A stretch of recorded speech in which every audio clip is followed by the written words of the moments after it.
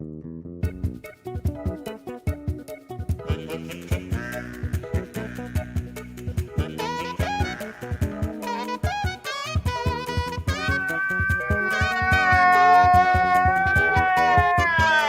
guys, welcome to Are We Woke Yet?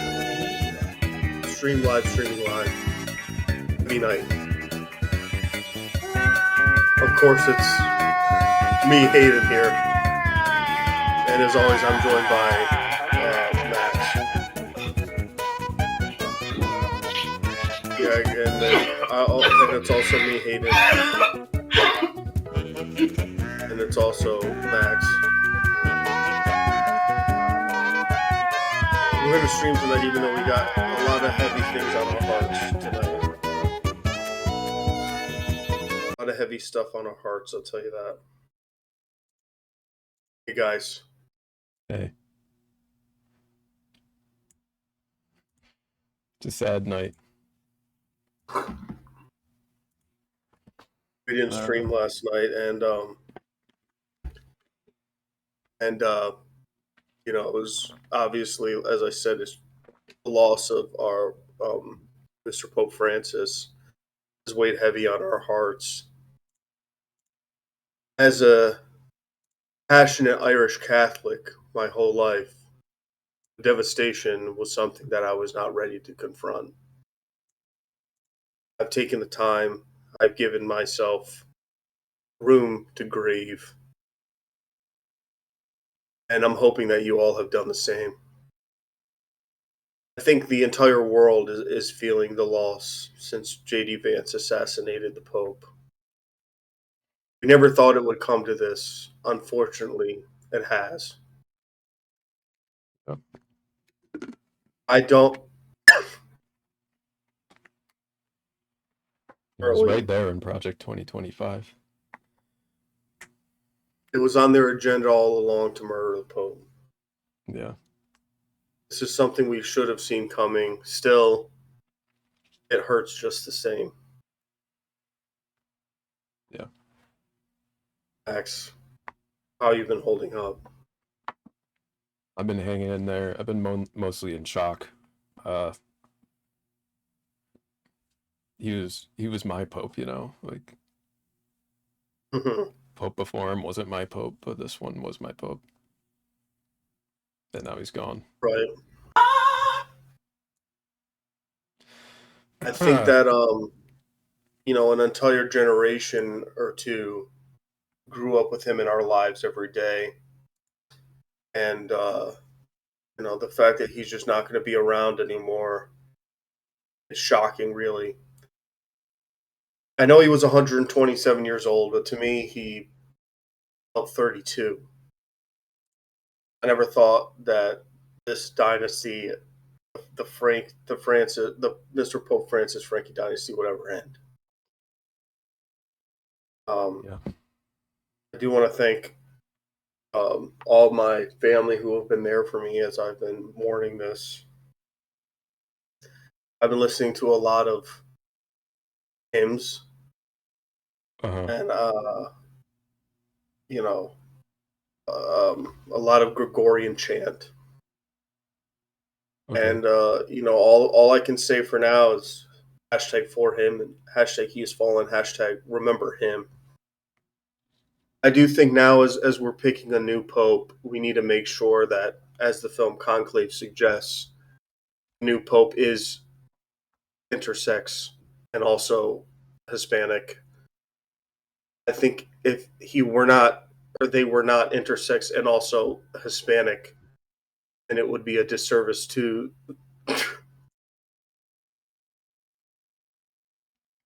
It would be a disservice. Legacy. Sorry, I'm getting Frankie's emotional. Legacy. No, grief does a lot of things to people. You don't realize it till you go through it, the kind of things grief does to you. Well, it cannot make sense. It can make sense. Hit me like a Mac 10. Hit you like a Mac 10. I think we have somebody in who wants to join the call, and this is somebody who actually knows a lot about religion, I think. Oh, yeah. I guess we could start with the call-in. Let's Let's see. We already got a call in, and let's see what they have to say. let's let's let our friend in from before, from several streams ago. Hello. Oh, You're live on air, or we woke you live, live in morning. And Hashtag just like that, I was translated. yes, you exactly. were here. How are you doing? I'm good. Yeah, I'm good. How are you holding up with the devastating news that the Pope has passed? Oh, I mean, I never believed in the infallibility of the Pope, to be honest, um, Well, sure. but I just feel like it's a one-two punch. First we lose Henry Kissinger, and you know, just a short time later we lose the Pope. yeah. I mean, On what is Easter it? Sunday too, that's kind of weird. A day where you're supposed to Well, represent, JD like, Vance planned it out, and it was an assassination that we all knew. We knew it was coming. We knew that he planned to assassinate him. Of course. I do think it. I guess he had some sort of like Mission Impossible, like a little mini poison on his finger or something like that, and that's what got him. We knew he'd be creative about it. We didn't know he'd be this creative. I think maybe RFK Jr. just slipped him an abandoned measles vaccine, and he got it stuck into the Pope, and that was how he passed. I think that's officially documented. He didn't even get me. He just bled out because it got him right He in the bled artery. everywhere, and he bled to death. Yeah. Early Loss says he was pretty racist. Y'all saw him barely touch any black people and touch white people in photos with him. Well, we all have our flaws. Yeah. As I said, if you've seen the film Conclave, you know what's going on right now. There's a whole process, and as I stated, I feel as though the only thing you could ever do in trying to find a new pope is to find an intersex Latino pope. Aren't I correct? oddly specific. Is that not what we should do? What should we do? Do you want to be the new pope?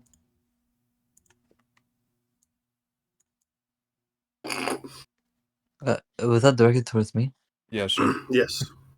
Oh, I mean, I've always wanted to be a sultan, so I mean, like, a pope would be just being in a religious position of influence or authority does kind of appeal to me in some way, shape, or form. Yeah, but Yes, I I wouldn't would think say I'd want so. to be the pope though, because in Catholicism they believe the pope is like the vicar of Christ on earth, right? I don't think I'd be able to hold that title or live up to Thank that you. title. Can you expand on your knowledge of the responsibility of a pope, Yeah, and then so from what why I should hear that in Catholicism, typically the Catholics like see the Pope as infallible. And so they see him as a vicar of Christ on earth, pretty much. Hmm. A representative of the presence of God on earth, pretty much. yes? Do you think Pretty that cool. our beloved Pope Frankie was reflective of that ideology? I'm not Catholic, so I mean I wouldn't be able to tell you. I mean, a lot of Catholics themselves Just from a do. bird's eye view, with given your knowledge of um, international religious practices. I mean, I think he held a very it's kind of strange. He held a very like diplomatic view of other people instead of like a like a how do I say it? It's like a exclusive kind of view. I see a lot of Yes. Catholics I know don't even like they never even like. I mean, I'm not trying to like. I'm just paraphrasing here when I say this. I don't want to get put out of context, but I've heard a lot of Catholics say that the Pope Francis was the Antichrist. Because of Mamma mia! Is that a soundboard? Mamma mia! Oh, it's a Yes. soundboard. Let's go. Yeah. So the overall and I've never seen this before, where in the Catholic community, where the group that think of the Pope as like completely fine and completely okay with like their doctrine, and then there's like a Catholics that think he's the complete opposite of what they represent as Catholics, Let right? me So ask you this: Catholics, they have been known to, enact violence in the past. Do you think there will be retaliation for JD Vance's uh, killing the Pope. assassination of the Pope? Yeah, I mean, he did it right in public. Everybody knew it. It was right in Project 2025 that he was going to do it, and it's been done. So, No what's matter what I do, all I think about is you. Even when I'm with my boo, you know I'm crazy over you. I'm sorry, I had to take the opportunity to do this. He stuck with it too. He stuck with it.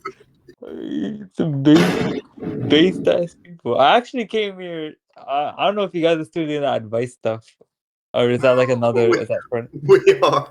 Yeah, we We could do do. We were advice. just, I mean, this is our. We wanted to open the show with a tribute to Pope Francis and all he's done for us and for me, and all the babies he's kissed and all the mai tais he's drank. Will be missed. Yeah, I guess so. I'm looking for And the I did, advice want to get your words. perspective as somebody who, seems to have an interest in historical religious practices. In Yeah, terms of I mean, where we come from. I've never once seen in the history of popes, like from my perspective, like such a division on like the character of a pope than I've seen of Pope Francis. And I don't know if that's a good thing or not, because some people be like, oh, you see, he's very tolerant and he's very accepting towards Well, he insert said he marginalized did say people. that gay people had the right to exist. He said, which seemed to be very controversial in the church. He called them children of God, and I guess like saying that well, newsflash, we're all guilty of sin, right? So it's like anybody who the issue isn't necessarily, I think, people who like I don't know, like that's a whole can of worms you could probably open on another stream on the concept of a lie, like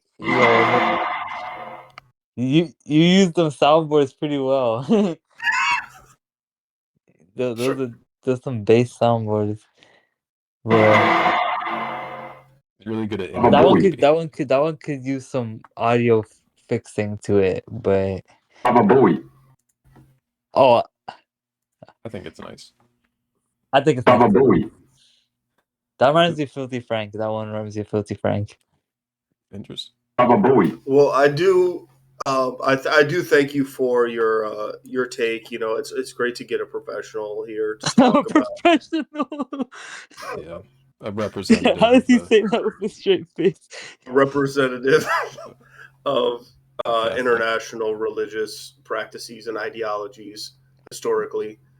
Thank you, Professor, for that contribution. Now, if we do want to switch gears, I'm happy to turn on Dr. Love. I know maybe since the horrible, tragic assassination of the Pope at the hands of JD Vance, maybe it would be good for me to turn on another part of my brain and get Dr. Love and White Buddy going if we Yeah, need some advice. Yeah, I I was think, for actually the record, thinking I of. think we should still leave up the conclave. yeah. I'm leaving all this up.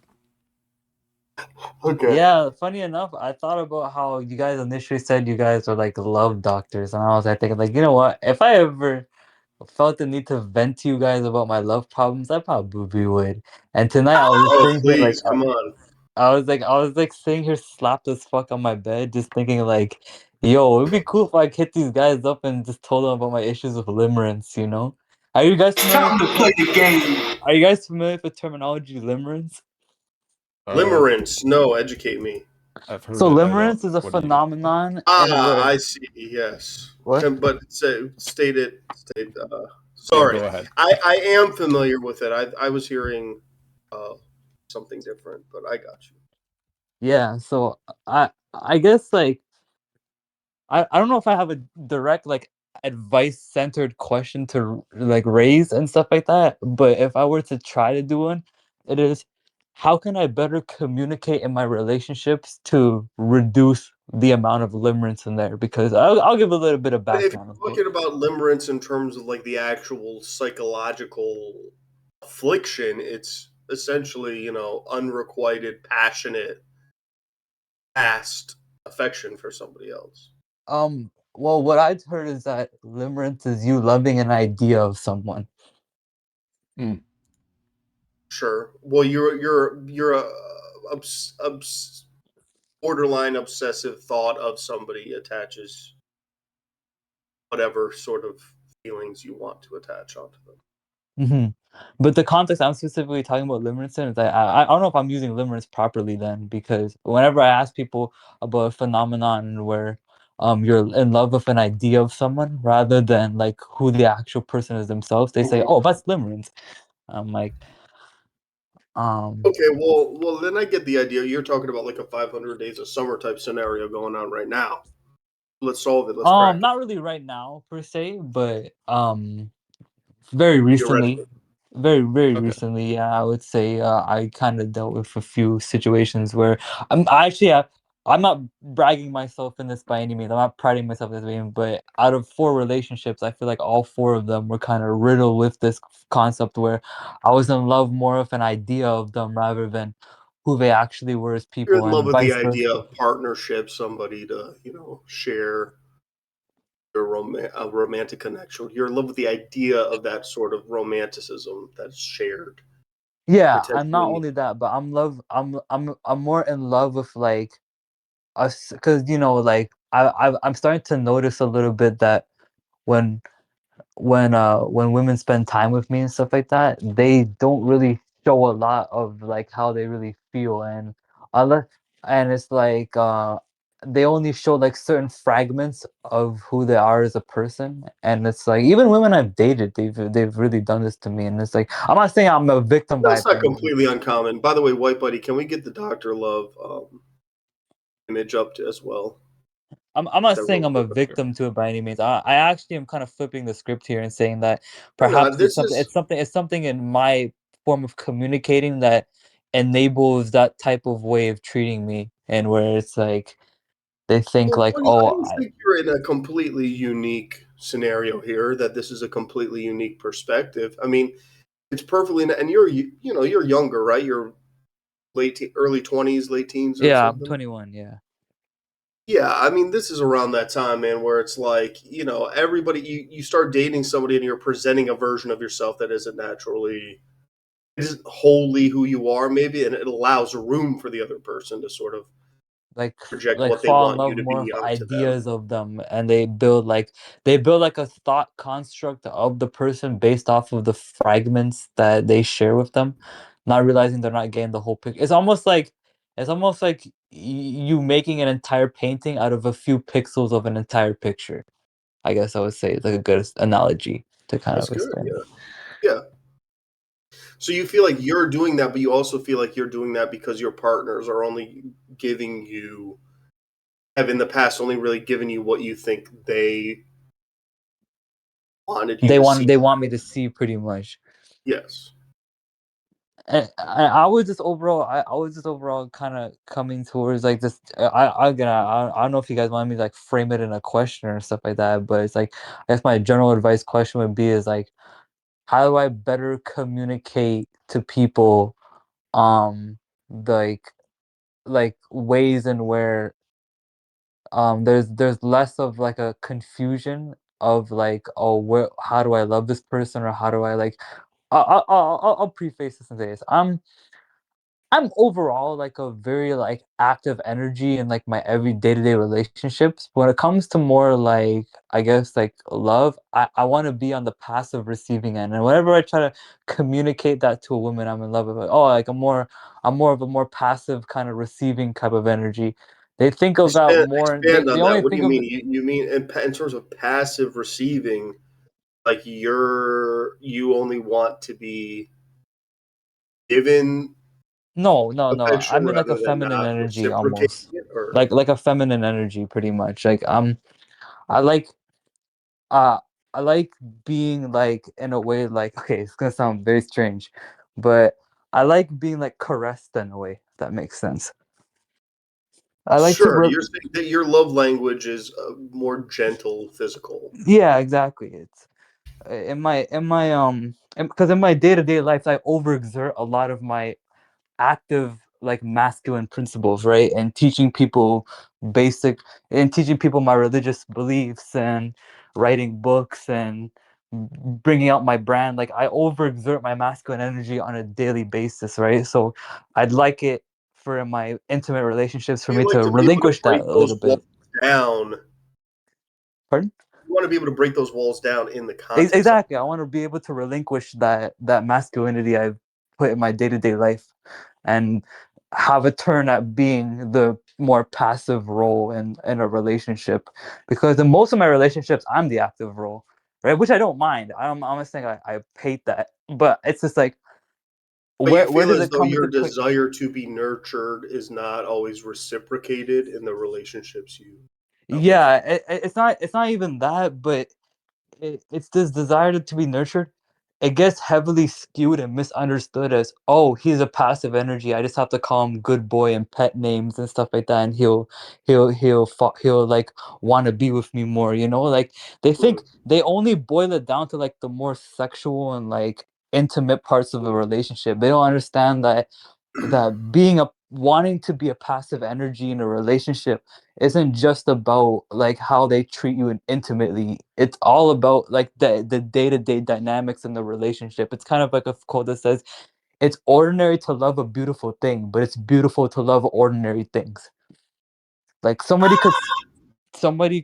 could stare at a flower for hours and people would understand that and be like, oh, that's fine. But if you catch someone staring at a green leaf for like the rest of her life, people would think like, what's wrong with that person, right? So it's like people seem to underestimate how it's not just like the mites of passion you have with your lover or like the intimate moments that make that relationship solid. That's what keeps it going for sure, but that's not the foundation it's supposed to sit on.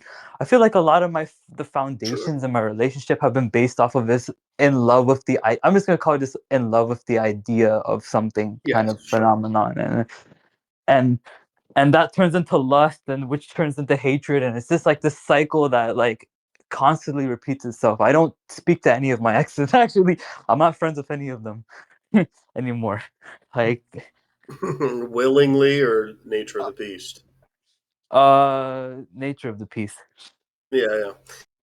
Look, well, I think the problems that you're facing or what you're thinking about are actually very natural, especially for someone who is around your age who has had several relationships. I mean, you are establishing your boundaries. You're establishing the ways that you show affection, your love languages, the way you want to be loved, give and receive love.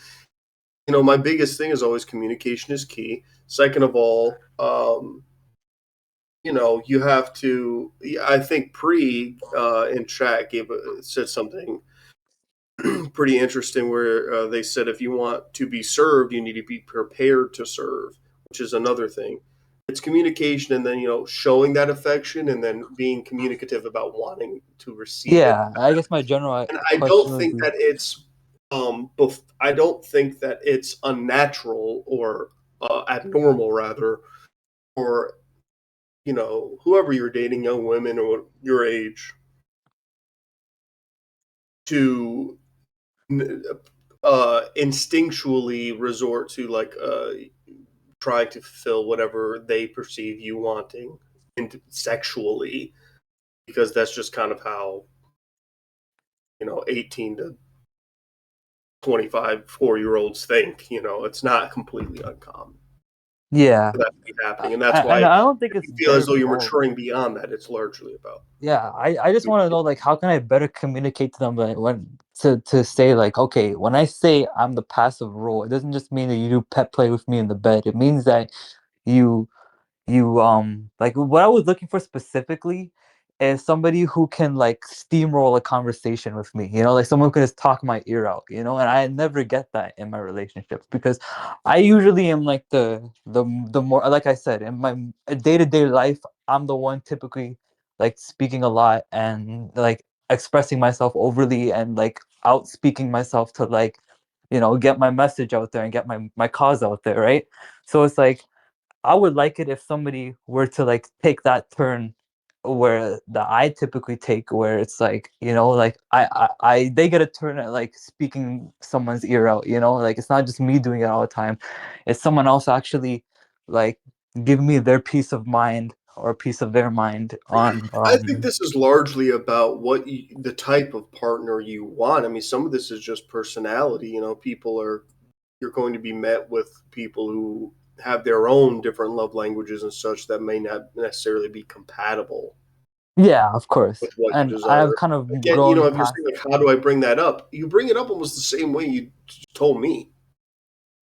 I mean, I think uh, relationships are largely about speaking more plainly than people obsess or get anxious over. Can I ask a question?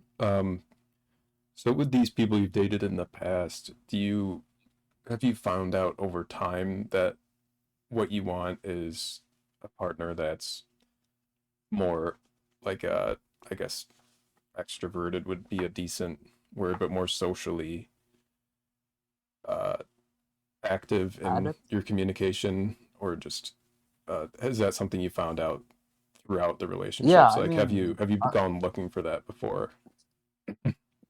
yeah, I mean, I think I've come to like understand that a little bit. Yeah, that I'm definitely more into the more extroverted type that's not afraid to like, like just express themselves, I guess. But For sure. I um mean, I get your vibe here. You're the little spoon a lot of times. yeah, yeah, type shit, I yeah. mean, I got you, bro. I just think you're figuring it out. You're at that age, you're figuring it out. Like I said, it's a compatibility thing. Sometimes it's just it ain't gonna work, and it's like you said. It maybe sometimes you have an idea of someone, they're just not who you want them to be. They're not gonna be whatever idea of them you have in your head. So the best you can do is try and communicate your wants, your needs, while also trying to meet them halfway. Because you always want to be respectful of your partner. You always want to provide them with whatever they may be seeking. Hmm. You know, and if you aren't met halfway, if you don't feel as though they're fulfilling what you want, vice versa, whatever, then it's not the thing. But you got time, and it sounds like you're ruminating on the right sort of things in terms of your wants and needs and all that good stuff. Mm. Does that make sense? Yeah, that does though, yeah. Is that making sense? Is that tracking? Yeah. Or you said something funny. You said, "Bro, need him a fine autism thing," which I actually completely agree with here. I mean, I am neurodivergent myself. That wouldn't Look, I be wasn't. that Yeah, wouldn't be that wouldn't be that wouldn't be like too off. Like I just wasn't gonna. I wasn't gonna say. I wasn't gonna go there, but I get the gist here. This is what I'm saying. You just keep seeking. You just keep mining for love. I get that. Chicken jockey. I have ADHD too, or I I have have ADHD. schizophrenia actually. Oh, okay. In Shouts fact, out. shameless plug everybody, but I actually just made an autobiography that's on Amazon about my schizophrenia actually. Oh Dope. wow. Put it in the creative chair channel. Yeah. Yeah. In the This is a Discord. typically US like orientated server, right? I Yeah. want to give the Yeah. Sort I of. I want to give the right domain, that's why.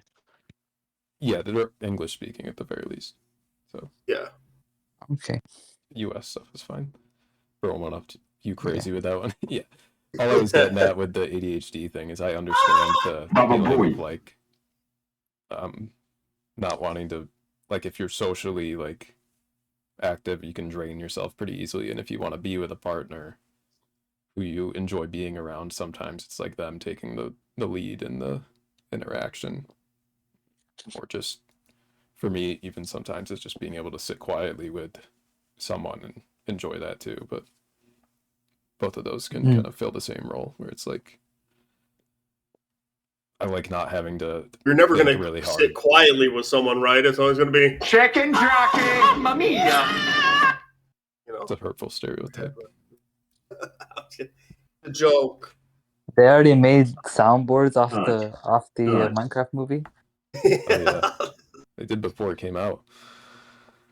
Oh, say a word.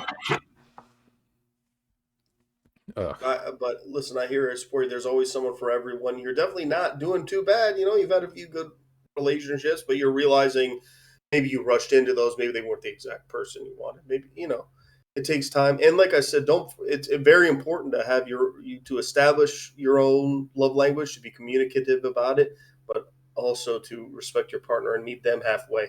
If you're realizing you're not giving them exactly what they want, then you got to talk it through. And I think the biggest mistake people make in relationships is they go and they talk to their friends and they say all this shit about, oh, my partner's not doing this, my partner's not doing that. I'm trying to.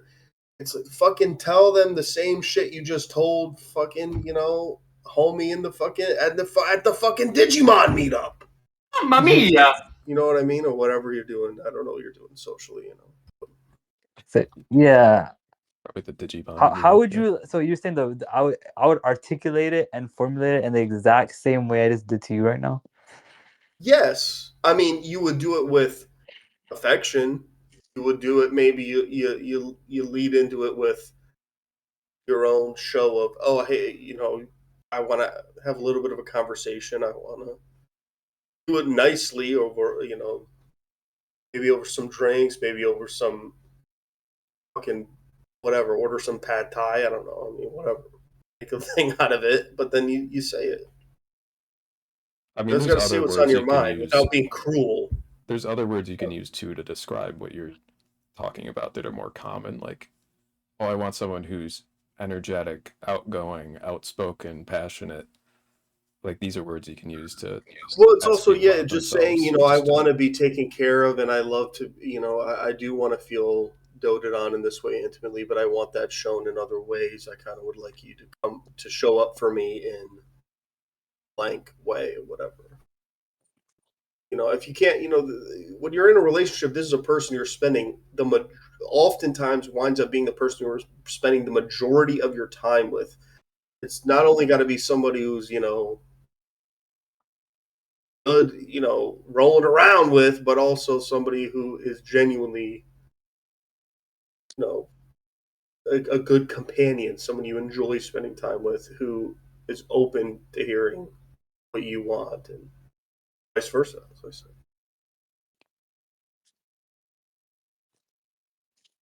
You know what I'm saying? Yeah, I guess you still. You know what I'm saying? do you have any Yeah. friends that are like this that aren't romantic interests that kind of like fill a similar role? Maybe not in the romantic sense, obviously, but just in the when you're In like the talking to sense them. in where they're like they fulfill that need of mine, and where I feel like I want someone to like speak extensively as much as I do. Like, yeah, they can like take the lead in a conversation, or Yeah, I have a few friends that are like that. I guess my advice then would just be look for romantic partners that have qualities like that and that your friends Yeah, have. that's part of what you're looking for in a partner long term. It's part of the criteria. Like if You someone can't doesn't just make you feel project like they're that kind of, want or need onto somebody. They have to actually yeah, otherwise be you'll end up willing and able to with fulfill that. what you were talking about, the limerence, where you're like, I like the idea of this person, but they're not filling that role for me.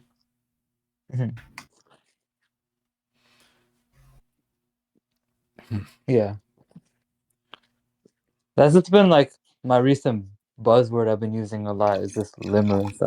I just want to like get to like a general. I thought it'd be fun to just come to you guys and be like, how can I reduce this? Obviously you can't like erase it to like to a Oh, T. it's Rome wasn't built in a day, buddy. Yeah, The Rome Pope wasn't knew built in a that. day type shit. Yeah, exactly. But it's like how can you mitigate the amount and where because obviously it's like there's no way in hell like only an incel thinks that all of the downs in the relationship is the other person's doing, right? So it's like Yeah.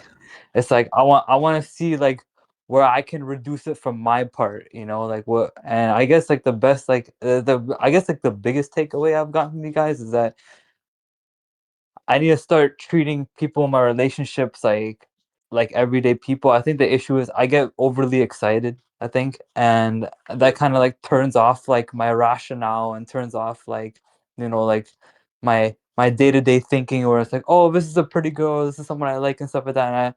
And I tend to like, I guess, crack under pressure, I guess, and where I don't know, I can't communicate as properly and stuff like that. So, do you guys like have any general advice for grounding or like keeping composure and like conversations? Um, yeah, sure. I think I'm just looking at a little graphic you're explaining limerence, and it kind of makes sense to me in that it looks just like an obsession sort of thing, but it's just based around a person. So the negatives of that is it's getting in the way of other things in your life. So if you want to avoid obsessing over someone in terms of, it says emotional dependency, or you're neglecting other stuff in your life going on, you just gotta make sure you still have passion for other things going on in your life that isn't just this person. So if you Mhm. find yourself like, it's okay to like have butterflies in your stomach when you're like meeting someone, right? It's fine to be Yeah. excited, but like afterwards, make sure you find other things that are exciting going on in your That's life. natural, you know. That's what I'm saying too about you have to be respectful of your partner in the sense where you're not immediately projecting expectations onto them because them kind of putting on a show for you or trying to be the person they think you want them to be is completely natural. That's normal in relationships. I mean, you hear about people who fucking won't fart in front of their girlfriend for a year, you know. I mean, it's just people will try and show up for you the way they think you want them to be showing up. So definitely Mm. fart on the first interaction, like within the first You sentence know? if you can. It's probably the biggest piece of advice is try to shit your pants when you meet these Yeah, people. that's what I was saying. I did hear you right. Dude did say fart. What the Yeah. fuck? Oh, dude, that's crazy. Hey, look, it's a real thing. This is what I'm saying. I mean, they say, oh, you know, I couldn't, you know, I had to sneak away. We fuck in the first 6 months of our relationship. I went to the Starbucks across the street to take a shit because I didn't want to. Yeah, some people are Are wild are with it. girls with scat fetishes generally extroverted? I didn't say it was a scavenger, bro. Everybody shits. Yeah, I mean that's the only conclusion I'm drawing to on how that would No, no, help me. everybody shits. Everybody poops. This is what I'm saying. Everybody's human. Yeah. Human things happen. You know, it's natural. How many times a day do you take a shit? Once, or maybe twice. You take a shit in the morning. Yes. Facts. Yeah. No, don't hide. Don't What's hide your that. answer? I want the answer. Yeah. Oh God, I shit once or twice a day. Born to shit, forced to wipe. So do you want to hear something that's gonna blow your mind? So do What's up? women. Oh my God. Yeah, that's crazy. Yeah. So yeah, but there are many cases of I didn't want to do this in front of my boyfriend. You know, we had that pad thai date or whatever, and it went right through me, and I really had to take a shit, and I made it a big excuse to leave because I didn't. You know, I want them to perceive me as whatever version of me exists in their head. Uh-huh. It's a natural young dating thing, especially. You know, I'm Mm-hmm. using a goofy example because that's the nature of the beast here, but Mm-hmm. I hope that you can glean some. No, I understand. I kind of understand the medium you're using to communicate this point to me. You're basically saying is um, like understand that women like succumb to human nature just as much as we do as men. 100%. Mamma mia! Pizzeria. That's exactly what's going on. Pizzeria, bro. Keep it in mind. Does the Mamma Mia pizzeria still sell the bonus pizzas with a 2-liter Coke? Yes. Because I need it ASAP. Rocky. Case of Rocky. Oh. I woke up in a new Bugatti. I woke up. How about the blow? How about the blow?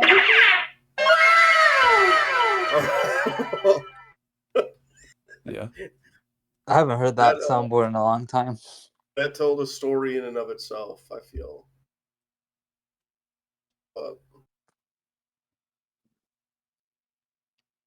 Yeah. Or do you feel satiated? Do you feel fulfilled by Dr. Love? Has Dr. Love filled you up with love?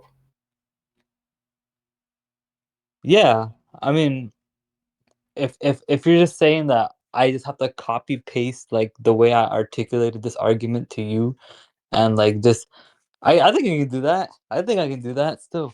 Yes, do that, and keep in mind that women they shit just like us. You know what I'm saying? You know what I'm saying? And you'll They get shit just better like at us. it I'm gonna while you use do that. it. I'm gonna use that mantra. See, it's gonna stick with you. It's gonna stick with you. Nice to meet you. You shit, right? When's the last time you took a shit? You took a shit this morning, or I think you're kind of cute. Do you take a shit I today? haven't been able to pass a movement since the Pope died. I've just been completely just crunched up inside. Yeah. Until they do the black smoke out of the Vatican, you're just plugged up on principle. Principle. All right. Well, we got more to get to, and we got more people going to call in. But thank you for calling in. I hope that we've helped you. I hope that you feel satiated. I hope that you feel rejuvenated. I hope that you feel enlightened in some way. Yeah.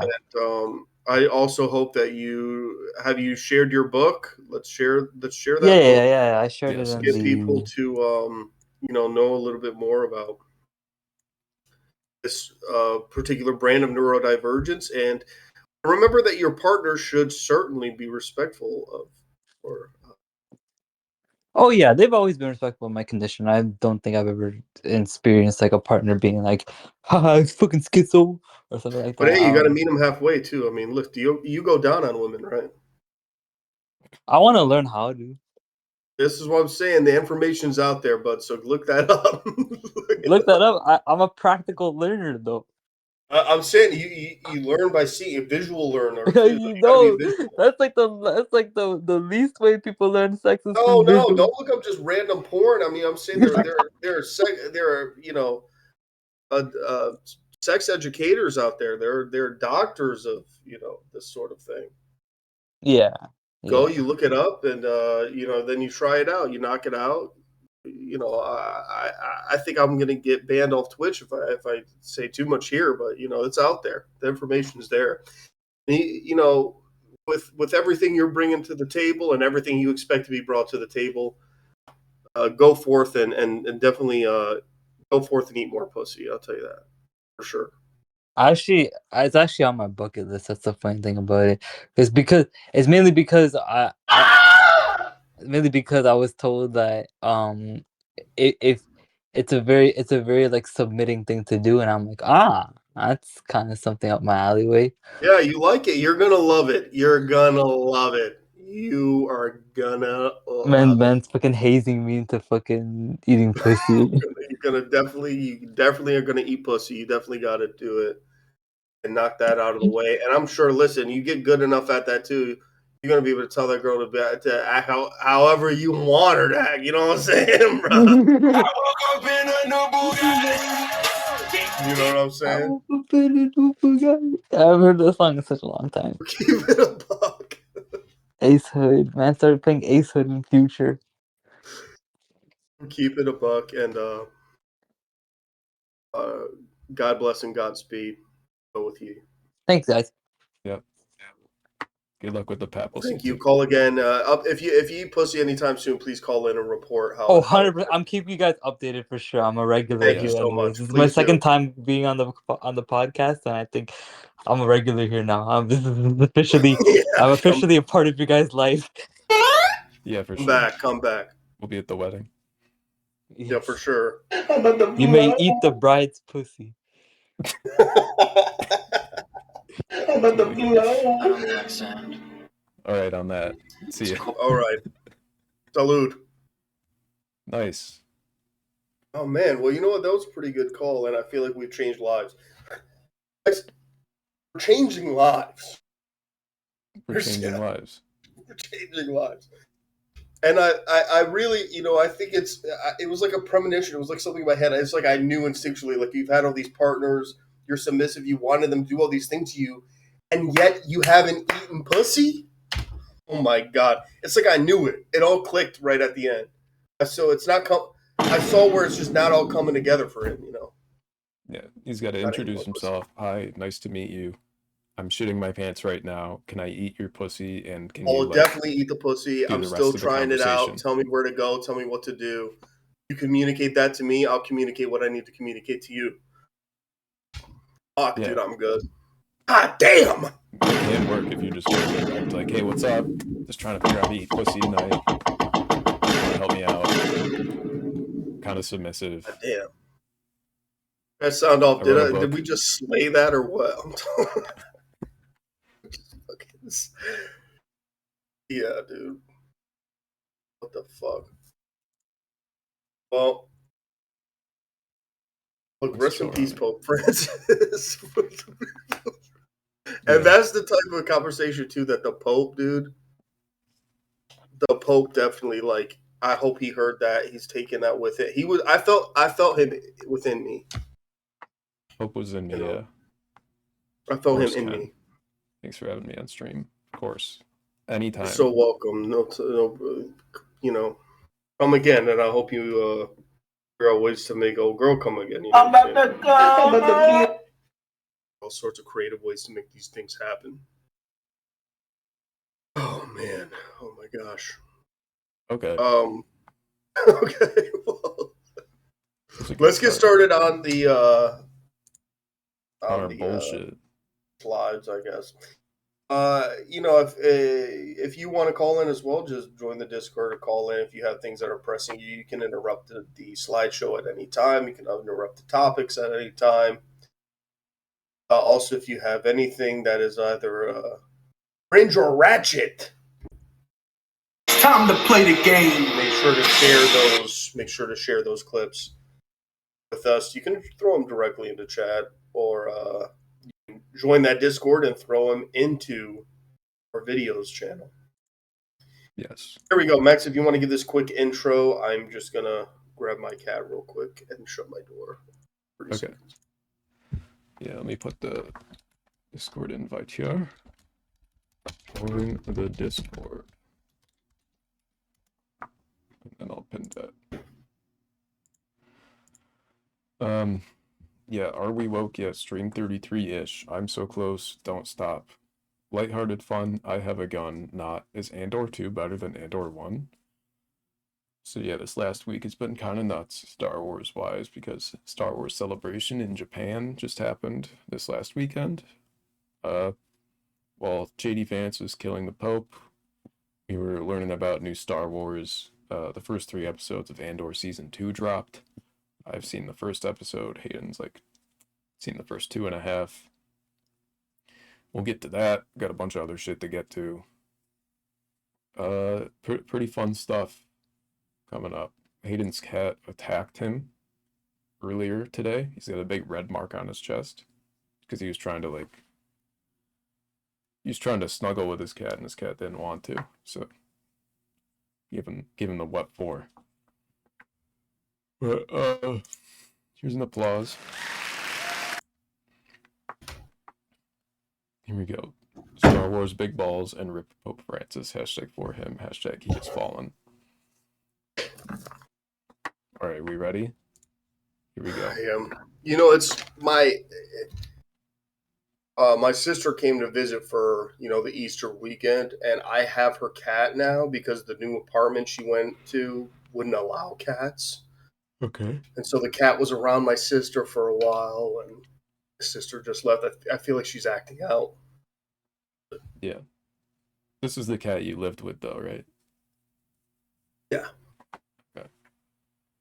Just being thrown sure. around. All right, Daddy Trump wants you to have a baby bimbo. Trump Yeah. administration is considering a $5,000 baby bonus for new mothers. And I think it was also a medal for if you have 6 or more kids. Yeah, they're throwing around then some sort of incentive about the amount of kids you are going to have. You can try and look that up real quick, I guess. Which is it a medal? Trump medal pregnant? Medal Trump is pregnant. Yeah, a motherhood medal, which is an idea popularized in Nazi Germany. That's pretty cool. Good. Shock. I just love the idea that, like, in the wild world we live in, where we're already pretty fucking populated, we have all these economic issues, people are violently impoverished, and we're like, have more kids. Quite frankly, you should have 10. I mean, what kinds of mothers are we trying to build here? What kind of family unit, brand conservative family unit? But, I mean, we could get political about it in a way of assessing how this is pretty standard procedure for encouraging submissiveness and Yeah. kind of relinquishing your own agency and allowing your government to dictate how you live. What's funny to me too is like 5K as a bonus to have a kid. If you have a kid, that 5K is gone in a fucking month. If Or that. sooner if you have a baby in a hospital. Well, for sure. I mean, I'm not even counting whether or not you have fucking insurance or whatever the fuck, but I mean, the 5K is nothing, but there are fucking random people. Yeah, for sure. Other countries are like, what if you gave the workers' rights and you had 18 months maternity leave? No. What if we give you $5,000 instead? Yeah, let's drop 5K. No, we just, want more workers to exploit. It's the end of it. for sure. That's the vibe here. Uh, It's to continue to keep you down. yeah. Let's get you poorer. Let's get you more desperate. Let's get you, Full of just con. as fucking locked in as possible to having no a real way. This is the thing that this is old school shit too, of like promoting the nuclear family unit to people who really shouldn't financially be responsible for that, because then it's, oh, now I'm working 2-3 jobs and that's what they want you to do. It's bullshit, Max. Yeah. And then your life sucks, and then you blame the government, and then you become conservative. Pretty much.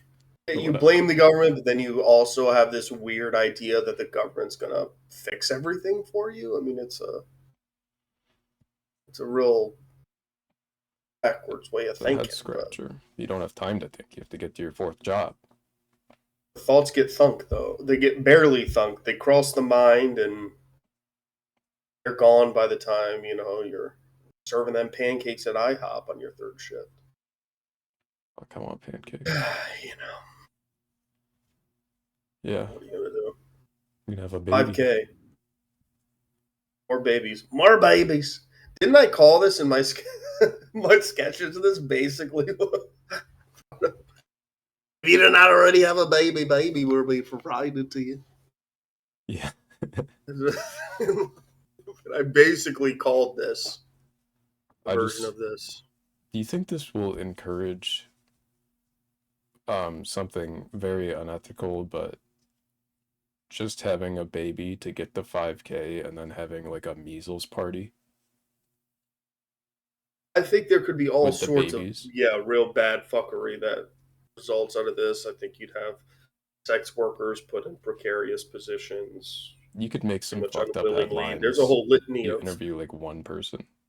Just be like, local liberals gonna have fucked up measles parties for their baby after it's born to kill it to get the 5K and take advantage of Trump. So we gotta put the liberal in the El Salvador prison. It says New York Post.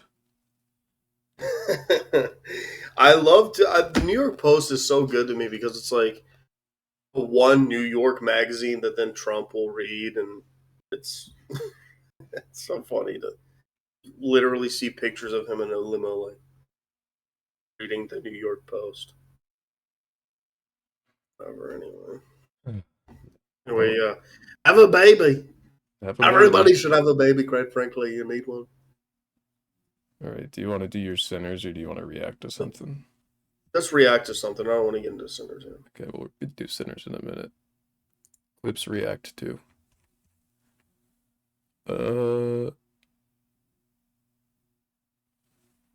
World Star. Do you want to do World Star?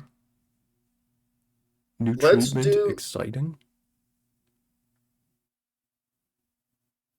Not the exciting. Do the longer one. Let's do. There's a long one there. Let's look at that. What long one? The Good World long Star one. one? Yeah. Okay.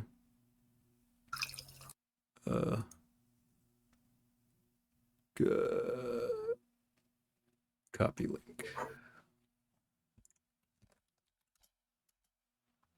There's a shorter one, the one that doesn't say exciting. I forgot what I subtitled it. Yeah, this one. Okay.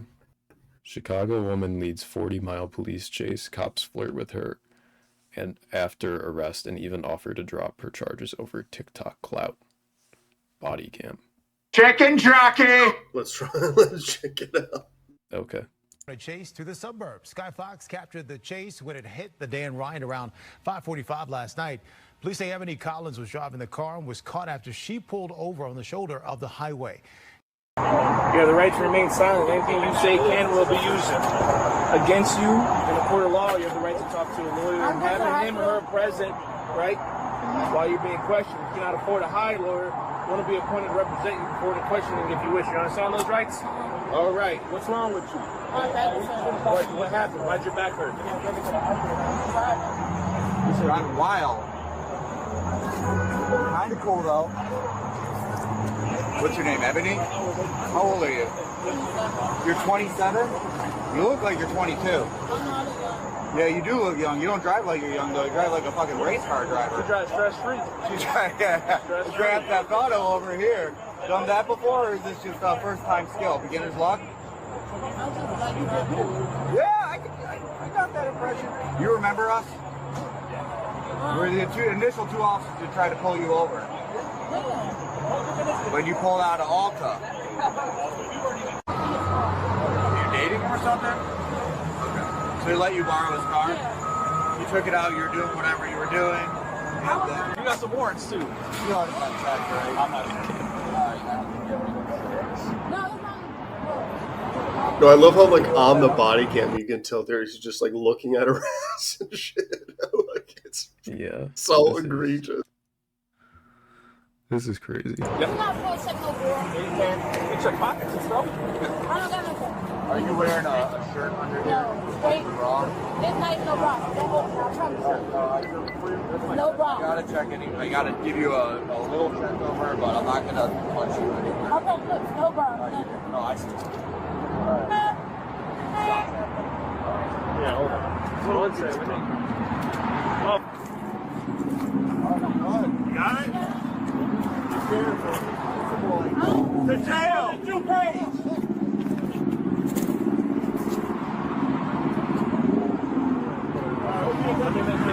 I'm gonna take everything off. That's not my own. No.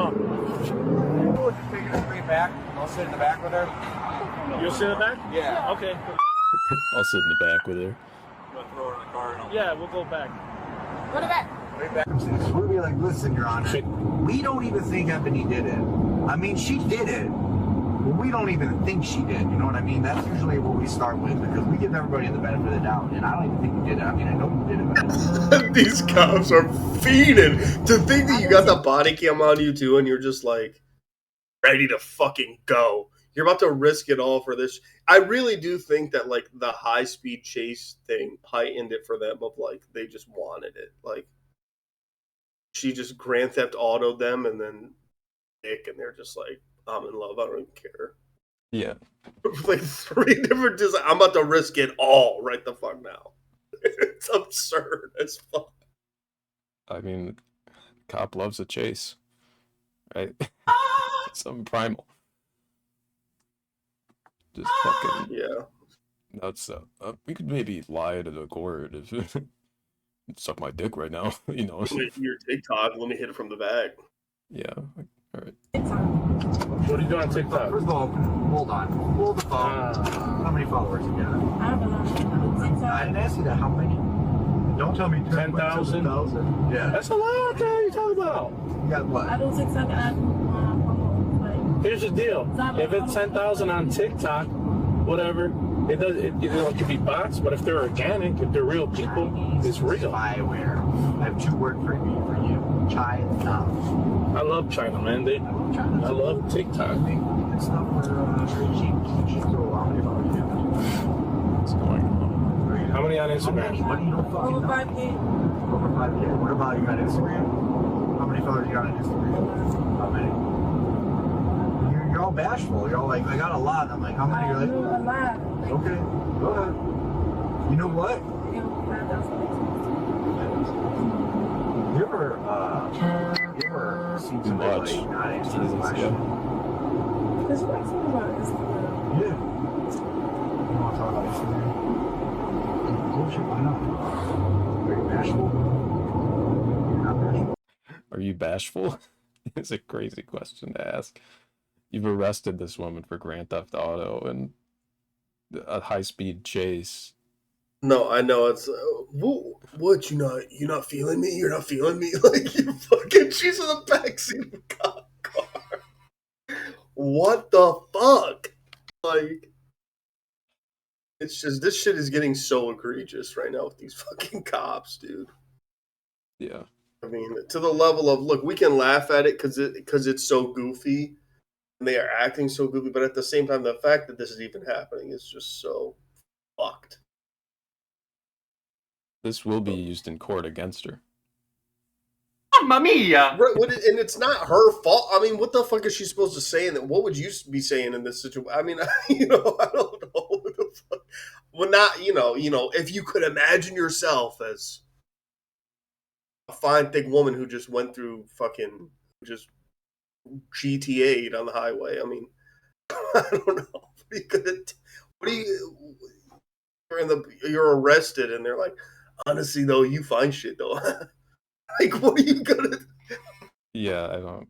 How are you supposed to react to this? You have 2 options. It's either you just stay silent and go with what you can get in the court, or you fucking go for it and you're like, yeah, fuck it. I'll shout you out on TikTok if you vouch for me in court.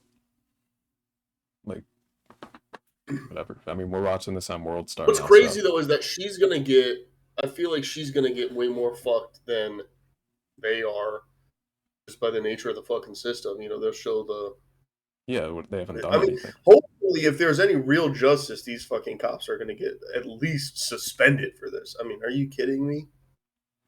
Yeah, I mean, from a real point of view, obviously, you shouldn't be doing this as a cop.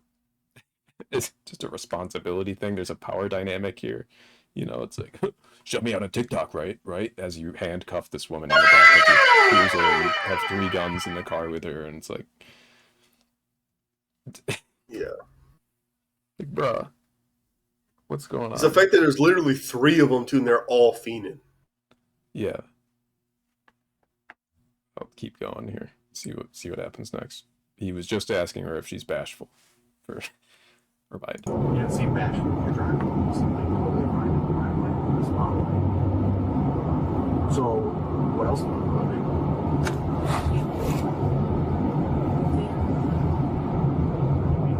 Dating boys and what? So you're dating dudes. I don't know. If I can make money dating guys, I probably would too. I need to make a fair amount of money for fares. I need to make more than I do now, but.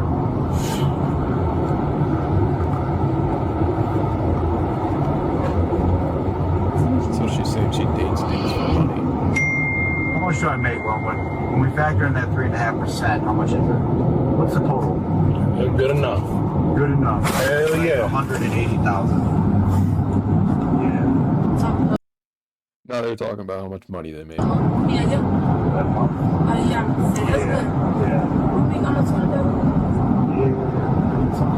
Sometimes like overtime.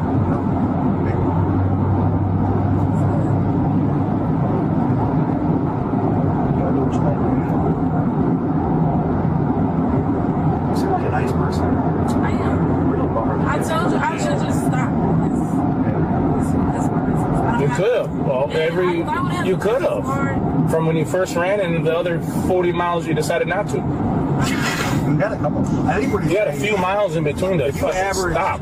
An opportunity every mile. You had like 40 chances. You know why you scared me? Talk to me. Because I'm like, why he telling me? I don't know. Because I told you I got that car from someone. I don't know what nigga got going on their car. He said turn the car off. I'm like, what the fuck did I do to turn the car off? Just Okay.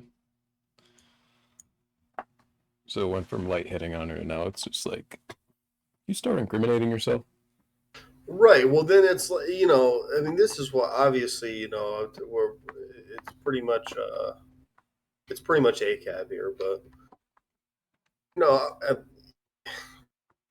what the fuck? By the end of this, they're flirting with her the whole time. They're basically like, you find shit. Shit. You literally see the body cam of the dude move to check her out. They're saying all kinds of crazy shit. I make this amount, whatever. What's good. And then they can tell she's just freaked out, and so then they get defensive. Like, yeah.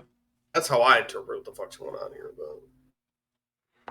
Then they pivot to like, well, you were still going really fast. Like, what the fuck? And then she's like, you're making me uncomfortable. Duh. Like. Reading some of these comments.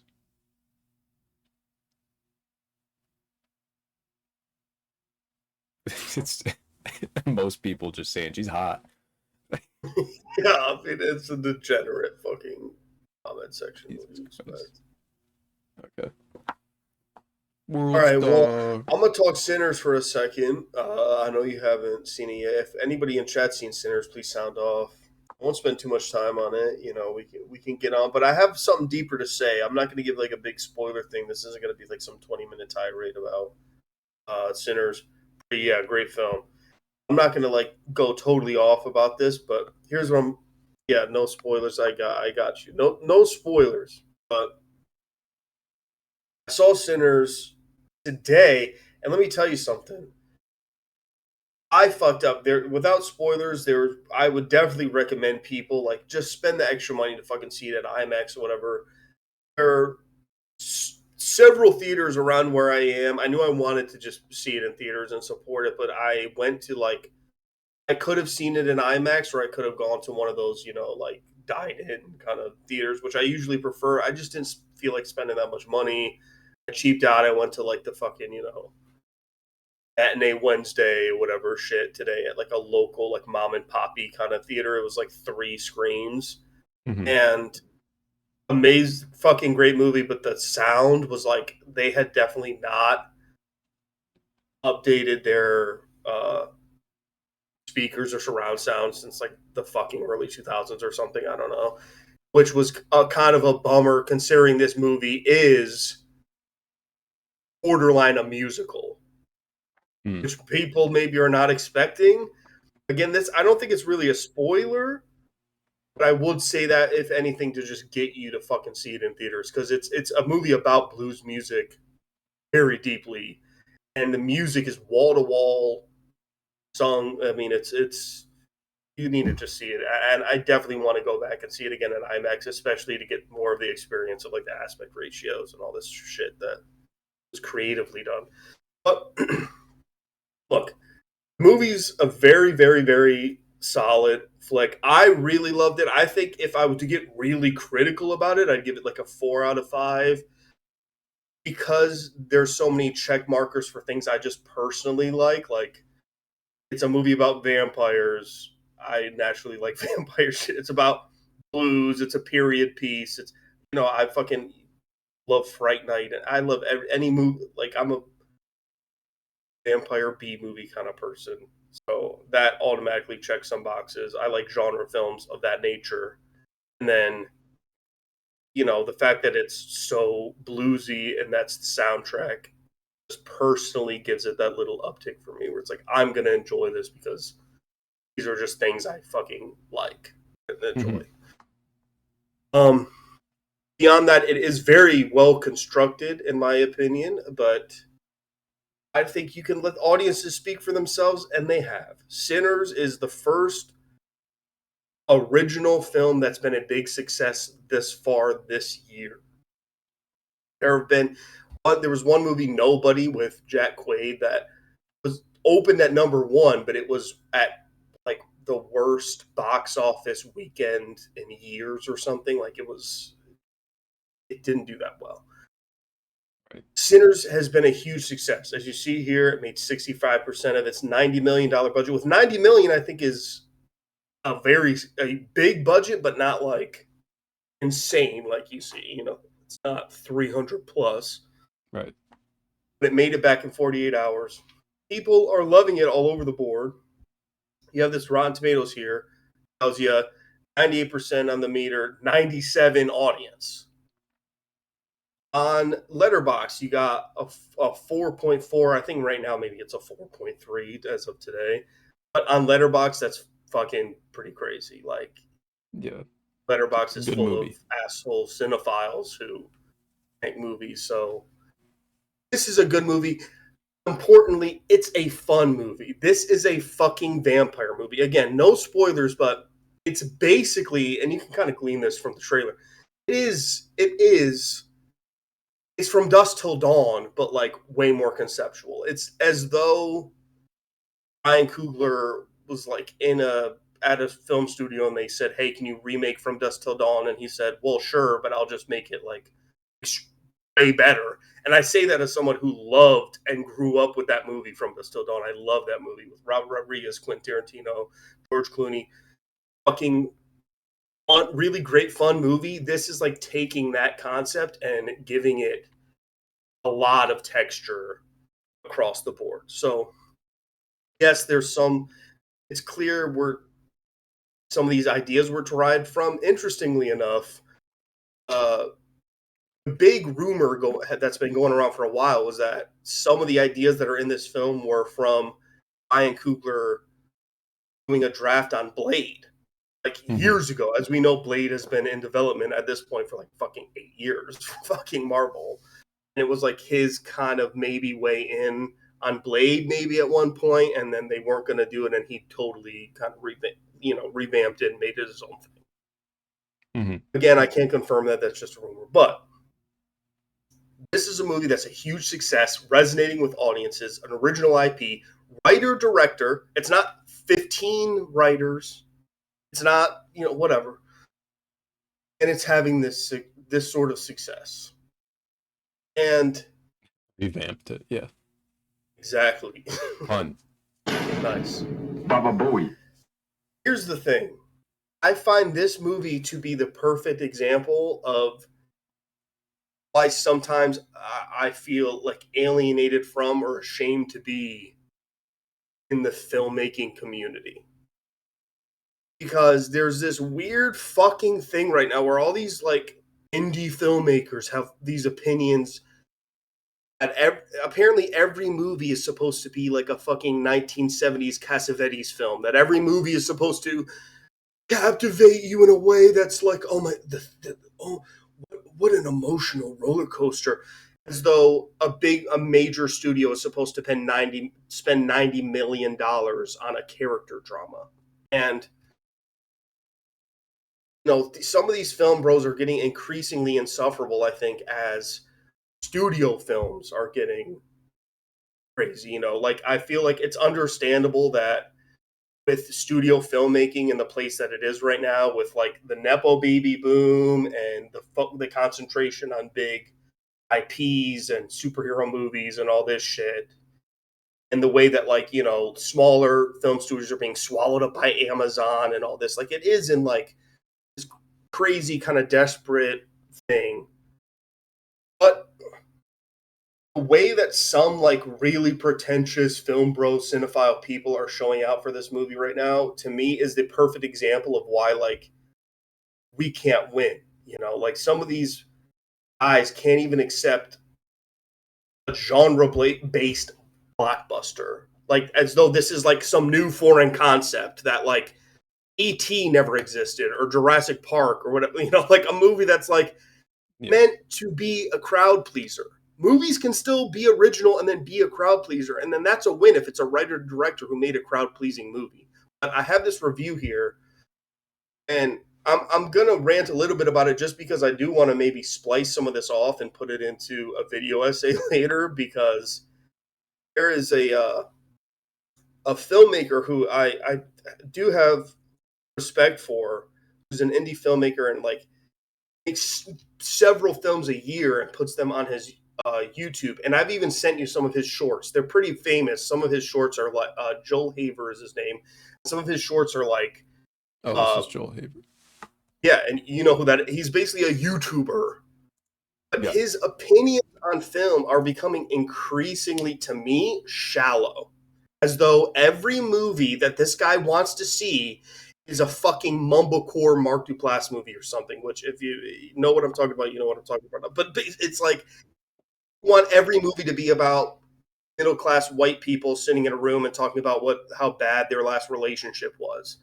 And it's expecting like studio films to live up to this standard. And to me, it's a 2.5. It's not like it's a 1 star, but I would almost rather this review have been a 1 star that just said, this movie isn't for me. Mm-hmm. Instead, he goes on this diatribe about like the state of blockbusters and that audiences are expecting so much, or they expect so little out of the movies they see that they think this is a good movie. We can go through some of this review to me, but at all rip, I think it's full of like bullshit where he goes, once again, a modern movie with ton of praise drives me to the theater and I leave feeling like I saw something generic and messy. It happened with The Wild Robot, Problemista, which was a good movie, by the way, Spider-Verse 2, Dune, and the list goes on. Pause. I am somebody who recognized immediately Dune was just not going to be for me. Like, let the people who this is going to be for have fun with it and enjoy what it is. I already know, like, I don't need a million people to say, like, this movie was so great. I just know, like, it's just not going to do it for me. But I can also respect it to the degree that I was upset that Denis Villeneuve was not nominated at the Oscars. Because even if it's not my kind of film, I can appreciate the craftsmanship of the film. You know what I mean? This is, to me, completely fucking disrespectful of what this movie is. He's talking out of his ass, and I swear to fucking God, if you scroll down, by the end, he compares this movie to House, which I got a fucking huge poster for back here if I had a life for it. One of my favorite movies of all time. A movie that is, if you can see it right there in the corner, an experimental Japanese horror film from the late 70s. Okay? Great movie. What the fuck does that have to do with an action thriller vampire movie that fucking Ryan Coogler, the guy who directed Black Panther, made? You are a douchebag. Like, at this point, you are giving a bad name to anybody that has any fucking real affection for great film. And it's this ideology of these fucking film bros who want every movie to be about fucking white people sitting in a room. This is why years ago I decided I didn't want to do that kind of thing. Like, you know, you go to these lectures. I'm speaking from personal experience. You know, living in New York, it was like, oh, you go to some film lecture and it's it's whoever, it's Noah Baumbach or whatever, saying, well, just pick up a camera and, you know, shoot you and your friends and just talk about life. Like, that's not a fucking movie. It kind of is. Every now and again, I like to watch a movie like that. Days ago, I watched a film called Matt and Mara. It's a Canadian independent film that I was entertained by and I liked, but it is a quiet, talky, kind of funny, kind of cute movie about just life. And those movies are fine. But if that's the only kind of movie you like, then shut the fuck up if you cannot rationally be able to understand that this is a crowd-pleasing blockbuster. Why are you comparing this to a 1977 Japanese experimental horror film? That is insane, that I love, that has no business coming out of your review right now.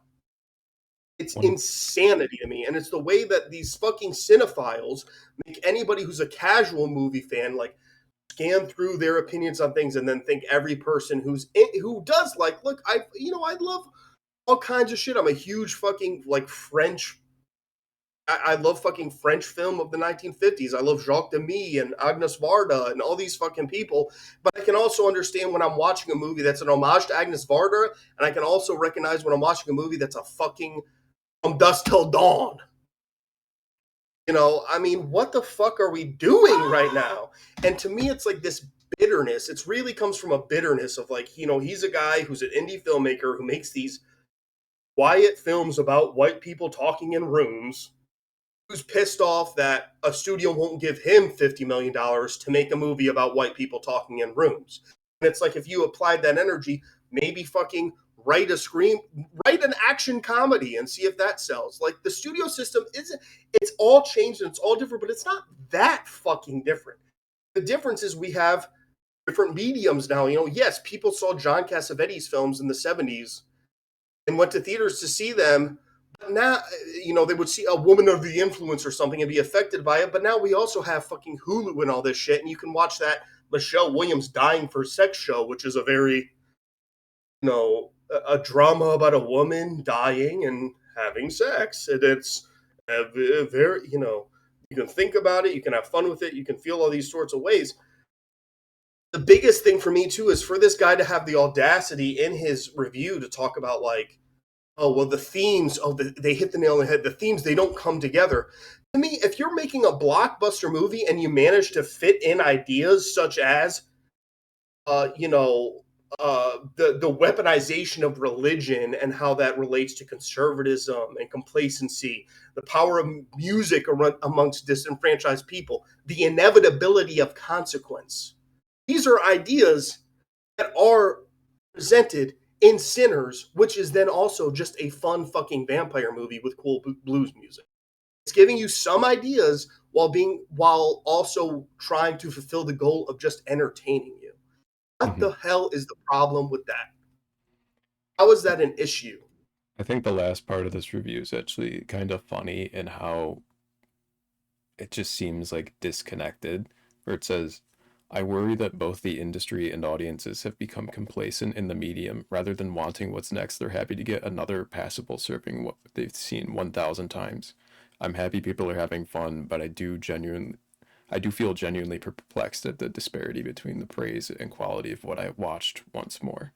Which is like, you're Again, just this picking is that then up. like, yeah, and it's like, oh, you noticed disparity the between MCU. what people are receiving. It's condescending to an audience who, again, haven't changed.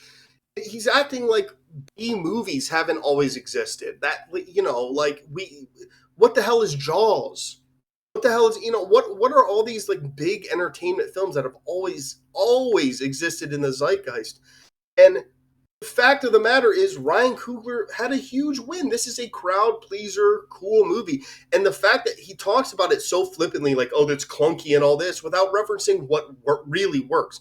It's fantastic cinematography, great music, great performances, great character work, cool action sequences. And yet he talks about it so pretentiously, as though, like, I don't have the thought, or people who did enjoy it don't have the wherewithal to argue against it. If you look at the comments, too, though, he's mainly getting shredded. And again, I say all this with somewhat love because I do appreciate the work that Joel Haver has done over the years. He literally makes like 4 movies a year while also, making sketches and all this stuff. But it's like, clearly he is so tapped into what he is tapped into, and his voice is redundant at this point. Like, I can't hear you anymore because clearly you just want every fucking movie to be a fucking, Joe Swanberg film. Not every movie is going to be that. Not every movie is going to be Francis fucking Ha. Baba Booey. You shouldn't expect a fucking film studio to say, here's $90 million for your movie about a 20-something socialite just trying to find herself. Baba Booey. Like, what the fuck are we talking about at this point? What are we really trying to get after now? I just thought this was the most ridiculous fucking shit, and I'm just over this Cinnabro narrative of what happened to the 70s. Like, it's long gone, brother. And not every fucking, again, you can be like, oh, I love all these Duplass movies. Guess what? A lot of people do, but a lot of people don't even know what the fuck I'm talking about when I say that. Bung just said, bro is slamming references that no one here is smart enough to understand. This is a battle of two wizards. I'm like, yeah. This is why it pisses me off, and Joel Haver, he's done a lot of stuff in terms of like trying to encourage people to go out and just make their own movies and create, and I appreciate that. He also has this weird tone of like dismissing people who go through the festival circuit. I am a screenwriter. I have had films that have gone through the festival circuit. That's what I've chosen to do because I don't want to make movies about people sitting in their bedrooms. I decided that years ago. I want to write films that have a hook, a narrative hook. Oh shit. But I want to go through this other system that he claims is so dead. I appreciate the way that he talks about making your own things and getting after it, but at the same time, that avenue isn't for everyone. And also, I don't know what his exact background is, but I'll tell you this. He's 29. Guy has been famous on the internet for like 10 fucking years. And he's in all kinds of other people's videos. He's in all these viral, a lot of times corny and not very funny videos. His own videos I usually find pretty funny. His observational humor, but he pops up in like random influencers, fucking TikToks and shit all the time. I don't know his personal life, but I feel like when did he hold down a real job? To me, it feels like his job is influencer and has been since he was 19. And it's like, I had to fucking work at a bar every day of my life. I don't know. It just reeks of like this. There's this undercurrent of like, you have no real understanding of this culture that you aim to be so perceptive of. And yeah, I just found this to be the most frustrating, abhorrent fucking review of a movie I've ever seen, which sucks because, again, I'm not trying to shit on the guy. The guy has done a lot. He's an influential indie filmmaker in the circuit right now. I just think he, puts watercolor painting over the fact that he's an asshole. He acts like he's, hey, not everything's for everyone, but he's really just a fucking prick. And his opinions literally suck. And yeah. So Joel Haver, if you're watching this, come on the show. We'd love to talk to you. Big but fan. I'm gonna, animations. I like I said, I want to splice some of this out and I'll put it into an essay at some point. I won't bore everybody with everything. I just, the movie, the argument of like this movie doesn't do it for people when it's like every fucking movie you've ever made is about fucking middle class white people in LA. Like, you think that's what people want to go see? And that to demean audiences because they want some escapism. Not everything has to be so thought-provoking. And yet, as I said, as somebody who loved Sinners, I thought it was a film that did present some interesting ideas, was actually pretty thought-provoking, and allowed you to have that cake and eat it too. It was really entertaining.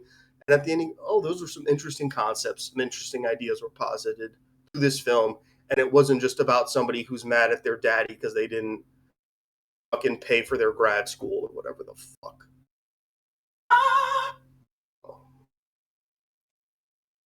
I threw in some obnoxious bartender calling out Charlie Kirk, Joel Haver for being a nepo baby, not a bartender TikTok, wanting to consume her breast milk bedroom talkies.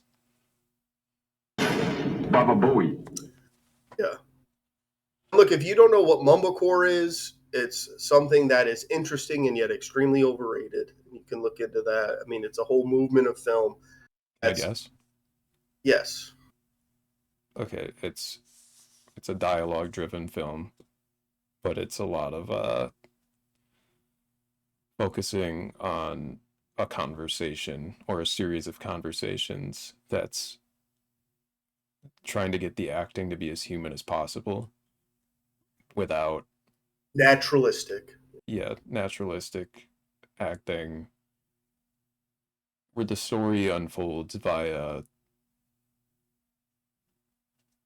people talking to each other, but things don't really happen. The story is often generally loose too, and it's more conceptual. But yes, it's more a concept, and we talk through it. Like a discussion movie. But funny, An essay, literally discussion funny. essay movie. I mean, it's like a proto podcast thing too, because it's like just the funny shit my bros say. It's kind of like the funny shit me and my dudes talk about, but also like, why did my girlfriend leave? Why was my dad such an asshole? You know, it's that propaganda without an agenda, is what I'd say. It's a scripted event that never took place, but you want to say something, right? You want to push an idea. Is that what Mumblecore is? That is not a bad assessment of it. It is, but that is not a bad assessment, but it's then attached to the independent nature of the filmmaking. It's like these movies that are made for like $5 to $10 grand. Yeah, it's an accessible medium. Yeah, and you just put cameras up. And when it first started, it was pretty interesting. It was influenced by guys like Whit Stillman and stuff. Shouts out Velvet when we saw Metropolitan, great movie. But it just snowballed. And it became, every fucking white dude who had a camera thought he can make a movie about his relationship drama or his thoughts on polyamory or some shit. And it's just, it's droll. Droll. And it represents to me everything that's like wrong about this idea of, well, back in my day, you had to rent cameras to make a movie, and now you can just shoot a movie on your iPhone. It's like, yeah, if I want to shoot a boring fucking movie. Yeah. I'm sure I'll shoot it on my iPhone. If I want to shoot a movie of my friends talking about fucking Sonic. Not to say that then there aren't people who can do it. There's dudes like Matt Johnson from Canada, and he made Blackberry, which is a fantastic movie. It's like the Canadian Social Network. Great movie. And he did that, but then he also then makes these like very small movies. And they're very funny, but he has a real sense of humor. It's like the way he does it is almost kind of ironic. So there's a way in, if you have that sort of sense of humor, it's possible. It's like to expect this is where filmmaking should go. It's just like this ideology of like, no, what? Can we not just make fucking E.T. anymore? Like, what the fuck are you talking about? Yeah, I mean, if anything, this movie, like, the complaint that it's being complacent or just what people want to see is kind of not really true with the current state of things. Like, people haven't been gunning for original stories lately. It's been, what if we do this movie that was a movie 50 years ago and remake it? What if we do this book? What if we do this sequel? What if we do this comic? What if we do this other thing? What if we do all these established things that have already been created? And is Sinners a completely original script? I don't really know. Semi. Well, this is what I'm saying. Yes, I think that ultimately it is, but it's is it also just From Dusk Till Dawn? Part of me thinks, Ryan Coogler was watching From Dusk Till Dawn or whatever. Like, this movie's so goofy, I bet I could do something that's like this. But just fucking, it's a great, and I love From Dusk Till Dawn. The premise being, From Dusk Till Dawn is about, in the sense that like the audience doesn't know what this is going in. No, and I'm saying like you can make that connection if you've seen those films, but then it's like I said, I literally think this is a better movie than From Dusk Till Dawn. Like, it's then about more. It's using like that kind of hook, which again, we've talked about how much we love Star Wars, even though maybe Star Wars can be predictable. But guess what? It's all about Joseph Campbell, baby. I mean, all story. There are 10 stories in the fucking world. It's all a hero and a conflict and resolution of said conflict. That is myth. That is storytelling. It's I don't know. Like I said, to me, like all the themes, everything that's adjacent to the central little piece of it, even the idea to me though of being like, to me it seems like it's the greatest version of if a studio told you remake From Dusk Till Dawn. And then you make this, it's like, what the fuck? Like, this is a complete reinvention of it. This idea of the Delta Blue South and the, unrelated, but Green Knight does kind of, it's boring. I don't think it sucks, but it is really boring and droll. A lot of this film started to wane on me. I David watched Lowery. 2/3 of it. His film started to it's too much. I think the It's an title Austin guy. seems pretty interesting. But The Green Knight. I think the title, The Green Knight, seems interesting. But after 2/3 of the movie, I just kind of stopped watching and never finished it. yeah, well, I mean, it's just like a very slow retelling of the Arthurian myth of the Green Knight, and it's just there's interesting stuff, sort of, but David Lowery's films have gotten increasingly slow and odd to me. His Peter Pan was borderline dreadful. I still stick up for his Pete's Dragon, though. That was good. That's not a good adjective you want to apply to a Peter Pan. Movie is dreadful. Should be whimsical. Chicken jockey! Should have been Chicken Jockey. Dude, they should put a Chicken Jockey in it. Got it. And I guess Chicken that's a great jockeys point in to chat. wrap this whole shit up, is in a world where, again, and I didn't hate really on Minecraft or anything, but in a world where we're like, people, teenage children are destroying theaters over a fucking chicken jockey. To have an R-rated vampire movie that's a crowd pleaser, and it's not the point. Shouldn't most movies please the crowd? But to have this sort of thing go on, and it's not fucking Chicken Jockey. Chicken jockey! It's a fucking, it's giving you something. It's giving you a little something to chew on, but there's fun to be had. How is that? You are just so bitter to me if you can't take that as a win, even if you don't love it. Again, I compared it to, if it's not your type of thing, then it's not your type of thing. It's like with Dune. Like, I know that Dune really isn't it's just not my cup of tea at this point, but I can still recognize the importance of the sort of the way it's constructed and the feat of filmmaking that it is, even if it's not for me. And I think there's a difference between understanding something and resonating with something, which is another thing I think Joel Haver completely missed. He can be like, oh, I understood this movie. Oh, yeah, sure, the metaphor is basically just a nail on the head. Like, it's so obvious, but it's like, okay, so it's like you got it maybe on surface level, but it didn't resonate with you, which is fine, but then don't yuck the yum of like, more than like, if you look at the metric, it resonated with a lot of fucking people. Which is what movies are out here to do. We needed this W, though, for real cinema heads out there. Francis would have loved this moment. You're right, Velvet. Indeed. He is fallen. Rest in peace, hashtag he is fallen. This is all for him. Pray for Pop. For Pop.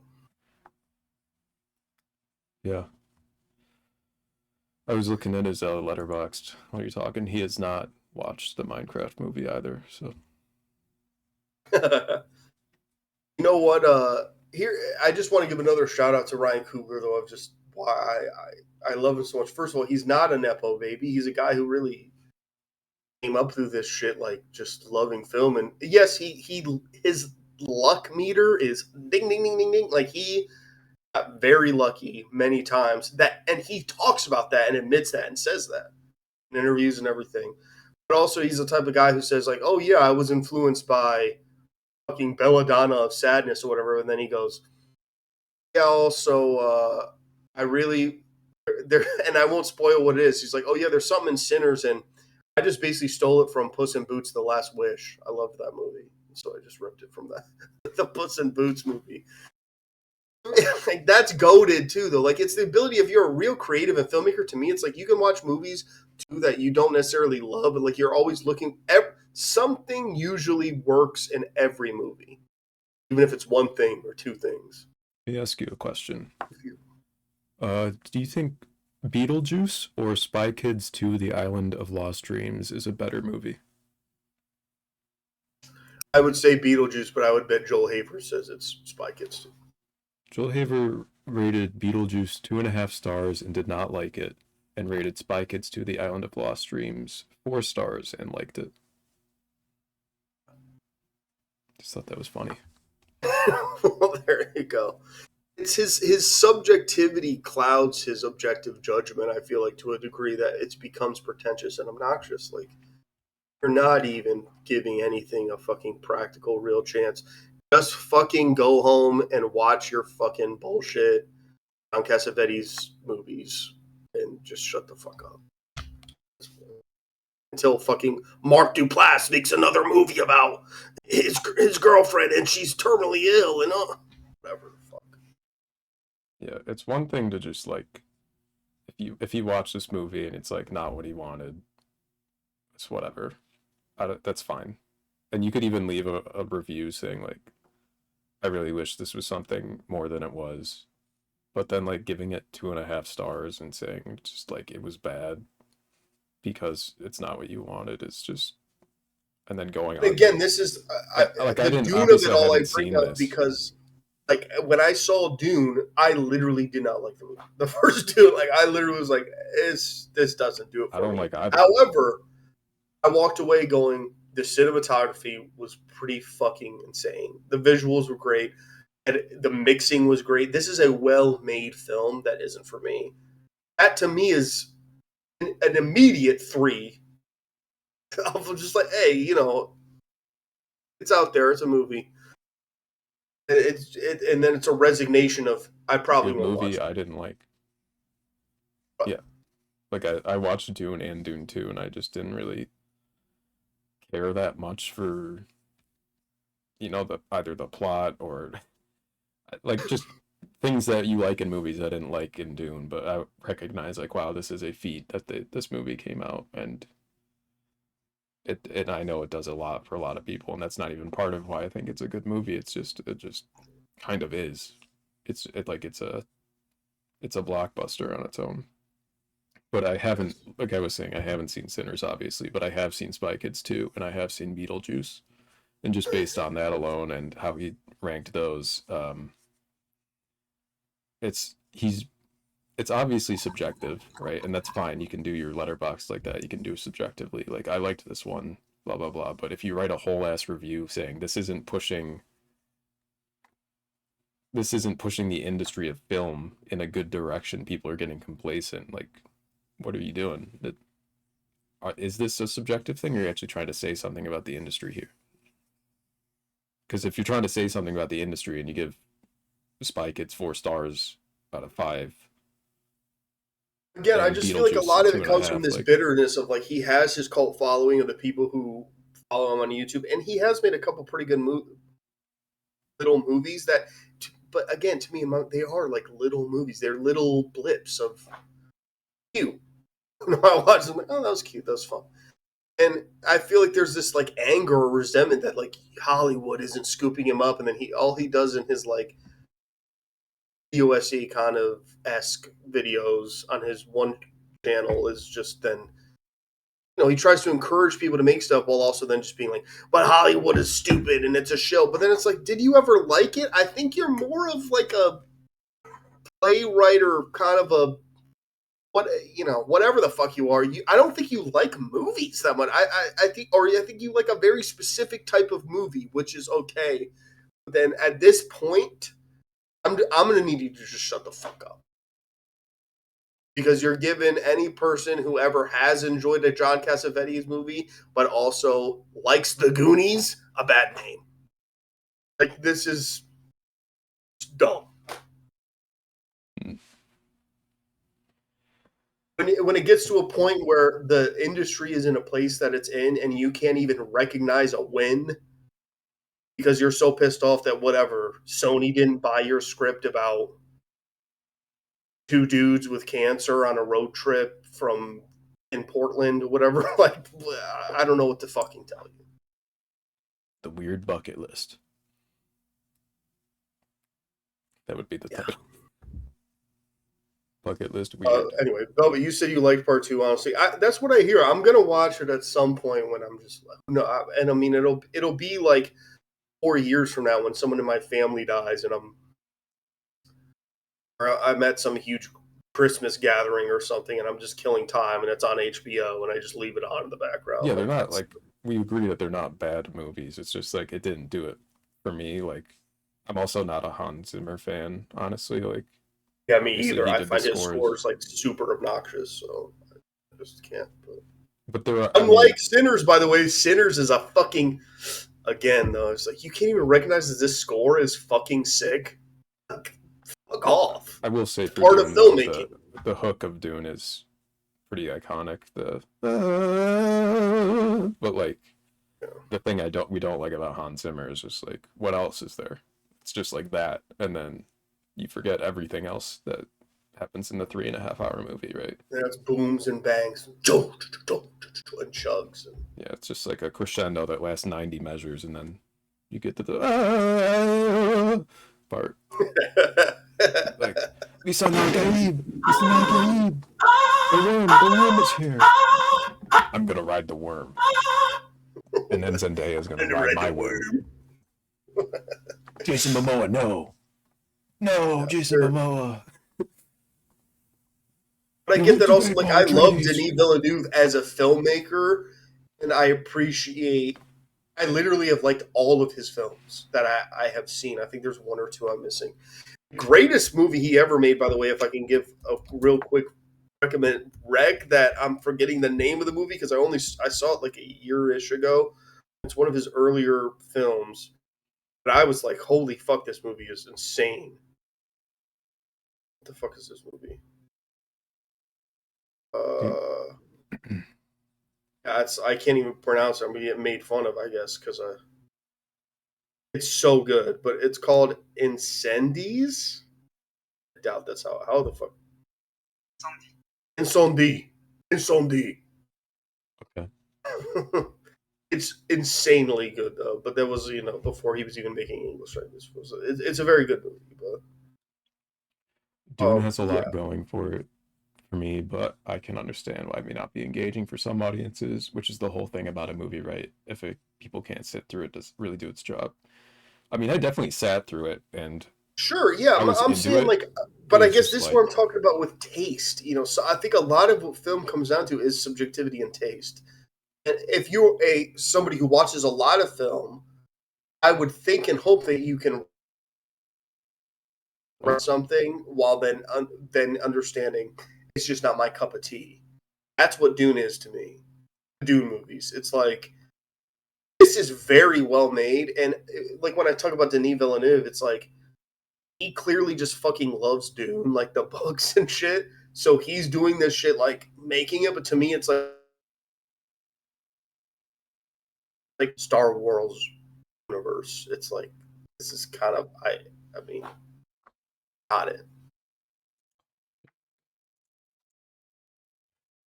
To say the same thing about rappers. I don't care how fast you rappers or how many words you use. If I have no idea what you're saying or I don't like how it sounds.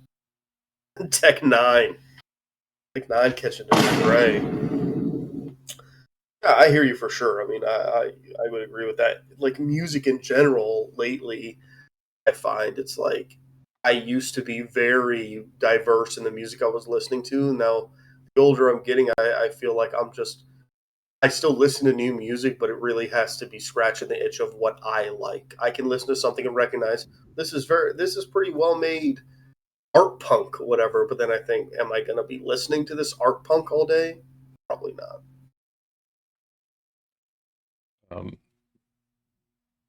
Yeah, the other thing with Dune, I think for me too, was like I recognized after watching it that I think I was somewhat disappointed because there was so much hype going in. Like I didn't watch Dune until Dune Part 2 came out. So I watched them both like back to back. And I was just kind of saw it over COVID. I was mainly just underwhelmed at the end of it because I had so much expectations. And again, it's not bad. I didn't like hate it. I just didn't hit what I thought it was gonna be. But it just had breakcore things that didn't do it for me. I can't. I agree with you, and I'm gonna return to that thought in a minute. But breakcore is still your favorite genre of music right now. That's sick, and I hear you. But also, you have an insane opinion that Four Bats is better than Leon Thomas, which is literally insane. Because also, it's different. It's different. It's apples to oranges. I can't really trust anything you say in that regard. I love apples. But yeah, I hear you. I was the same exact thing with Dune though, where it was like it was over.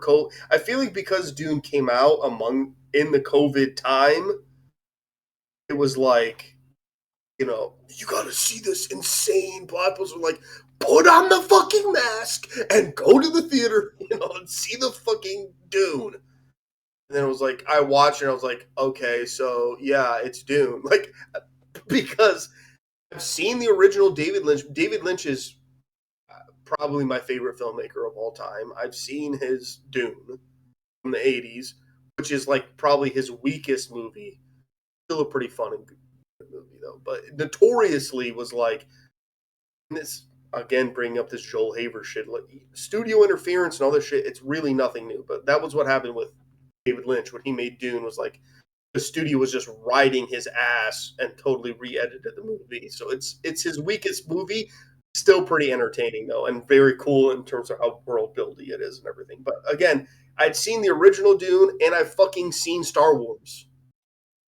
So it's like you go and you watch Dune and it's like, okay, it's like it's slow Star Wars. I mean, it's Paul basically has the Force. It's like as if Anakin never turned to the dark side and they were kings, whatever. Paul is Luke. Paul is that, but that all happens. He's on the hero's journey. He basically has the Force. He's going through the fucking. It's like I got it. Like this is as old as time, but and which isn't horrible to the reference material. It's just like for me, it's just I know it's not going to work for me. I know it's just going to be. Dune didn't actually feel like Star Wars to me. It felt more like Game of Thrones. It also felt way more cerebral. That's and fair intentional. too. I definitely get that. Largely with the Momoa presence, but I did not feel well, he's a very different character in Game of Thrones, but I definitely did not feel the Star Wars in it other than it was sand and it was a hero's journey. Like, other than that, there's the moment where it's like with the Bene Gesserit and he's like, there's so much more emphasis on the families and like all this shit going on. This is just. There's a lot less like fantasy and more like I mean it is fantasy, but it's less fantastical and less like look at this spectacle. It's more like let's talk about all this shit going on and do a really cool world building thing here. And then we'll get to the fun shit like once or twice a movie. And sure, but I think when you're watching Dune, you can definitely recognize how it was like Lucas was marrying Dune with Kurosawa and Flash Gordon, and then you see all that pattern, and then also like if you've watched Clone Wars and shit, like the Bene Gesserit are just the witches. Yeah. No, I get that. I'm just again, that's not then an insult to the source material. It's just like this is shit that you want to talk about shit you've seen before. It's like I mean, I know I got it. Like, I get what this is. The Game of Thrones reference, I think, is relevant to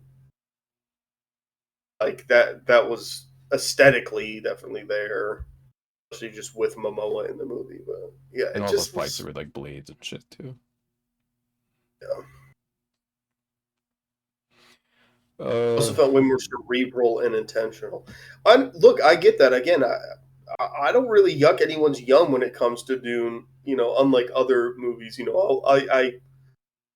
I'll talk about Nolan all day, how overrated Nolan is. But look, I mean, with Dune, it's like I think it's extremely well made shit. Just that not necessarily for me. Yeah, I don't think anyone's praise of the movie is ever wrong, really.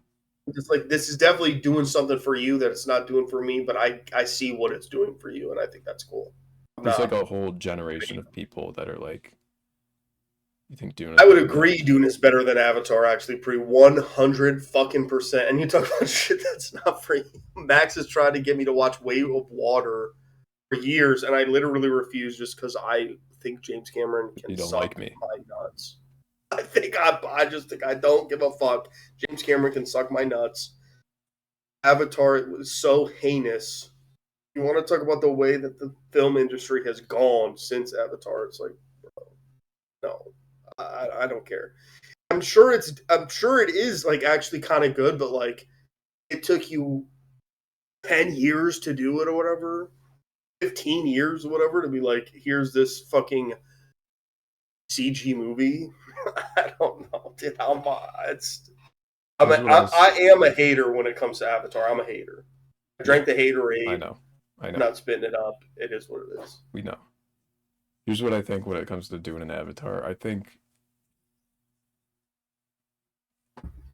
What do I think? I think Avatar on its own is a more complete story, like just the first one, than Dune, because it literally is like a complete. Like you could end it at the end of Avatar, and you're like, okay.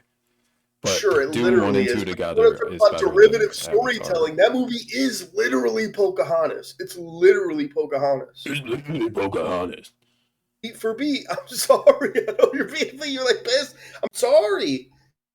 I mean, it's the fucking guy, the colonizer, and he falls in love with the girl, and the girl is, even when it comes to the tree of life, like it's literally the same thing of the tree of life and all this shit. It's like insane to me. It's like literally Pocahontas without songs, but they're all blue. Bro just doesn't understand the metaphor of unobtainium. Yeah. Right, that is what I'm saying. It's unobtainable, and I don't think things should be unobtainable.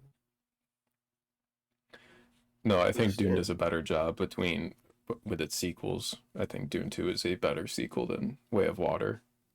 That does not make me want to watch Way of Water, though, because then other people who like that movie are like, well, it's a more original story. Way of Water is like a more original story than the first Avatar. Yeah. I would even say that, too. I don't think those are maybe you are about to get me to watch Way of Water. I don't think they're 3 years late. Just like I'm going to 3 years late watch fucking Dune 2. I'm about to watch Way of Water at some point. Because Dune 2 in itself is like just, all right, this is literally part 2 of the big 7-hour movie. Like, it's not, they just kind of flow together and it's fine. But Avatar is like, you have the first movie and it's Pocahontas, and then you have the second movie and it's what happened after Pocahontas. Right. What happened after they fought back and fucked up the pilgrims or whatever the fuck? How do you deal with that? Now this whole Spanish. Here's what I guess to speak then to up. my specific tastes when it comes to things like Avatar and whatever. Now the Spanish are in Redskin, and they're gonna come fucking infiltrate you and try to. Now the Spanish guy you killed came back to life and is wearing your skin and is trying to kill you and steal your kids. To me, it's the boomer fascination with technology. To me is cringe. Like, and it's the same way that we talked about the prequels, which we're going to revisit soon. I think we should revisit our tier list, including series, and do that for another Tuesday kind of soon. I'll be more articulate and everything. Yeah, especially with Revenge of the Sith coming back out theaters. Yeah, dude, I'm seeing it. Oh yeah, because I'm going on record too of I'm not even a huge prequel shit talker. I still enjoy all those movies. I talk about them. It's all subjective because I think the Rise of Skywalker and maybe Solo kind of are the only 2 Star Wars movies I don't really like. So it's all pretty kind of exists in its own world. But still, I think like the thing that got Lucas with the prequels is his like obsession with let's make another DVD edition. Oh, now we got to do another. I'm gonna re-release the original trilogy 5 times so that I can put like fucking CGI Jabba. No, now he's a hologram. Now he's CGI again. No, now we're gonna. And it's like this shit isn't that interesting. Like people play fucking video games. Like you're just putting video game shit, but you're like boomer fascination with it. It's just like boom. But I think what's different is Lucas is Lucas, and there's a poignancy to his narratives. With Avatar, it's like I'm watching cutscenes. It's like I'm watching. I don't know. Like I don't. That's maybe my more pretentious, whatever filmmaking point of view. Is like at a certain point, like this is like not even. Are you making a movie? Or are you making like an experience or whatever? Like this is not. This is what is this? But I took 15 years to put people in mocap suits and like make a video game cutscene movie, and like this technology is not what this is for to me, and it's this just like yes, we need X's and O's, and what's gonna make my movie. Fung says, "Holy fuck, ads are relentless." LMAO. Yeah, I set it so it's a minute ad like every 20 minutes, and I don't. Is that too much? I don't really know what the best way to do it is. Yeah, it's got to be every hour, bro. I told you. How much per hour? There's an option to make it like 2 ads an hour or whatever. Like that's what it should be. You want like 2 There's 1 an minute ad ads break per every hour on the hour. It's like literally on the hour. Okay. I can change Once that. it hits 12, once it hits 1 or whatever. I'm gonna take a piss real quick. You can keep blazing Avatar real quick. Right. I'll keep blazing Avatar really quick. Monetization ads. 2 minutes. Run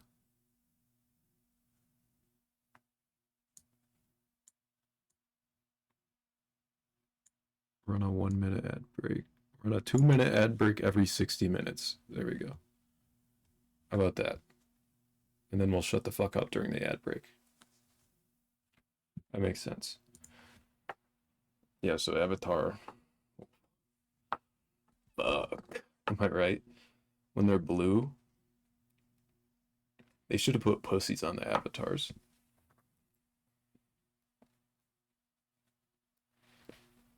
Instead of just having the hair, then you could have people like fucking the giant blue avatars. Am I right, everybody? Yeah, I'm right.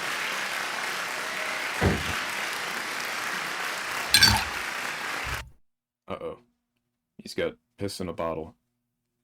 Piss in a bottle. Piss in a bottle.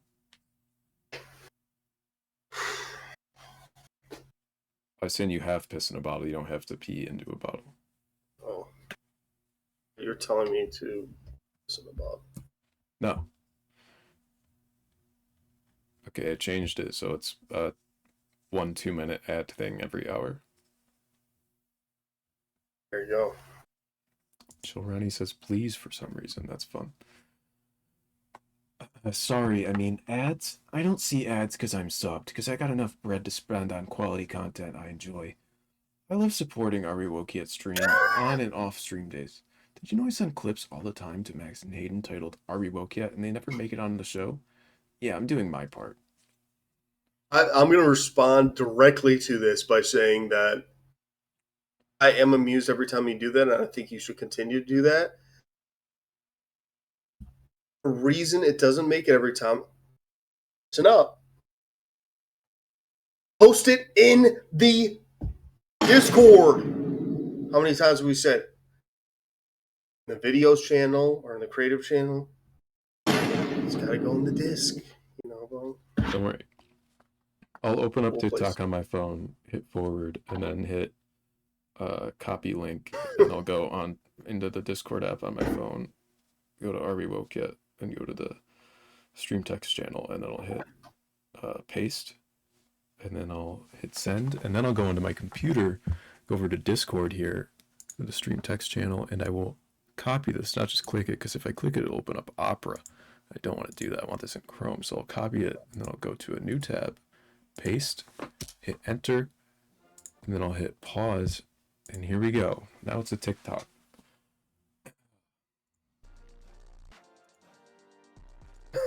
I can't believe I missed this from Pre said, help, I can't stop making thick woman in Sims 4 is fucking awesome.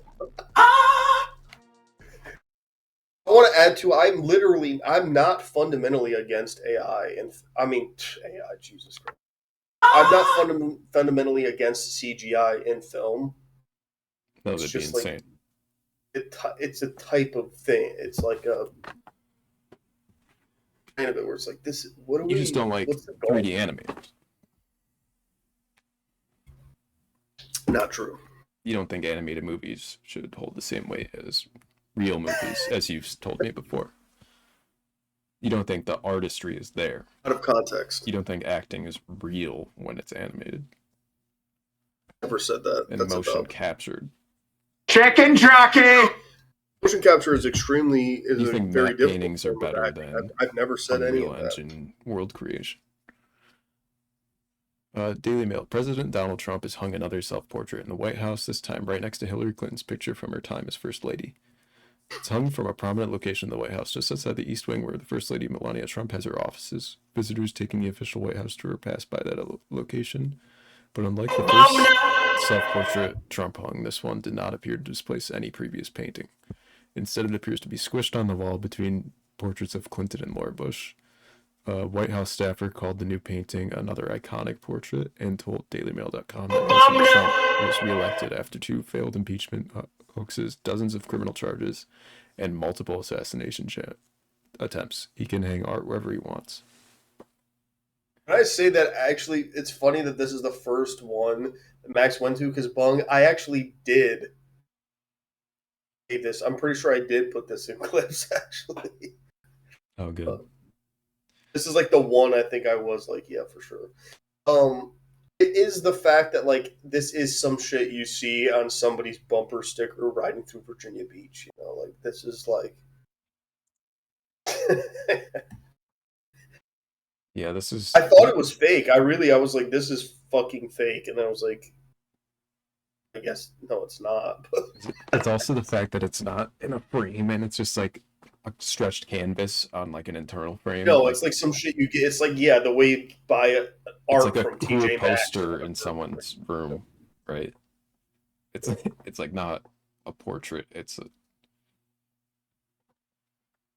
Bro used Photofunia app. Yeah, it's an AI fucking filter over Donald Trump's face, and then someone copied it. Sure. Oh, we have ads. I don't know. I feel like I'm watching it on my end of the stream. Yeah, I'm not getting an My ad. little baby Haiti, and I don't get it. I mean, I think there's there it is. Oh no, now I'm getting ads. Ads. Look,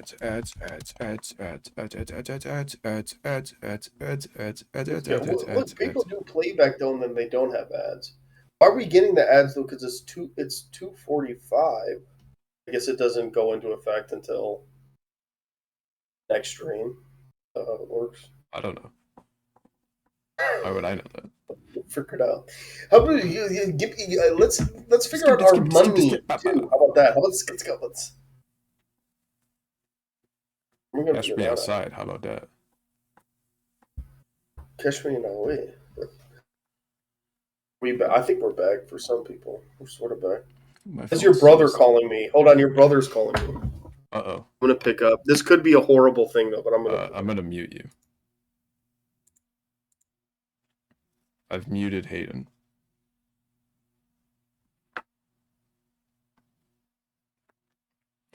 I don't want you guys to hear what he has to say to my brother. If you want me to unmute you, just give me a thumbs up. I saw your brother playing at a show. What does that mean? In real life? I follow your brother on TikTok. Oh, okay. You were like in New York or something. Just didn't tell me. I hung out with your brother in real life.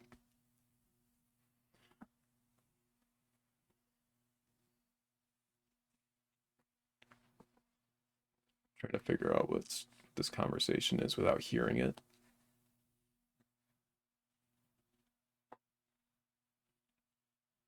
Seems pretty mundane.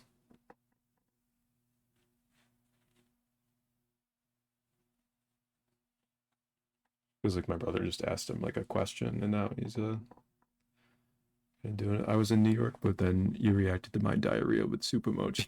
Decided no bung time for you. Yeah. All right, let me unmute you. Okay, you're unmuted. Let's do a fun speed run through the rest of the slideshow. Okay. Let's earn it up. I'm getting And cosmetic then, surgery on my balls, make way bigger. I wanted to let everybody know because this is like something I gave it a lot of thought, and it rattled around in my brain, much like two balls do when they bounce from corner to corner and then collide into one another. I just feel like I need more drag. I need more all the way down.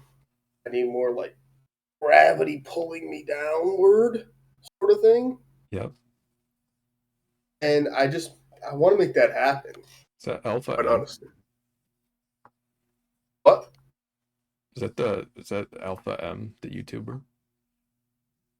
Yeah, it is. It is. And he was my inspiration actually, because he said that you can.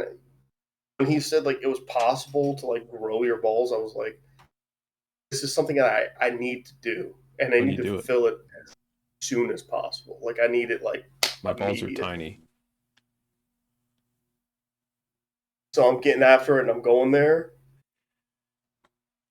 What's the surgery? Like what happens in it? I don't really understand what it's going to do. Apparently, I'm flying to the Philippines, and I've never been, so I'm a little excited about that. And I also Philippines mentioned. Yeah, and I really would love to, get some dicking in over there too. Are you gonna go to the Philippines to feel some peens? Yeah, so that's why I'm going a whole month, because I know it's going to take. I'm like right when I land, I'm getting the surgery, and then I need 2 weeks before I can. Then I'm going to have another 2 weeks, and I'm going to probably drain them for all the life they have. Right. So just fucking burn them. Awesome, dude. I'm very excited about this. I think it's a lifestyle change, but it's one that I'm excited to make. So is it like a prosthetic they put in there, like a silicone? No, they just pump it. Like they take each nut and they pump each nut with something. I haven't gotten into the specifics. It's kind of, I don't want to know exactly what's rattling around in there. I just want results. And I have seen examples and I have seen results. I'm going to get there and I'm going to do it. And I mean, have you ever seen the bad ones, like the bad results? Because they're pretty bad. It's just like, don't tell me about it. Please don't tell me. And it's just like stretched out like one giant like thing, and there's no. Do not yuck my yum right now, please. You're gonna make me stressed. You're gonna make me anxious. I'm gonna vomit. Like, don't. All I've looked at are the good results. I know that I'll get them. The Philippines has a 67% success ratio. I know it's going to go well. Ball. Per ball. Actually, they have a 67% success ratio per ball. Per ball. Yeah. So there's a 1/3 chance that one of them gets fucked. Mm-hmm. What about adding a third ball? Then chicks could juggle your sack, literally. Not gonna happen. That's huge risk. This is already a big risk. You don't want to add more risk to it. I was trying to find a ball to get a visual. Maybe I could just use my fist. The bad ones I've seen are like, I get my pocket here, turn it inside out. Just kind of like stretched.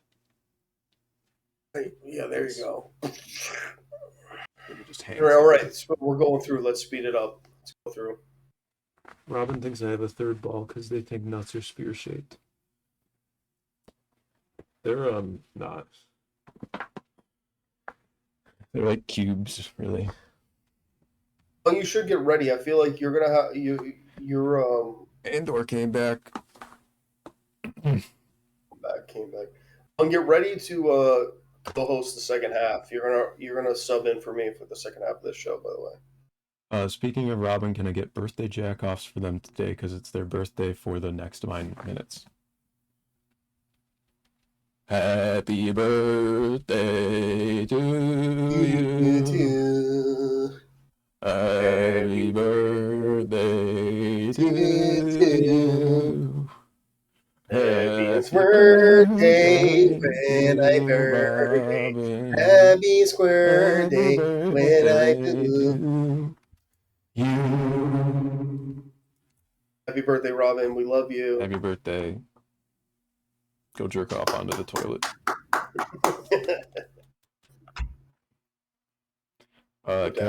Captain Andor came back season 2. As far. It fucks. Yeah, I mean, I think we're gonna do. We need like. I need you to catch up, and then also we probably need another week to really get into it. I don't want to because it just dropped. I think that was an error of our Daredevil recaps. I don't want to give away too much anyway, but it's really good. You know what's interesting too is that in the first like, even though I've said like it's the best written shit in Star Wars and however long in terms of the series, it's the best written. However, there's an inherent thing for me of like prequels and all that of a character. Like I know what happens to this guy. He kisses Jyn Erso and he dies, Hugs. or they hug. Sorry, They hug. definitely do not kiss. Hug. Hugs Jyn Erso and they dies. Would have ruined the movie if they kissed for no reason at the end. But don't want that in your Star Wars. I feel like they were definitely. I don't know. Anyway, I'm alluding whatever. to Rise of Skywalker.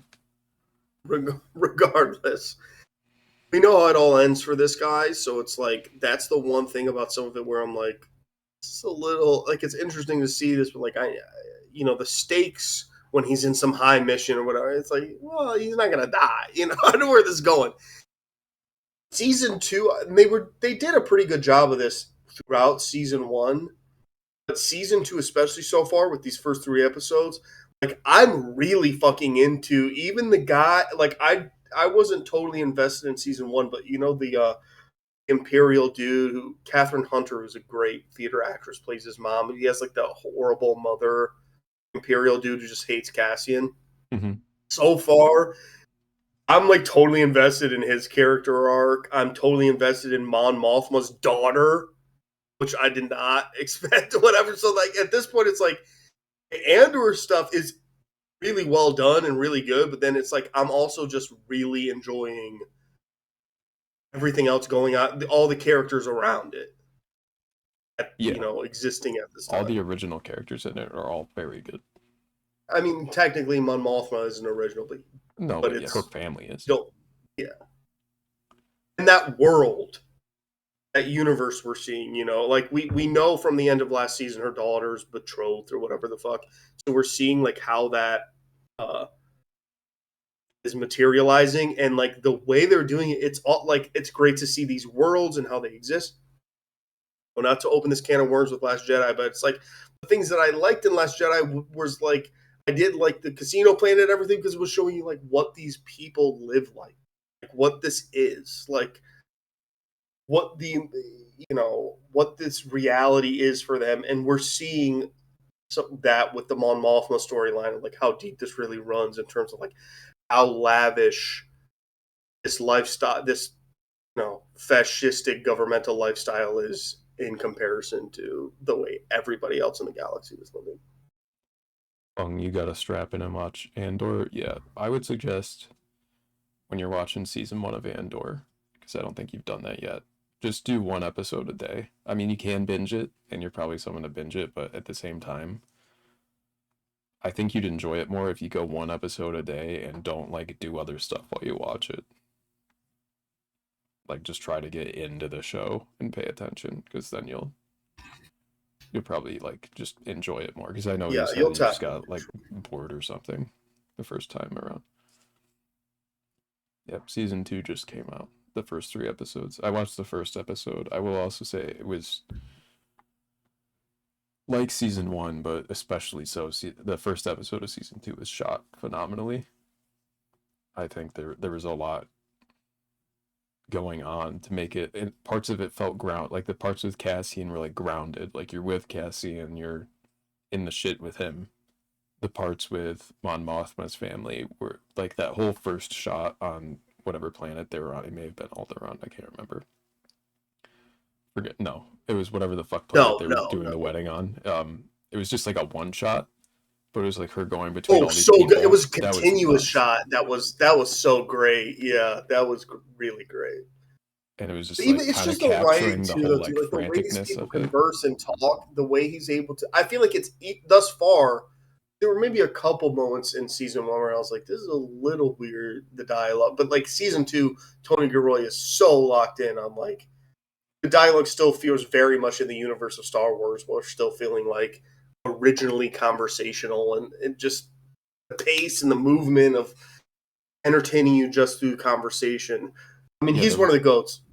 The writing and directing is like very much you can tell all these people that are talking, when the camera moves off of them, they're still having their life. They're still existing and things are happening to them that affects how they act in the scene. And you can really tell that with everybody going on, like, oh, now this person just showed up to this thing and they have motivation here in this scene and there's some shit going on. It's interesting. Right? Instead of just like So yeah, just heavy existing recommend. in We'll the talk moment. about it more next week too. I would hope that by next week, maybe people have caught up with. We won't get into. We'll figure it out. Maybe we get into spoilers at least for the first 3 next week. Touch on the next couple episodes. Yeah, we'll do something. I also put this. Yeah, it's awesome. It's just the tone and the writing. That it's where you think. Like when I say like my one thing about it is the fact that it's a prequel because it's like you know where everything's going. But the thing that makes it so good is then it's just fucking written so well. Like the character dynamics and Tony Gilroy really is one of the greatest. Michael You Clayton. can have stakes for Cassian that don't involve his life. Like that's It's just what amazing to me season when 1 you was. fucking hire like a really great seasoned writer who writes fucking great shit. Yeah.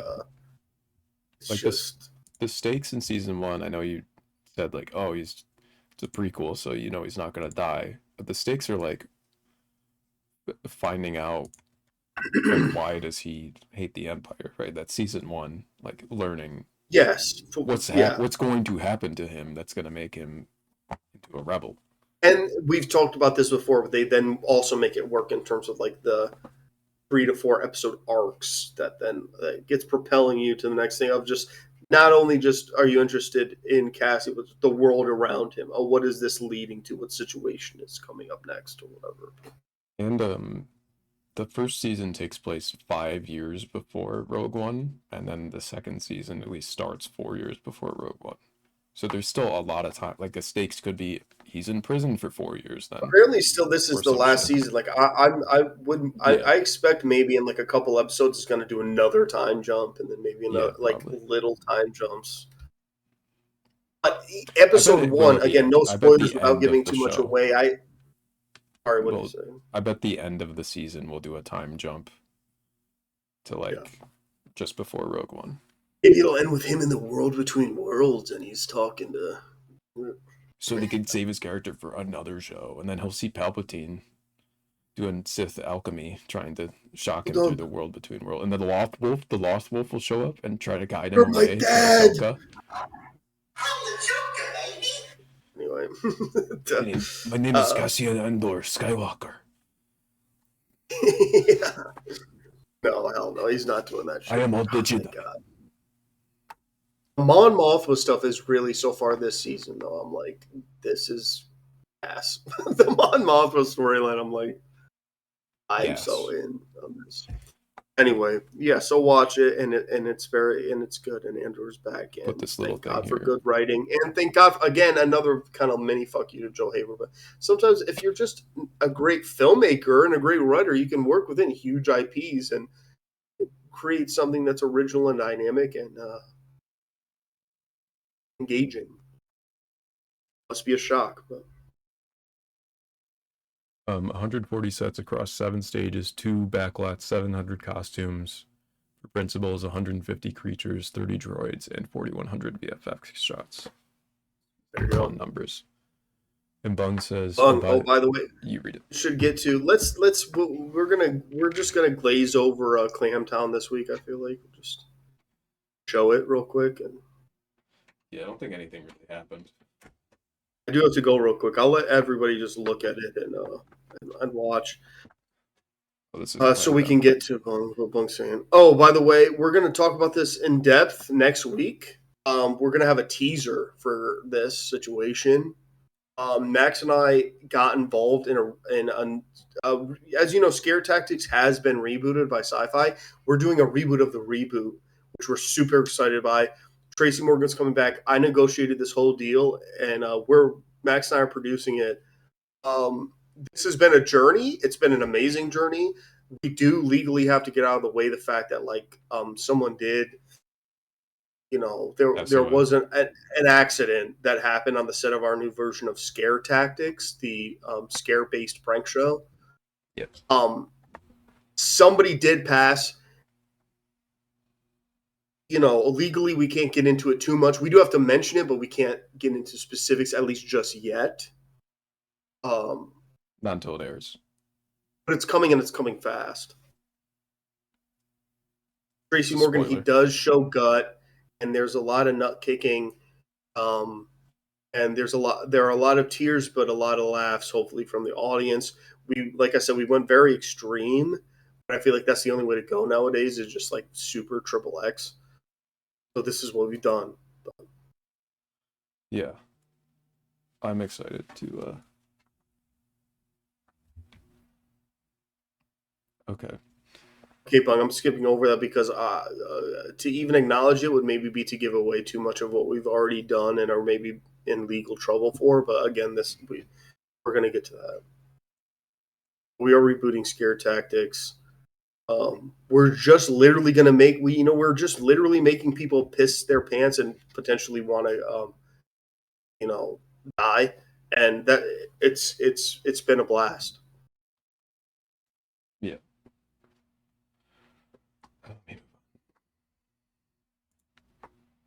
Star Wars Celebration, I'll talk about that in a second.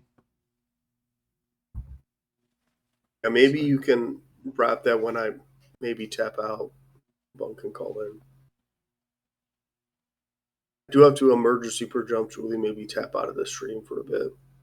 Yeah, but maybe. We'll see. Star Wars Celebration happened. I watched a lot of it live, which I felt like a super work for, but I also just wanted to. I was up late, and it was just the fact that it was in Japan and it was just happening overnight. I just had it on the background a lot, and I just was going for it, and it was fun. It was cute, and I will say though, this Starfighter shit can kind of eat my ass, even though I'm a big Gosling fan. I don't know what this is going to be. I'm sure it'll be fine. Emphasis on fine. I don't know, man. It doesn't scream to me like creative explosion of Again, Sean Levy, he's who you talk about when you talk about a studio director guy, a hired hand dude. People really like him and get along with him, and so that's good for him. But I don't know. I don't expect this to be some spectacular vision. I expect it to be a middle of the road action comedy set in space. Just so happens to be Star Wars. So. It'll be whatever. A lot of whatever on here. The Mall might be okay, but probably whatever. The Mall. Ninth Jedi might be cool. That Ninth Jedi might be cool, yeah. And that panel, I was like, man. Ahsoka season 2 might be better, but we'll see. Or Hayden Christensen, at least. And thank God they confirmed that Zeb is back in Mandalorian and Grogu. It's the one thing I was dying to make. Yes. And Akbar. Yeah.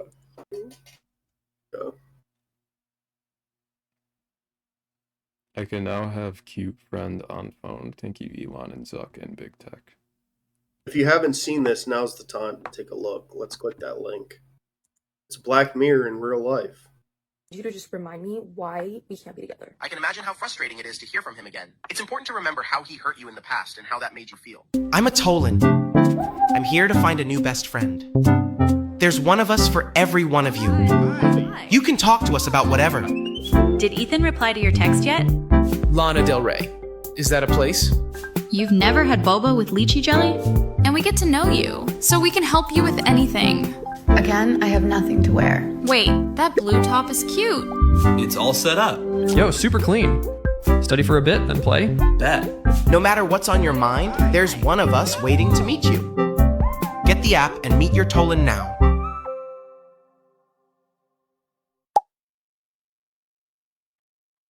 He did it again. He texted me. Yeah, so we just have these like living AIs who I guess can play video games with us and give us tips on our outfits and all that, and they definitely won't turn on us, or they definitely won't, become too sentient.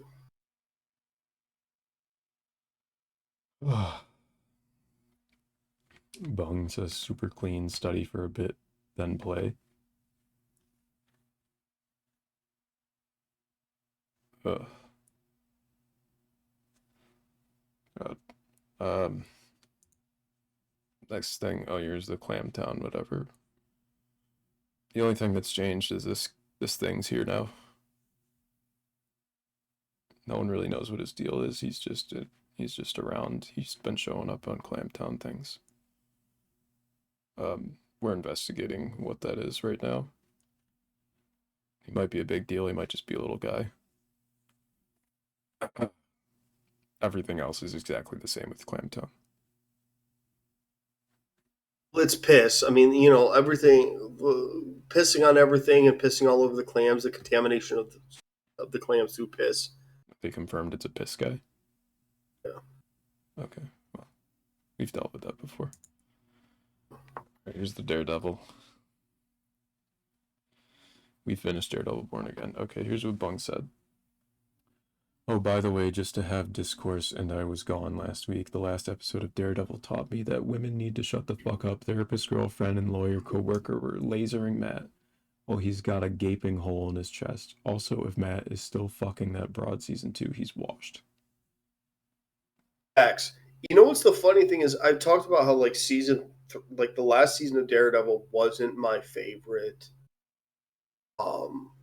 So it's like not top of mind because I was kind of frustrated with the storytelling of that season. Granted, before people jumped on my neck about that, I do think, compared to Born Again, it existed in the context it needed to. It was still very well written in terms of just the dialogue and the scene create, what it was.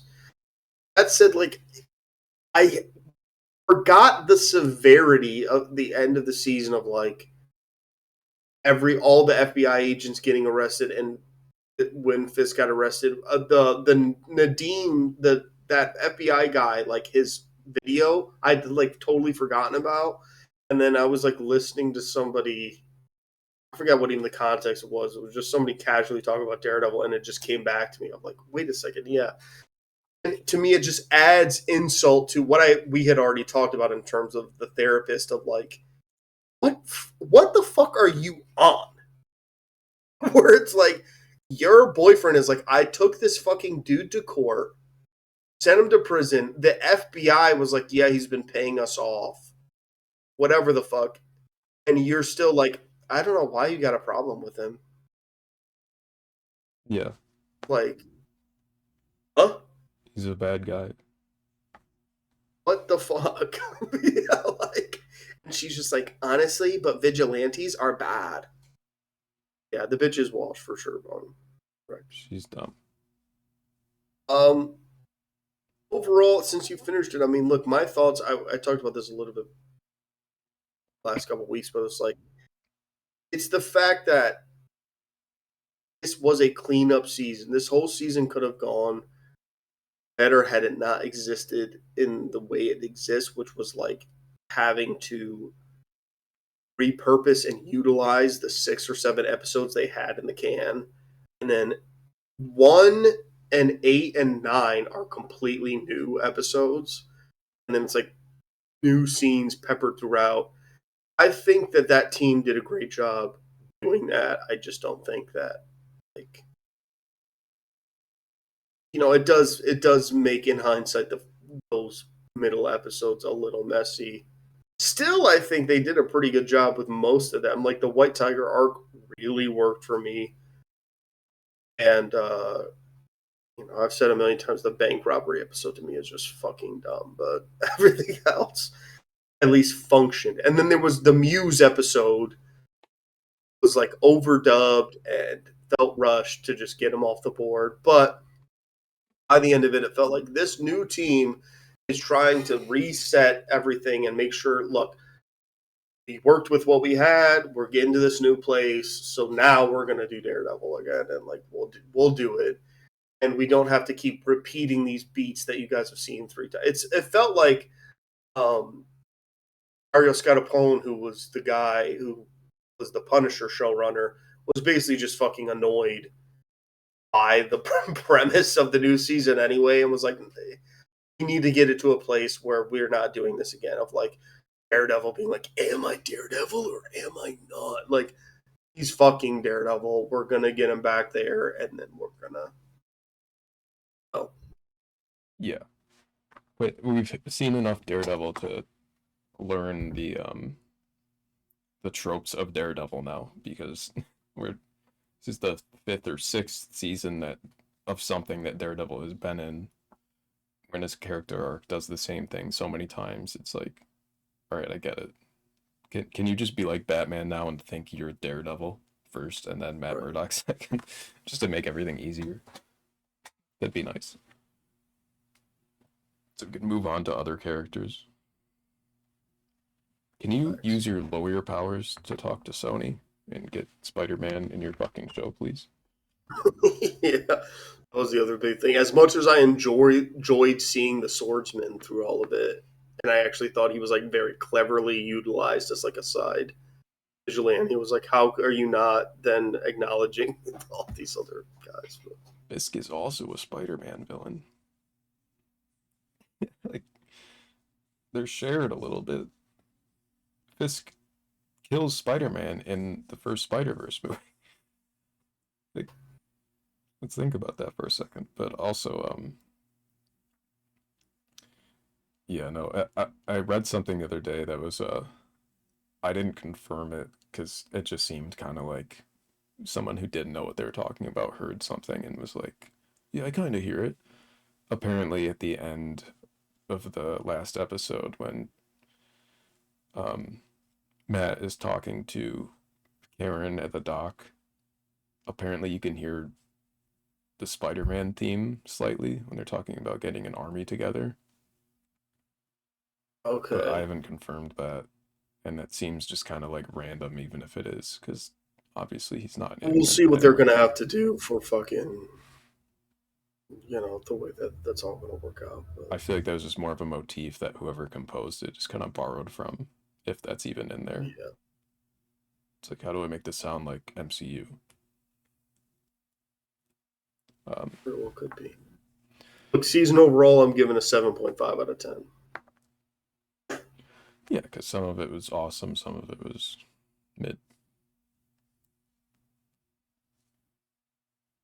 Pray for Pope Frankie and.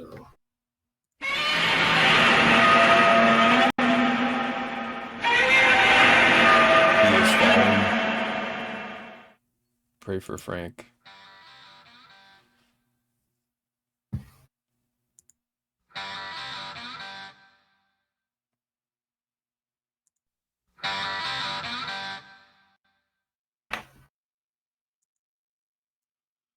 Yeah, feel free to call in. I have to step out for a couple minutes, and I would think, maybe Bung can call in and like help me out and cover for me for a minute. I don't know, Bung, can you do that? That would actually be very helpful, Bung, if you could do that. And I think it would also shake the show up. It's something I like. It would set a precedent of, just a fun way of. If not, I'll just talk about Star Wars stuff. Star Wars We Celebration. can do the Star Wars stuff for a bit too. We could go back to the Celebration stuff, and you can recap. Well, Bung is probably. Yeah, I've got time. I got time. Nice reference. All right, Bung. Thank you, fam. Bung is calling in, and Bung is covering for the little baby Haiti for a little bit. let's all appreciate that. And then I do appreciate that heavily. I will be back in 10-ish minutes. Okay. 10-ish. And Pope bless. Pope bless to everybody. If people come in here clamoring for me, if Chill Ronnie's just fiending and, whatever's happening, we can I'll jerk him off. remind them and just, I will be back. Yeah. Okay, bye. Bunga. Bunga the bunga. Hayden, you can just leave the call if you want to. It's up to you. There we go. Now I'm on the left. Yeah, I had to put clothes on. Now I'm on the right. Why weren't you wearing clothes?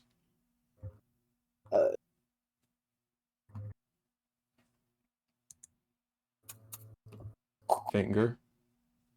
Happy birthday. Yeah, happy birthday. So what's up? How was your week?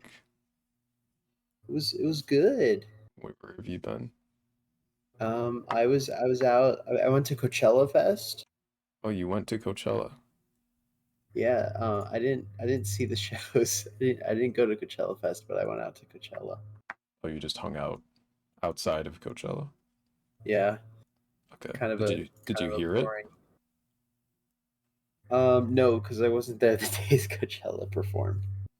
Okay. I was there Tuesday through Thursday, which is there's no Coachella going on. So you ran it for the love of the game, not for the music. You just love the area. For the love, the love of my family. Nice. Okay. But yeah, that was fun. My brother, he's starting Fallout 4 just on his own, and he didn't realize it was an RPG, so he dumped all of his stats into intelligence and charisma, and he wants to be a stealth sniper, and he's got 1 perception. So that's fun. That's not very intelligent of him. Yeah. It was really funny. He was like, "Well, I didn't know it would affect the game that much." Yeah. Luckily, awesome. With Fallout 4, you can just get all of that shit. There's no limits. You can just spam it up. But yeah, he's a 8th grader, so it's his first real game. He wasn't ever really interested in games. Oh, interesting. Okay. Well, he in games, he was interested. We would play Fortnite together, but he was never interested in playing Halo with me or anything like that. Right. He's like a normie. He would play FIFA and Madden every once in a while, and then Fortnite. So he likes the stimulation games. He doesn't like story. He's only half my blood, so blame his mom. Yeah. But no, Chill Ronnie, I didn't see Gaga. I'm sorry. I wasn't there for that. Does he like movies? What he likes is chicks. He's the quickest to have a girlfriend out of this generation of the lineage. So he's he's killing it there. Interesting. He's got a band of 5 girls that he hangs out with, kind of thing, and he's trying to score. So he's popular. Or is this just his own harem? Half and half. He plays for the soccer team. It's his harem. Yeah, and it's his harem of women's soccer team. So right, he's carving out his niche. It's awesome. Okay. And then I learned that my sister has a boyfriend now. He just looks like a white dude. Nice. And he's got one picture on Instagram, and it's him standing there like a white dude. I'm sick, bro. I don't really use Instagram. Yeah, exactly. Actually, he's posted 4 things now, and I think it's because my sister was post. Yeah. Post us, post this. I was like, okay, dude. So that'll be interesting to see if that lasts She more needs to than be a able month. to prove to her friends that she has a boyfriend. Yeah. Like, this is just yeah, some she's white a- dude in 2018. He's standing near a boat. She's a sophomore in college now, so she just learned how to drive, and she's driving everywhere, and she's not crashing into stuff, which is nice. Cool. But yeah, that's the family. You're gonna teach her how to drive a bus? If she wants to learn how to whip a bus, I can teach her. I'm pretty good at driving buses now. By now, I've been doing it for like 2 years. Not anymore, but I'm able to. Yeah. But yeah, what do you want to converse about after the little catch up? I'm sorry I missed both streams. I need to go back and watch them. Did you guys have a fun time? Yeah, they're pretty great. We did a lot of fun stuff. We killed a guy. Wait, I can't talk about that. We had the Zuck on. Zuck is at WrestleMania, or was at WrestleMania. Telling us about that. Yeah, I don't remember anything else that happened. I'm gonna be real. I have no fucking idea. That's fair. Oh, Kodiak cakes. We talked about Kodiak cakes a lot. Or Hayden did. What the fuck are Kodiak cakes? So like the Kodiak brand in the store, Oh, and like they the do like pancakes. protein bars and like protein shit. Yeah, They're doing cakes now, like cakes. They had a lot of ads on the last show for Hayden, I guess. And every time an ad popped up for him, he just started reading the ad. And he didn't tell me about this bit beforehand, but he did like 8 minutes of this throughout the stream. We were just in the middle of conversation, bring up Kodiak something. And it made him laugh harder than he's ever laughed in his life at one point, and it was kind of crazy to see. Yeah, that's awesome. Oh, Katy Perry went to space, right? Right, yeah. Katie and the dream team. Did you see the speculation that like they of course could not have actually gone to space because one of the ladies is like 70 and the way that the pod landed would have like broken her back. I'm not saying I agree with this theory. I'm just saying that's a fun theory though. Someone was very into the like she was getting up and waving and shit after when she might have been a little more shell shocked. You know? Didn't the pod just land with a parachute and then just landed on the ground? Yeah, but it's coming in from orbit. It's going to be really fast. And then the parachute slows it down. Parachute does slow it down. I don't think it slows it down to like like a nice land. Like I think it slows it down to like a decent landing from falling from orbit, but I don't think it's like gently. Was that landing faster than the rocket launching in terms of acceleration? Probably not, because well, there you go. Then it wouldn't have broken her back. Because that's the same. If you think about it, it's the same force. Like if you're sitting in a chair and then you hit the ground, you're gonna go like this. Yeah. Right. You're gonna keep moving. If you're in a rocket that's taking off, you're gonna do this again. The rocket is going up. You're staying in space in the spot. A decent landing is like this would be a good landing if this is your pod and you've got the parachute and you're going gently down and you nestle into the ground.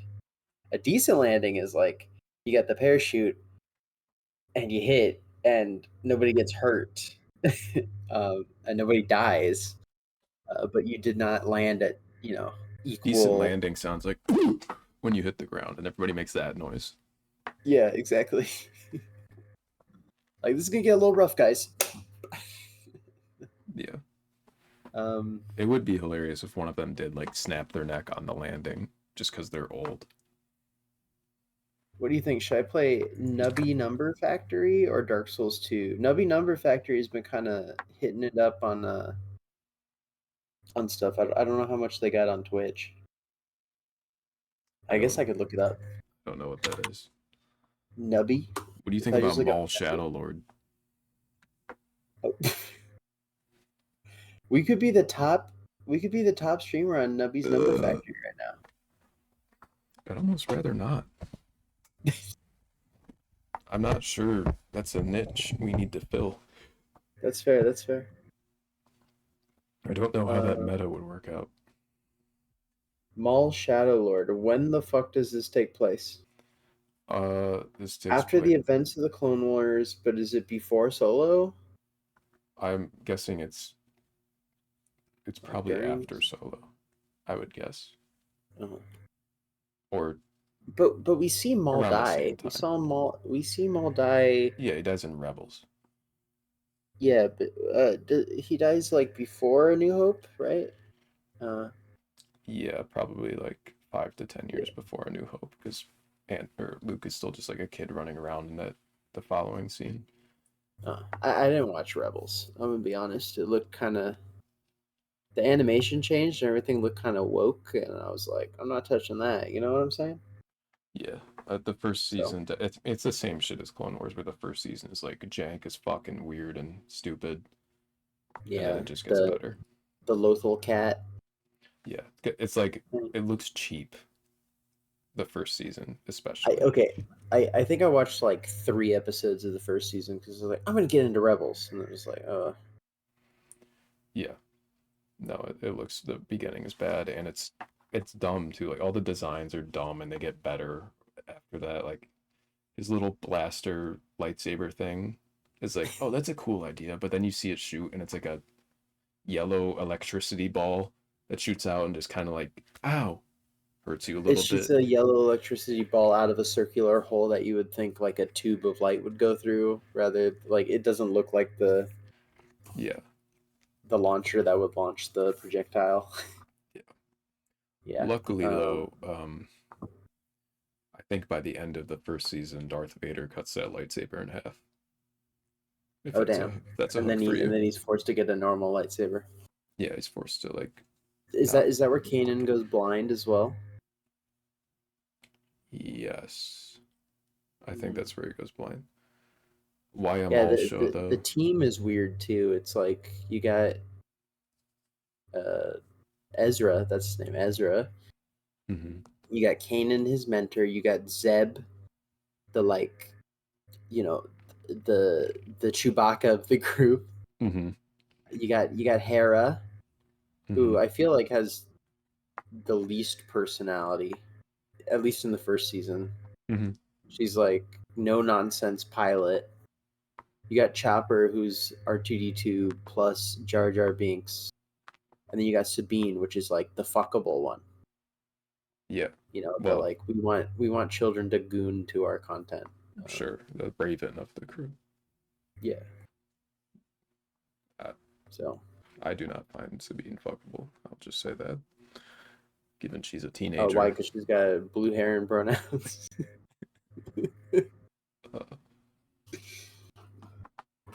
But yeah, now in Ahsoka though, that's a different story. Did I ever tell you about the Clone Wars, Luke? No, You've seen that copy pasta, right? I have. It's terrible. Raised eyebrow. Don't raise eyebrow me. I'm correct here. The Maul show, because in Solo they had a post-credit scene where Darth Maul showed up and he pulled his lightsaber from off screen. He's like, "I'm Darth Maul, and I'm the leader of the Crimson Dawn." And then it went to credits, and then Solo didn't do so good, so they didn't make a second movie. And they didn't do anything with it. Yeah. So they've just been waiting for years and years, and they finally finished Bad Batch, which is the follow-up after Clone Wars. So now they have an open slot to do animation. So just do the Maul show and figure it out, because like Maul's been in the animated shows before. It's kind of where he's had his retelling of his story and expansion and stuff, and you have Sam Witwer doing the voice and stuff. The Clone Wars of him was really good. The Rebels of him, I watched that like little scene where he shows up in Rebels. That's good. Yes, he has a lot of shit in Rebels. He like, that's what leads to kind of that whole Vader thing in the end there. Like he picks up Ezra as an apprentice for a little bit, but Ezra doesn't really even understand Ezra goes through a little dark side edgy phase. He doesn't even know that Maul's like a dark sider, I think, at first. Oh, he's just Until a certain point when Kanan catches up and he's like, "Ezra, what the fuck?" And then Maul's like, "I'm Darth like, Maul." Wait, this is the guy who killed like the coolest guy the building. What He's the like, fuck no, is- I trust him. He's helping us. Dude, he's red and black, and he's got spikes coming out of Whoa, his head and whoa, orange whoa, eyes. Kanan. And then some Inquisitors show up, and then they're like fighting, and then Maul takes out the Inquisitors, and he's like, "How this was easy." And then you see Maul, and he's like, "I gotta leave," and then he leaves, and you're like, "What the hell was that about?" And then Vader shows up later. You're like, "Oh, okay." Maul's like, this was easy because I used the dark side. Ezra, did you ever think about that? Using your feelings and emotions? So anyway, Maul TV show probably gonna be shitty at first, but then get better. Yeah. All of the shows are. Is it live action or is it No, this is animated. Oh, okay. That's why it's Oh, is it gonna have some weird middling style between Clone Wars and Rebels? That'd be really weird. it's probably just gonna be a generic Clone Wars Rebel. Like the Rebels kind of hit a place at the end that is closer to Clone Wars, but still just had thin lightsabers. Like that's really Right. the difference by the end. At the beginning, it seemed like it was a show made for literal toddlers, but by the end, it has more going for it in terms of art style. Oh, Star Wars Outlaws gets a new DLC. I still have to finish that game. I've played about 3 hours of it. I still have to buy that game on $5 clearance in 7 years. It came with my graphics card, so. Oh, nice. And it does not. Is it a decent game? Is it? Yeah, it's fine. I think my only issue with it when I was playing it was like, I'm trying to play this on the best settings, and I'm only getting 30 to 50 frames per second, so I have to I'm trying to get the down. advertised settings that it literally came with the graphics card that you're supposed to fucking play it on, and I'm getting 3 frames. And so What sometimes I fuck? get a bug where it's like it would chug, and then even if I like got out of the area that made it chug, it would just stay chugging, and it would be like, okay, we're at 4 frames per second just now, unless I restart the game. And that was fun. Classic. There is gambling in it though, and that's actually very fun. The gambling in the game is fun. I endorse that. Star Wars Outlaws release date announced for Nintendo Switch 2. It's on my birthday this year, September 4th, 2025. September 4th? So you're saying you could have stopped 9/11? Yeah, I was 4 years old. I had just turned 4 when 9/11 happened. I could have done something. That's fucked up. Oh, speaking of birthdays, did you know it's YouTube's 20th today? There is one. There is a finite amount of videos on YouTube today that are exactly 20 years old. Interesting. Yeah. Hey, what's up, guys? It's me, the YouTube guy. On my first YouTube video, be sure to smash that like button, rate me 5 stars, recommend to friends, share, eat my ass, and leave a comment. Thanks. See you in the next one. Yep. I'm gonna look it up and Smash see that if I can bell. find it. Smash my pussy, smash that bell. Rate 5 stars, America's Funniest Home Videos. Put me on your TV show. Hey, you know what? Actually, can you check this out? This is 20 years old today. This is the first YouTube video. This is the first YouTube video. That's amazing. Yeah. I wonder what it is. Hey guys, smash my pussy and my ass. Alright, so here we are in front of the elephants.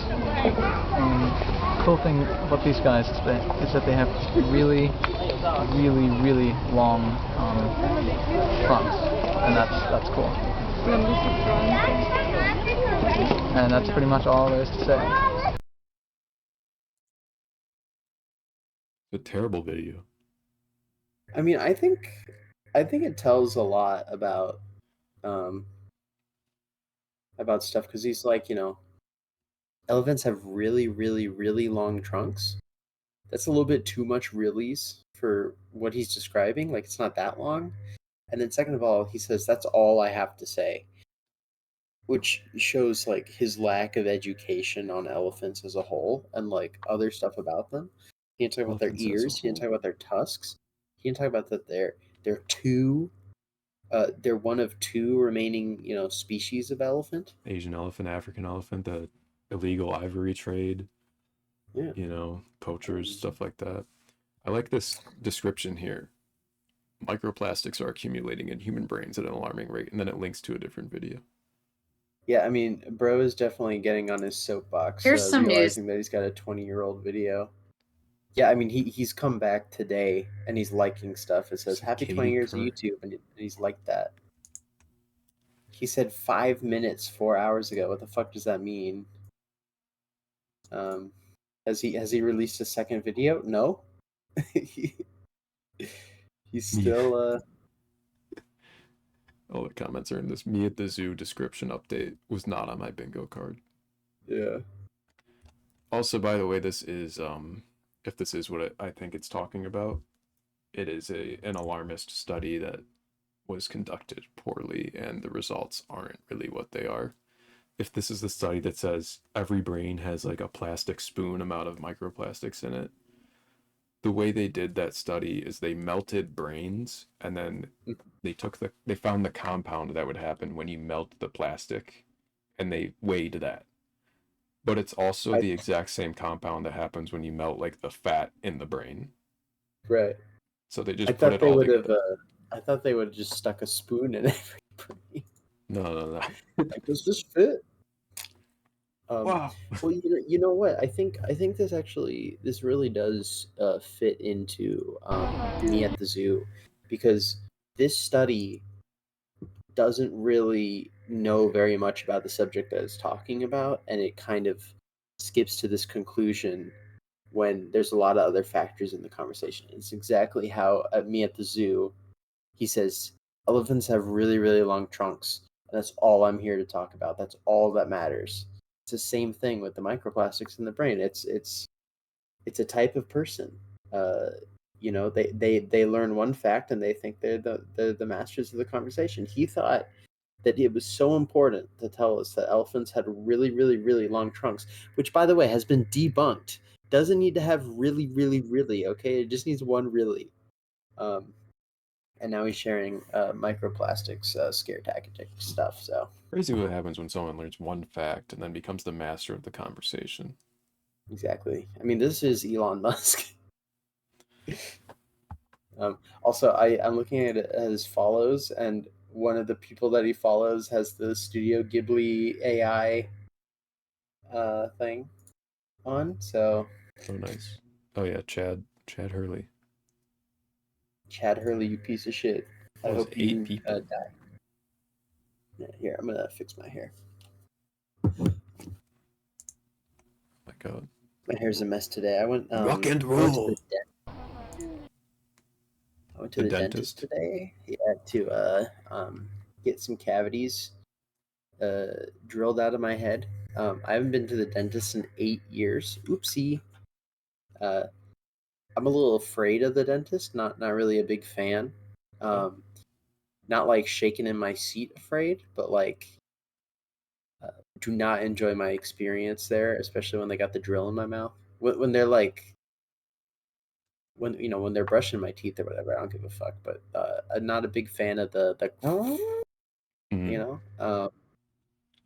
and I think a thing that helps place my like fear of the dentist is that my tolerance for like pain numbing medication is extremely high.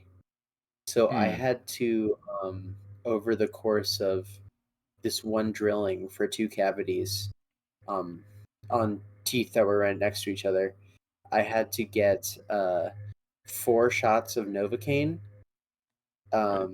at higher dose, and then an extra shot of like, I'm assuming it's still Novocaine, but like it was a different serum that was like super potent and like had to go basically like directly underneath the nerves, because I could still feel like burning and ripping through my my tooth and stuff. So had a lot of Novocaine. Had half of like my face I couldn't use for like 2 hours because it was so fucking numb.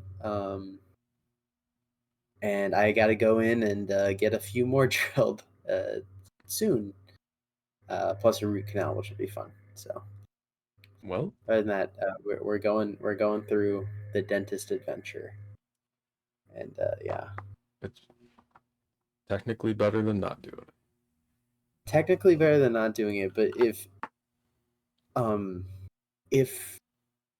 the fucking like ripping out all of your teeth thing that like people can do now, like the full mouth replacement, was like not actually worse. Like you have to take better care of your teeth when you rip all your teeth out and replace them with plastic. I would do that in a heartbeat because I don't know. I'm brushing and flossing and shit now. I wasn't a big flosser for like the last all of my life. I'm learning how to floss. I do a lot of mouthwash now. Teeth are annoying. Teeth are fucking annoying. But yeah. We got an ad in 30 seconds. I guess I'm this aware. should have been the part of the ad. Okay.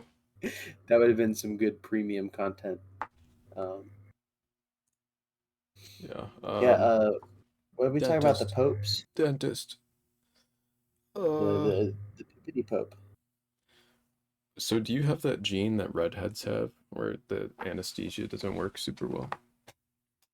Maybe. My my Theo's a painkillers, redhead.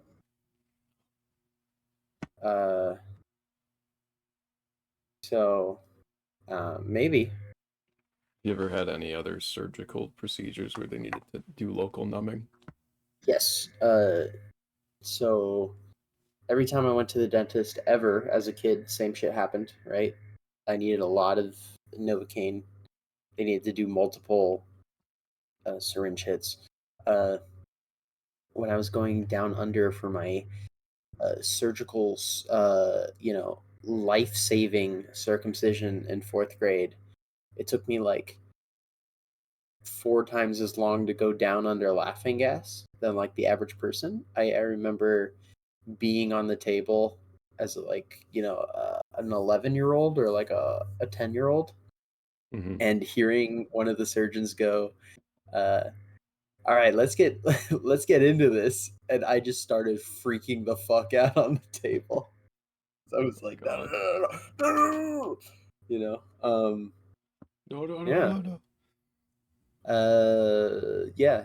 Every pain medication just does not.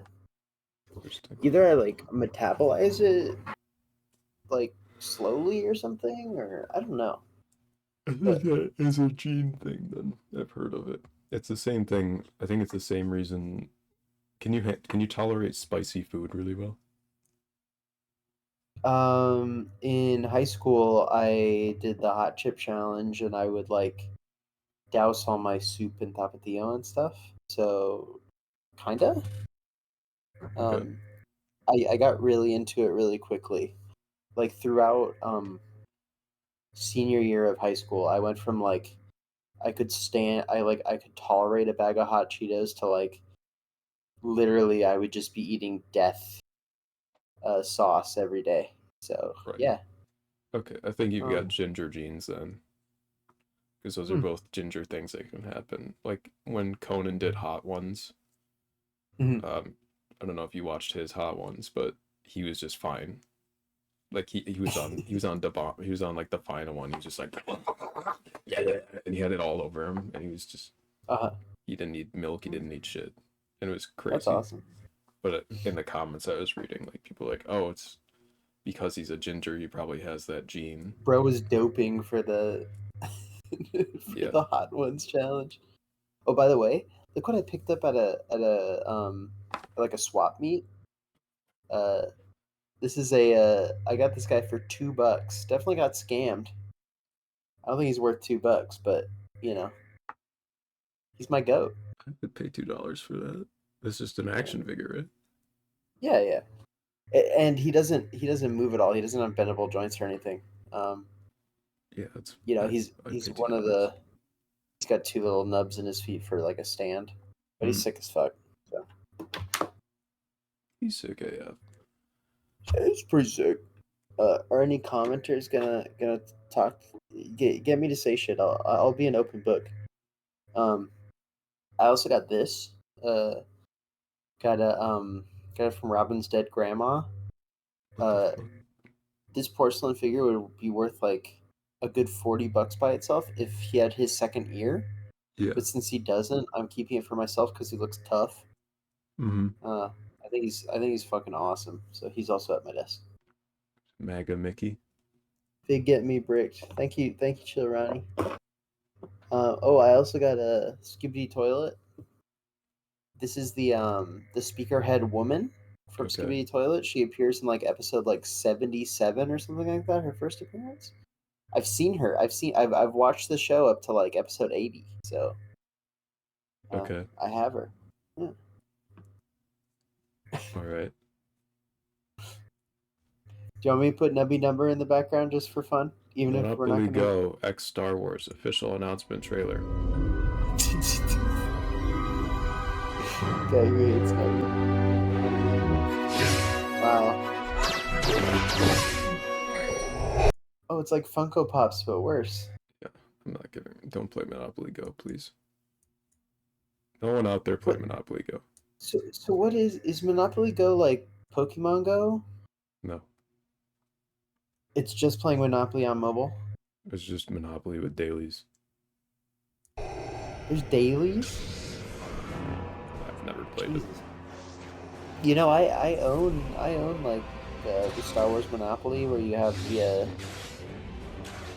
golden like Imperial coins and you got all the ships and stuff. Sounds fun. Yeah, it's fun as Well, shit. sounds fun to own. Monopoly is not fun to play anymore. It was actually super fun to play because I wouldn't play Monopoly. I would just have space battles because the hotels were the hotels for the dark side were Star Destroyers and the hotels for the light side were the Millennium Falcon. Mm-hmm. And so I'd do space battles. Yeah. I love that.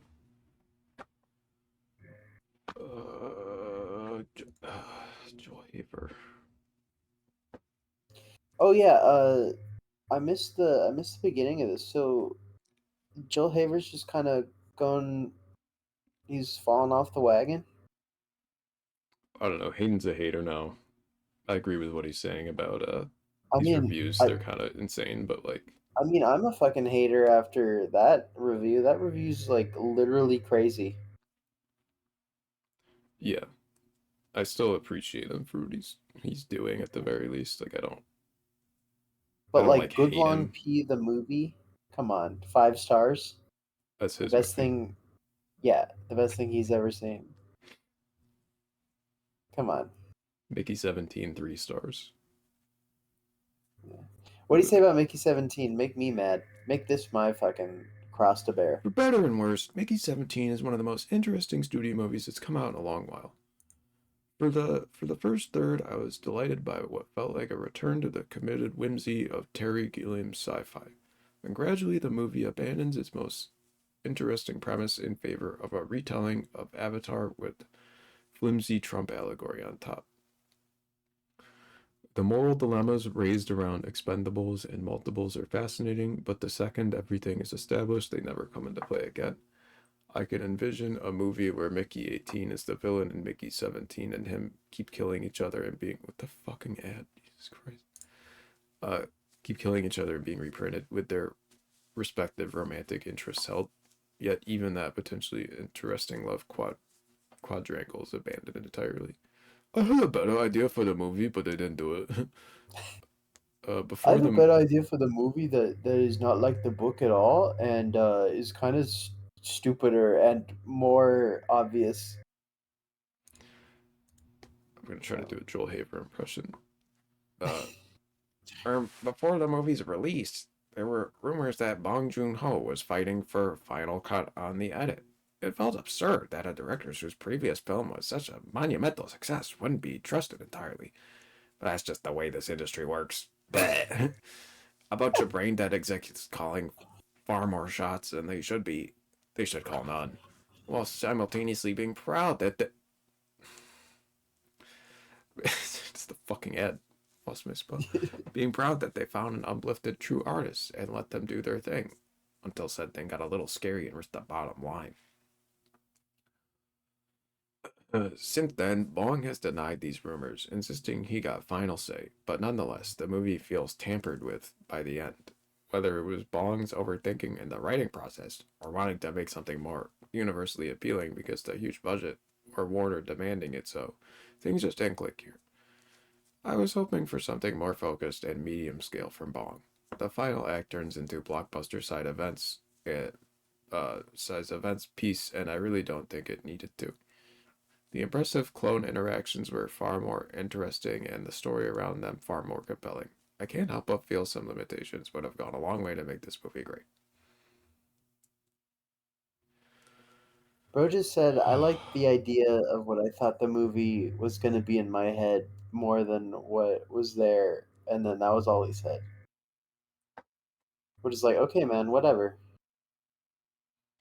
Like, there's a whole paragraph where it's like, The movie improves on the otherwise straightforward and broadly... whatever. I like this. Sorry, I'm on delay, so I'm reading shit that's like... There were rumors that Bong Joon-ho, blah, blah, blah, and then the next paragraph is like, since then, Bong has denied these rumors. But if they were real, it'd be weird. But I don't trust that guy. I don't trust him, to be honest. Crazy. Which is so funny because it feels completely like a Bong Joon-ho movie. There's nothing that feels off. Like it feels really well put together. Gotta read the Spy Kids too. Robert Rodriguez repeated forays into making movies for his kids maintained the quality of Spy Kids 2. I think he'd be considered one of the great live-action kids movie directors. There's so much here that taps into the imagination of a child like nothing else. It's hard to think of another movie where so many of its inventions and effects and ideas magnetize themselves to my nostalgia. Like Spy Kids do. From the watch that does everything but tell time, to the dragonfly submarine, to the inflatable life vests, to the tiny hybrid creatures. I not only remember them all vividly from my childhood, but I remember the feeling of excitement they caused in me. Put simply, they were cool and made me want to come up with cool things too. I don't know if Rodriguez grew increasingly bored / hands-off with these projects, but at least we'll always have Spy Kids 2 and all its cornball dorky glory. Well, at least, you know, he's clearly jacking off on this one. He's not really like... He's just saying whatever. But yeah, Beetlejuice. Even when viewed as a collection of wacky effects, there ain't all that much here. The rules are too confusing, and Beetlejuice is barely in the damn thing. And I'm not even sure that it's a bad thing because he's such a poorly realized character. He's like if the genie from Aladdin was an alcoholic and hit in the head with an anvil. Bro just yaps a bit and then disappears for 10 to 15 minute intervals. Yapple juice. Yapple juice. Yapple juice is pretty good. This has to be satirical. The rules are too confusing. Yeah, aren't there like 3 rules? There's one rule. You say Beetlejuice 3 times and he shows up. Yeah, do you have to say his name 3 times again to get him to go away, though, right? Yeah. Yeah. That's it. And then it's counted throughout the movie. Right. So like he could be like Beetlejuice, Beetlejuice, and then like 5 minutes later say Beetlejuice, and it'll show up. Yeah. But then you could do the same thing when getting him away. Yeah, and that happens. Which Where is like Beetlejuice, Beetlejuice, and then your mouth disappears because he made your mouth disappear. And then you gotta get your mouth back. Hey baby, I'm Michael Keaton. Look at my cock. This cocked up. I saw Beetlejuice when I was like 12, so I have really no recollection other than like it's like a man and a wife who die. Mm-hmm. Someone moves into their house.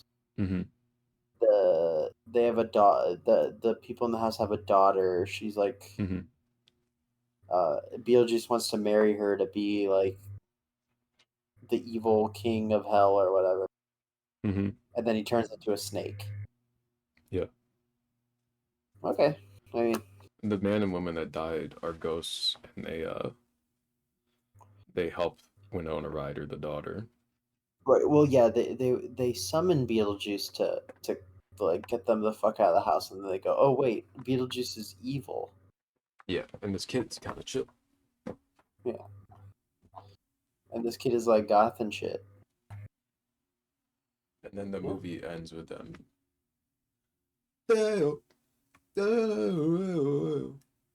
Daylight's come and we want to go home. You know, they sing that song. Come, Mr. Yeah. Dally Man, Dally me. Or maybe it was a different song.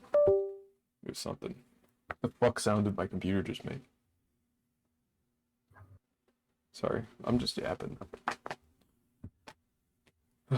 And have you watched a Joel Haver movie? No, I haven't watched any of his movies. I was like, oh, it's cool he's making movies, and I didn't watch any of them because there are full movies. Yeah, and I didn't same. want to. I was like, wow, you know, like really proud of you, Joel. You're gonna start making movies now. And then I was like, I am not sitting my ass down to watch an hour-long movie by a YouTuber that I like have to pay attention to, or that is named something like Sun, or The Call, or Your Point Girl, or Coming Home, or Film About Friendship. About the I would watch Diarrhea Diarrhea Brothers. Brothers. Yeah, I would seems watch the pretty Diarrhea good. Brothers save the day. Absolutely, I'd watch that. But Let's check out Love Celeste. Love Celeste. A film by Joel Haver.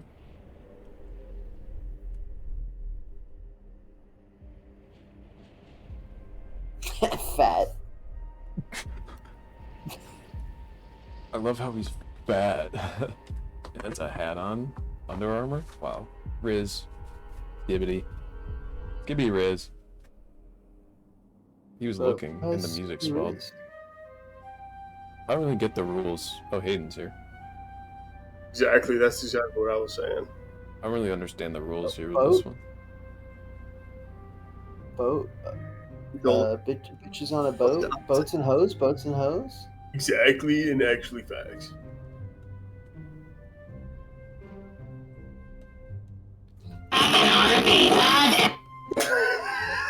What sound was that?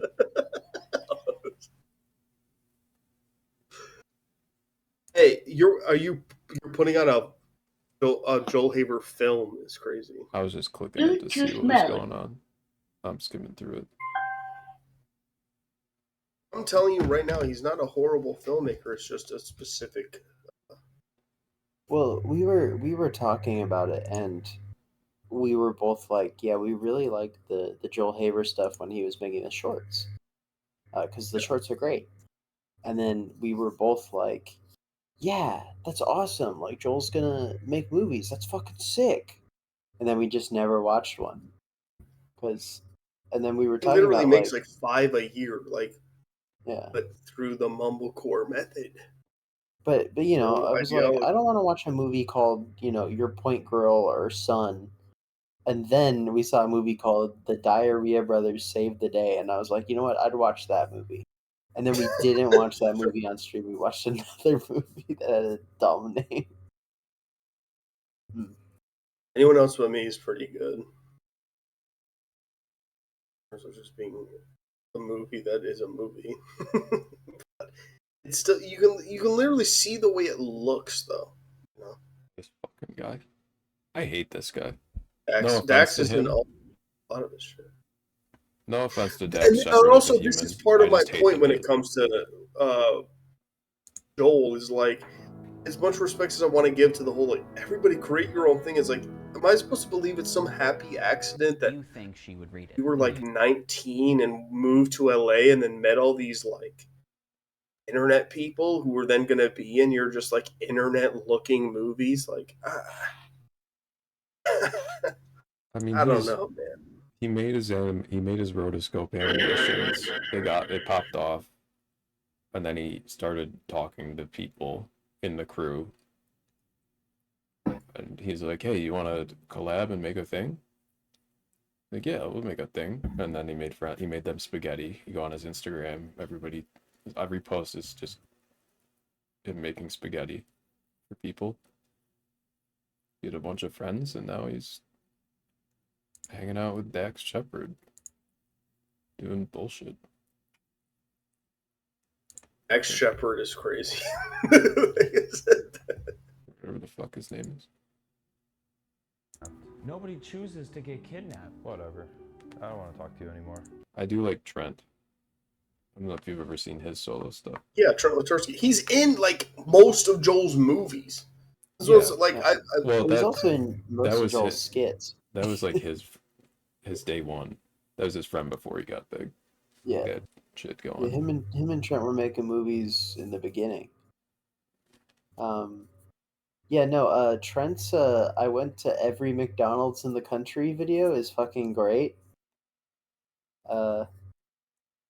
It's a blast. Yeah, it's this. I guess okay. Here's what I'm saying too. As somebody who watches an enormous amount of YouTube, what exactly is it that you fucking want, Joel Haver? Do you want movies at the theater to be like long form YouTube videos that like also has something to say about the human condition or something? Like what? I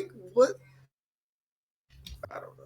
No, yeah, absolutely not. No, I'd kill myself if I went to the theater and saw that. So that's a feature film. But like if you paid admission and you go, I'm gonna go see this movie, and that's the movie you went, you give a movie theater money. What, are you talking about Diarrhea Brothers? Sure, any of it, really. I think Diarrhea Brothers is different because the bit is that it's a 1 hour 44-minute movie called The Diarrhea Brothers. So like I'm chill with that. Yeah, I think I one agree. thing he should have turned into the movie studios was Diarrhea Brothers, and not It Just Takes Time or Hiccups. Hiccups. Look, it's a rom-com. You can tell because the fucking cover. Right. But it's probably not comedy. It's probably just. He's got one movie that is actually like legitimately really pretty good, but Holy still shit, like look at all those jumps. Look at all the it's spread out. Wait, can you hold this for a second? Okay. What's going on? Did you just steal this? No, I mean, he wasn't gonna take care of it anyway. You and she's jumping on my motorcycle, but I'm smoking and I got a plant. She's like, I can't turn this Does he on. own a because I'm camera? woman. Is it all of this shot on an iPhone? No, there are cameras involved, and I just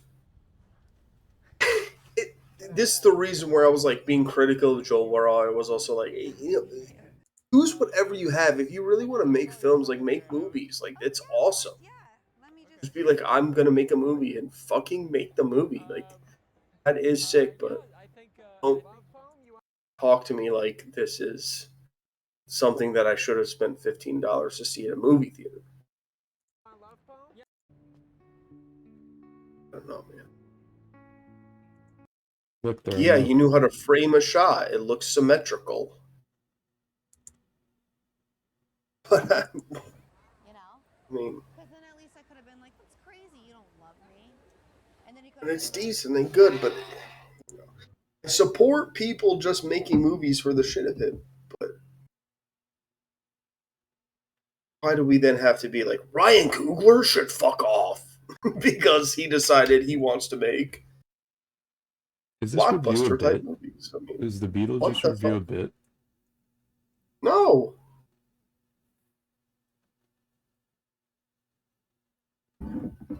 I feel like I mean, he's this guy who's like so passionate about movies.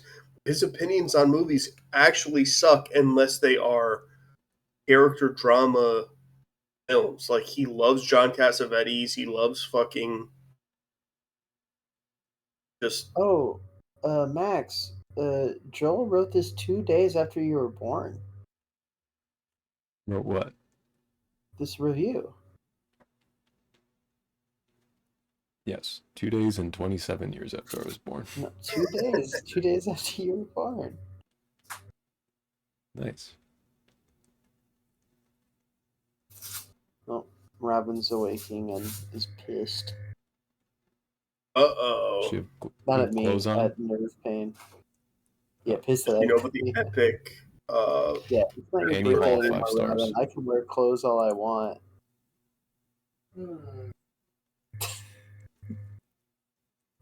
Challengers They 3 gave love stars. signing Ratatouille 5 2.5. stars. The Challengers 3 stars too. I'm like, this is absurd. This is literally Phantom Menace absurd. 3 stars. What does he say about Phantom Menace? I give That's- Phantom Menace 3 stars though with the like. That's That's one of our few crossovers, probably. It's nostalgic, but it sucks. It's the vibe. Okay. Yeah. Spider-Man 3 5 stars. I don't like. No, that's dog shit. That's a dog. I Undertaker watched that is- in theaters when it came out. I was like, this The sucks. problem is, it was a really inventive, fun movie, and that's another one, 2.5, but alike. But I see this, like, his whole metric of, like, rating movies, too, is just fucking stupid. Like, there's a recent review of Panic at Needle Park, which is this classic, like, Al Pacino, conversational rom-dram movie. And yeah, it's a 3 because, like, it's not... You're like... What is your fucking metric? Your metric is so deeply personal that it's like, I can't even take this seriously. I think the Neon Genesis Evangelion really speaks to this, because Neon Genesis Evangelion is like, what if you had a movie or a show with a lot of iconography and a lot of questions that you ask that never get answered and really don't have any deeper meaning, but you think they do. And then it ends. And you're like, wow, that was actually pretty good at times. It's like Dark Souls. No, Dark Souls has lore. Neon Genesis does not. It just kind of... Well, Dark Souls has lore-ish. There's a story. Yeah. Neon Genesis really doesn't have a story. Vibes, though, dude, the vibes. This is the other thing about these types of filmmakers. As somebody who is a writer, I get fucking annoyed about, like, but then, dude, the vibes were so, it's so great in this movie. Like, fucking learn about storytelling, though, too. Like, I don't know, dude. I look at this taste in movies and I just hate this. Die Hard is great though. Holdovers, he gave a good review. That's solid. 4 out of 5. Solid. Five Nights at Freddy's 2. That's terrible. 500 Days of Summer 4. I just can't believe Five Nights at Freddy's is so high. Freddy Got Fingered. 5 stars.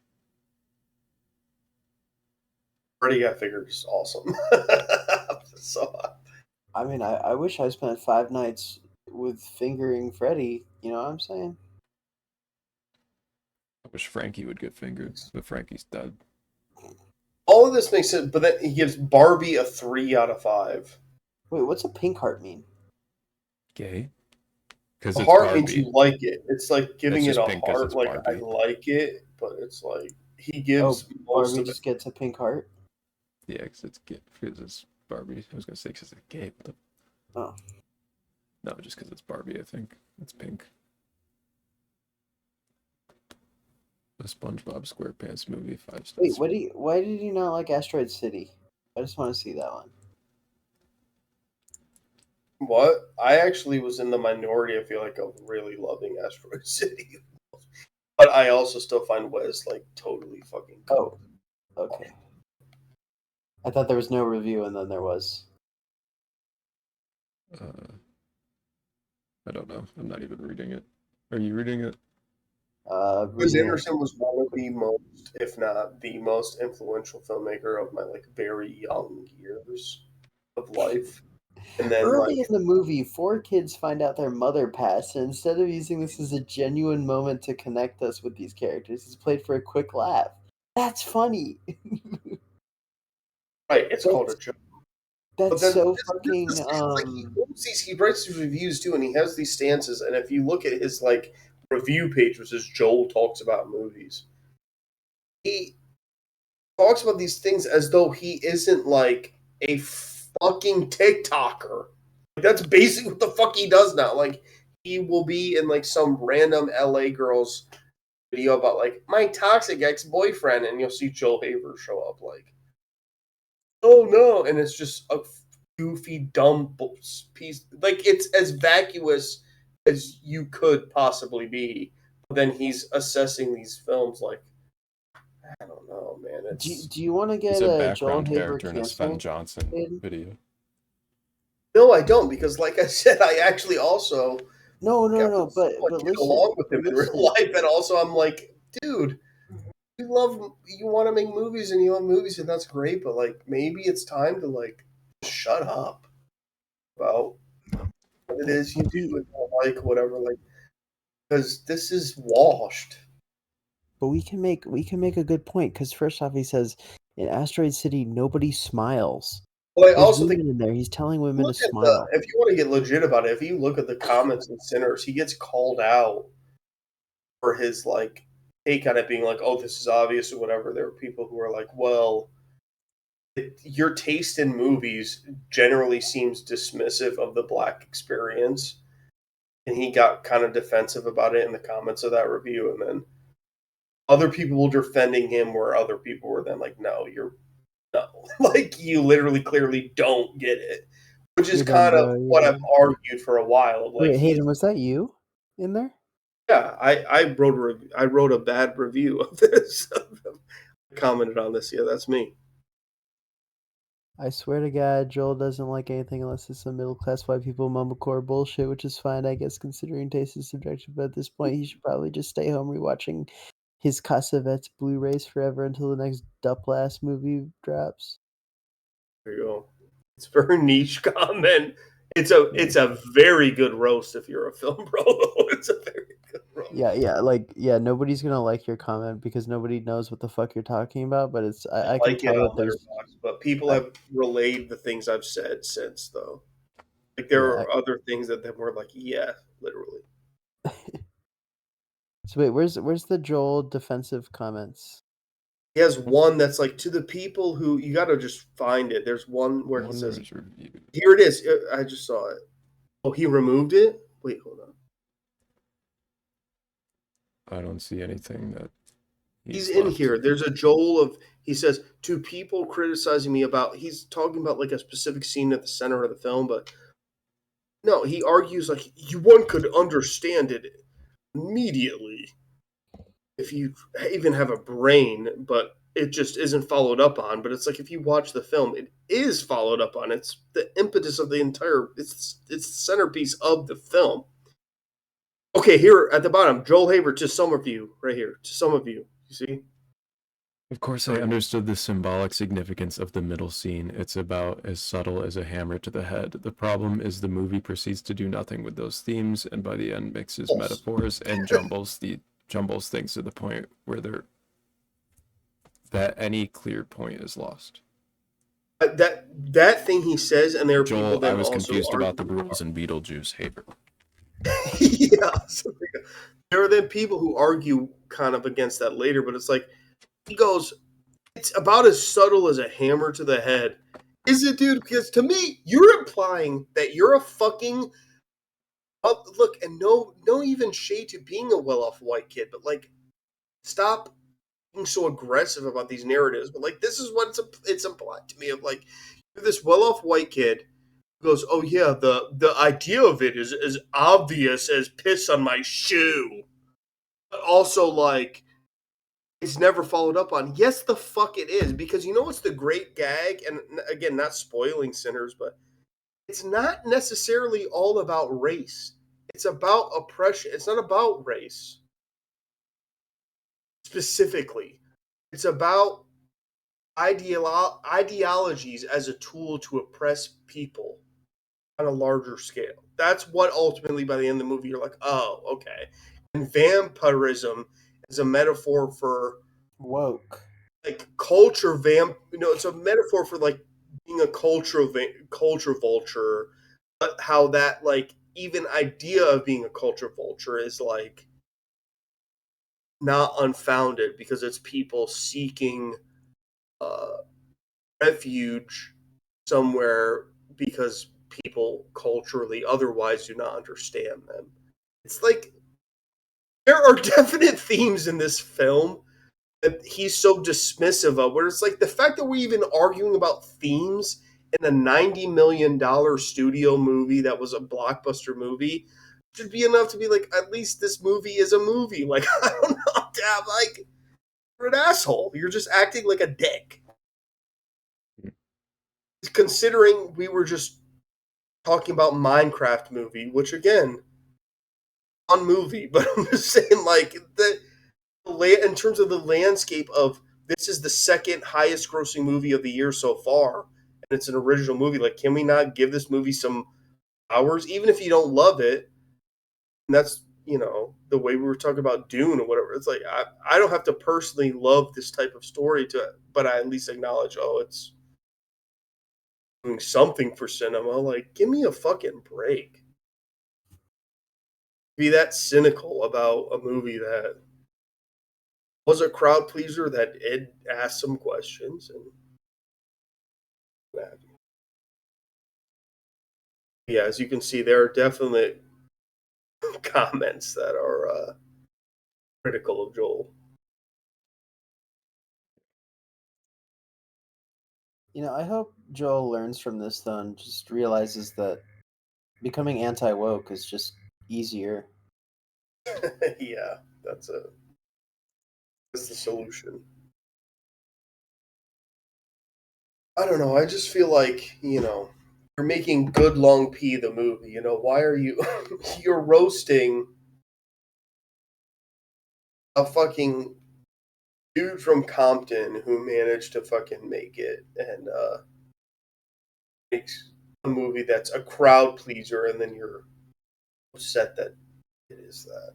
I mean, at a certain point, why don't you go back to fucking making memes? I mean, what the hell, dude?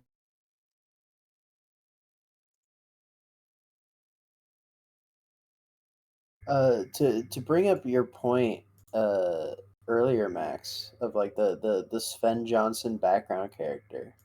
Yeah. Do you know the lore of like his brother Gus? Like, what's going on? Is he back? He's trying to do a soft reboot right now, is what I've gathered. So his brother was canceled and broke up with all his friends because his Canceled for girl. like the gayest reason in the world. Like, I'm gonna be honest. He wasn't supportive of his girlfriend, and I guess may have That he been was breaking up emotionally with. abusive or something. Yeah. I don't know. I really didn't care enough at the time to watch all the videos. Yeah. But he got canceled. He was kind of an asshole about it. And then he stopped making videos. He stopped making his sketches, and his brother is like does the same exact comedy. So he's like more popular now and hangs out with all these people.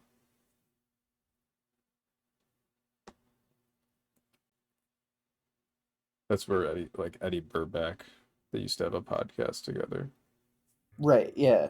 And then that ended. Yeah. He was like, yeah, I'm gonna go do my own shit because Gus went fucking crazy, man. Yeah. It's like whatever. This is some millennial beef. But I don't know, Gus signed my forehead, so I'm kind of like a nepo baby on this situation, which is why I can't have an opinion. Oh, he's making videos again.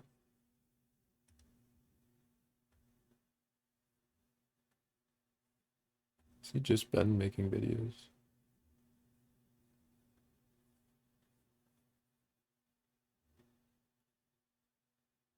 I mean, he's getting a third of $1 million on each, so. Damn. He's not doing bad, that's for sure.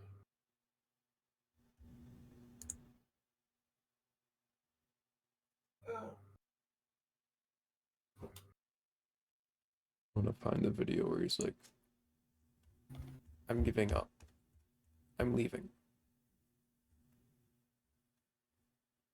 Here's my side of the story. That shit might be deleted by this point. I'm sorry. Miss Johnson.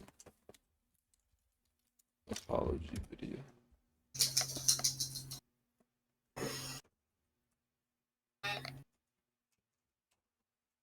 Very gay dog. He's attacking my door.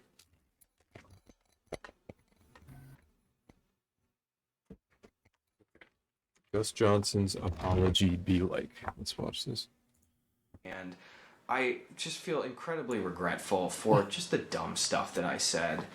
I'm sorry that I caused her hurt during this time, and I'm Can we sorry look at my that I Kodiak was not Cakes the edit? partner How that about she that? Can we look at that? Can we finish this 30-second video before you start talking? I'm already annoyed. I just hate Gus Johnson. needed during this really difficult period. Why do you hate Gus Johnson? For his craft, or? I told him that I'm sorry. Yes.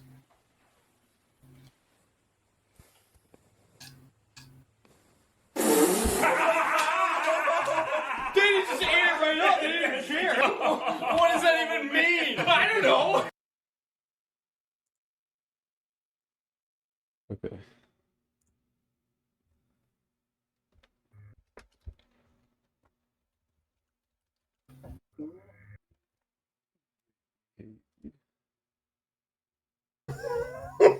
That's a... How do I spell it? There you go. Okay, let's watch a highlight of this stream on the stream. This will be highlighted in a new video. And as always, if you... Oh, I thought you were talking, but it was you talking. So I paused it instantly.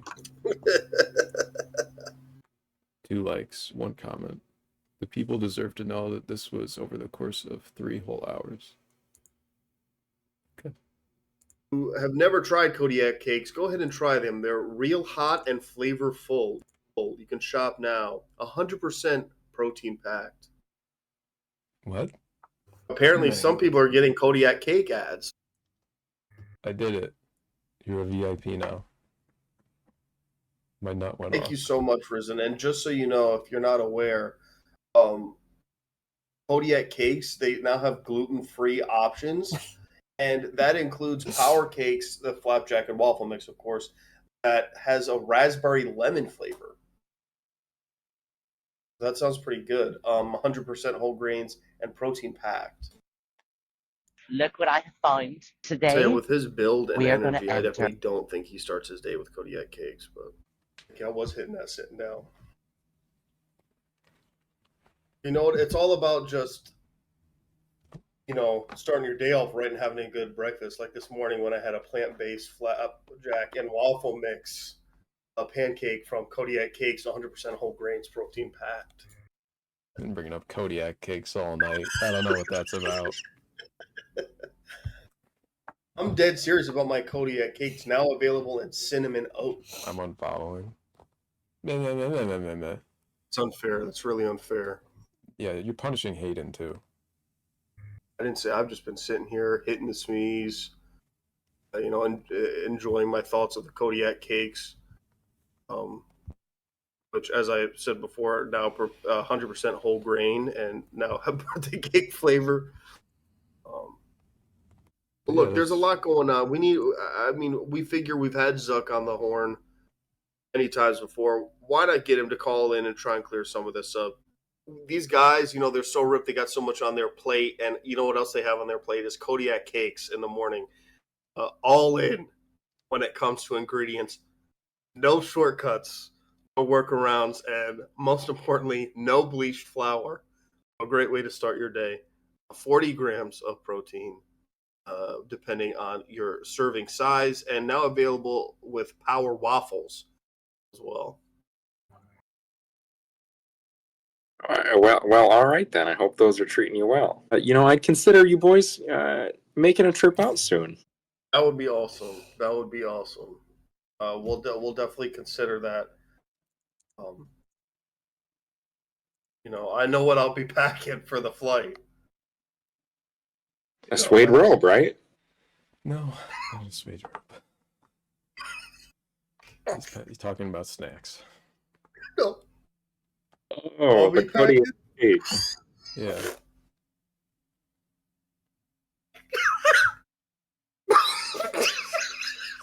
Well, have fun in Vegas, Suck. I don't know what's happening. This is something. Okay. Thanks for joining us. I talked to your wife about China. Have fun in Vegas. And try a new soft baked sandwich for Thanks breakfast. for joining. Well, all right then. I'm unprofesh. I'm sorry. My apologies to Kodiak Cakes. Kodiak Cakes? What about me? That was good. That's a wonderful video. It was a great little bit we did. I mean, that I insisted on. I guess there were many, many more times that I mentioned Kodiak Cakes throughout the whole thing, but then yeah, it's one of those things. I eat Kodiak. Every 10 minutes or so, I just give an ad read for Kodiak Cakes. That was, of course, the week when Bum was too good for the stream, though. Yeah, I was wandering the desert. I was at Coachella Fest. But not. Not really? Like, what do you mean? I wanted Hayden to ask more for me to elaborate. I was just like, what'd you do? Like, did you see any good sets? I was watching some of the live stream and shit. Oh, no, I didn't go to Like, Coachella I went Fest. to Coachella, but I literally didn't go to the actual festival. Like, what the fuck are you talking about? Yeah, exactly. You get it. I just walked around and I was vibing in the middle. Dude, like, you ever been to Joshua Tree? Because it's, like, so zen. Like, that's the vibe you're giving me right now. The amount of times Bung has talked about Joshua trees. Jesus Christ. Because Joshua Tree is, like, so, like, honestly, it's so sad. It's I so went to cool. fucking Joshua Tree and I fucking You realized get out there, you just like kind of just like one with the earth, and you just don't even think about the real life. Like you just don't even think about life outside of Joshua Tree. Like just like out there, and you're a part of it. Mamma mia! Mamma mia! I go out to Coachella Fest because I wanna bond with Went my to Coachella, did family. not even see anybody at fucking Coachella. So what do you walk around and pretend to take mushrooms? I mean, what? Pretend to take mushrooms? What the fuck does that? What the hell? Well, so Hayden, the bit here is that I'm from Coachella, so when I go back Sure. to So then you Coachella, just said, "Oh, here's the festival," so I'm just gonna walk around the neighborhood. well, I went from Tuesday to Thursday, so Coachella Fest wasn't even happening. It was the Am I supposed midweek to dance? between week 1 and week 2. So I don't know. Maybe there was artists in town, but I didn't see any of them. Sure, they were hanging out in the desert, dude, just fucking getting one with nature. Just like, honestly, like when you feel sand that's like that hot, like normal sand, like isn't even that hot, but like you feel sand that it's like as hot as it is, like out there, like it's a different feeling. You're like, it's a different vibe in terms of just like. Yeah, it's true. It's true. That's what I'm saying. There you go. On Coachella, dude, like when you're out there, you're just like, you're in that heat and that sun, but then it's just like kind of peaceful. Like it's not even hot. At a certain point, like it's not even hot. Like just like in shorts and you're just hanging out. Like it's literally not even that that's hot. what I'm saying, though. You know? I'm sure. I'm positive that's what you're saying. But yeah, I mean, yeah, I went to Coachella and I played some Fallout 4 with my brother. I watched all of Severance again with my mom. Not all of Severance season 1. You went out Um, to Coachella and then you stayed. What you just stayed in a vacation rental and no, I stayed in my missed childhood crucial a couple home. times a day. I just like walk out there and I just like look at the sun and I grab I the stayed sand and I Hayden. feel the grains between my My fingers and then I go back Hayden. inside and then I just like fucking rip Dark Souls. And just, Hayden, you missed the fucking thing. You missed the main I'm detail. I'm doing a bit right now. I'm bidding. Chimpanzini banana. Italian brain rot. Can I not? Can I not right Chimpanzini now? Chimpanzini bananini. bananini. What? Wow. He's my goat. I'm more of a tralalero tralala. I do like tun tun tun tun tun tun tun tun tun tun tun sahur, you know. But I fuck with the What is it? You chimpanzini just like to be just bananzini. like elite in the sand. Like, that's the vibe. Just like I'm just gonna go to Coachella, like not during the festival, just like sus in the sand. Yeah. Also, I don't know what the nice. fuck is playing right now. It's coarse and rough and irritating. And it gets everywhere. I mean, if it helps, I literally didn't go outside that much. Again, I watched Severance, and then I played Fallout 4 with Like my season brother. 2 Severance. You talk about this? I'm on like episode 4 right now. I'm liking it so Season far. 2. Yeah, I'm having a good time. Interesting. That's the episode where they're outside. Right. Yeah. The field trip. But what I will say, spoiler warning, but I'm gonna not spoil. But it is. It's been spoiler around warning. forever. You're late. You're late on Severance. Okay. Well, it's season 2. I mean, season 2 just came out. But and I'm not saying I'm a mastermind. I thought it was actually quite obvious, and I wanted to get your pulses gauged on this, but like it was obvious the what was revealed at the end of episode 4. Like you could totally tell in episode 1. It was like clearly. What do you mean? With Helly, the thing with Helly in season 2. What the twist? Yes. Yeah, it was like so obvious, like literally the first Insanely sentence. obvious. I'll tell you Yeah. I'll tell you. Here's my thing. By the time that the finale comes around, I was locked back in, but reluctantly. Season 2 of Severance kind of Did it lose you? it kind of lost me only insofar as this. The end of episode 3, which is Mark being integrated, so to speak, whatever. Yeah, Right? the reintegration. Yeah. You have this like reintegration, and it's so great, and it's edited and shot, executed so well, and then there's a field trip, And nothing and then happens other in the things field happen, trip. and then it's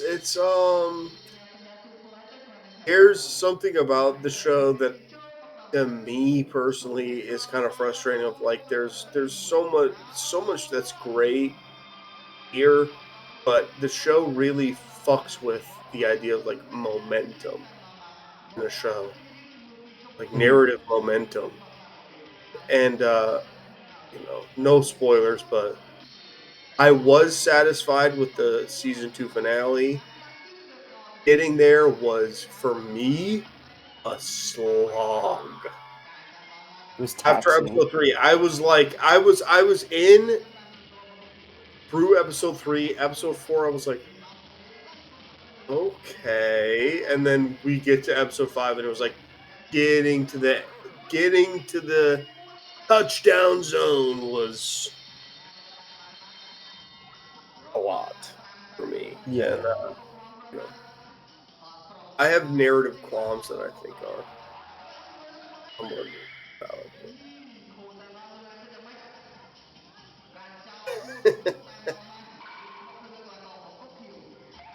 Ronnie bugging. Has just been bugging Ronnie. What? I'm sorry. I'm kind of invested here.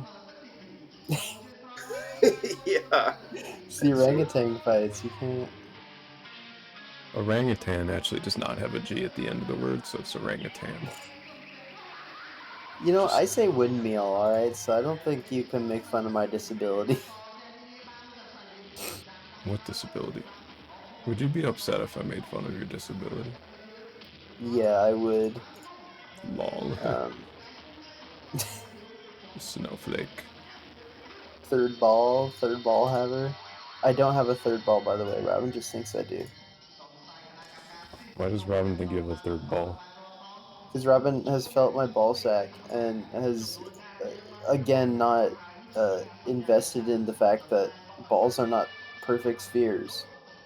And we'll go, there's a third ball back here. I'm like, no, it's the other end of the same ball. You know? You mean like the worm? Yeah. You I mean, got I don't worms know. on each. You got a worm on each ball. Yeah. Yeah. Robin touching the Yeah. worm and be like, "This is another ball."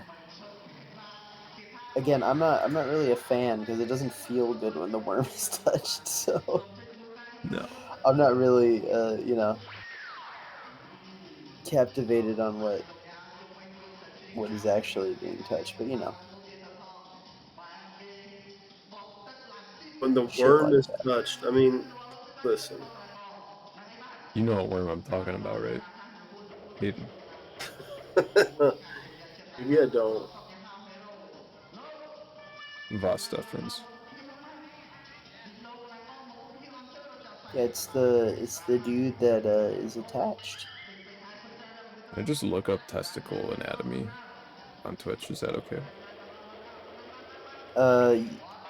If you get a image that is good, like a truly medical image, Yeah. Testicle. and maybe one that's removed from the penis itself. Yeah.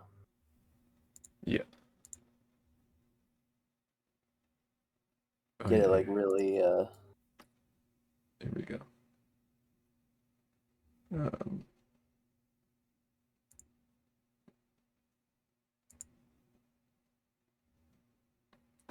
Yeah, this is great. Testicle structure. There we go. This is your testes. Here's your tunica vaginalis. Here's your tunica albuginea. Here's your cavity of tunica vaginalis. Don't show this to Trump. He's gonna think we got the transgender mice. Yeah. This is what I was. I mean, I was talking about my big ball extension. I mean, this is kind of. I've looked at a lot of this anatomy and had to ponder a lot of this. But you're not a big fan of the juggling idea? I think that would really put you guys on the map. If you're like juggling my balls while I talk about, whatever. Also, what grinder date is that? Like either 4 a.m. or 1:40 in the morning, or are you like a Brit bong or an Australian Ronnie? What the fuck are you? Actually, a 2 a.m. grinder date kind of makes sense. You want the lights to be like all as off as they can. Yeah, I don't know if I'm challenging that. So the body of the epididymis is the worm, and that spermatic cord is like the top of the worm that connects into your body. So Robin may be putting their finger right here, like right in between the ball and the epididymis. Hey. Feeling that crease? Hey. Yeah. The dog and a cat are fighting. Classic. That's hilarious. Love when siblings fuck. Yikes. What's going on? That's why. Sorry, I'm just I making play some jokes because here. I don't know who's watching this stream at this point, and I don't. We've got one more ad This starting in is 90 for seconds. Bong. This is for Bong because I just want to talk about. Just want to talk about it for a second. Hey, all I'm Is saying it is not kind of, as somebody who literally has a dog and a cat, is it not kind of cringe when the chat goes like, "Let me see that cat, Max," and stuff? Oh, let me. I want to look at the cat. Where's the cat? And Is that cringe? I could just put my cat to my mouth. I mean, you see a cat every day of your life. What do you mean? Where's the cat? I'll go grab my cat right now. What is your I mean, I point? agree with that for You're cats. you're gonna screw me. You're gonna act like I'm an asshole. But you know, I'm a big fan of Entertainment dogs. at a certain point. Though, what is it? You want to see my cat? You want to see my cat on my? See my cat lick me or just my cat today? So Max knew this. I came in tonight. Cute. He's a friendly And she guy. actually did some kind of He just wants to today be where she petted. was Let's licking go my pet him. hair like she was grooming me. Oh, here she is right now. I'm gonna go get her now. I've got a cat on me right now. Okay.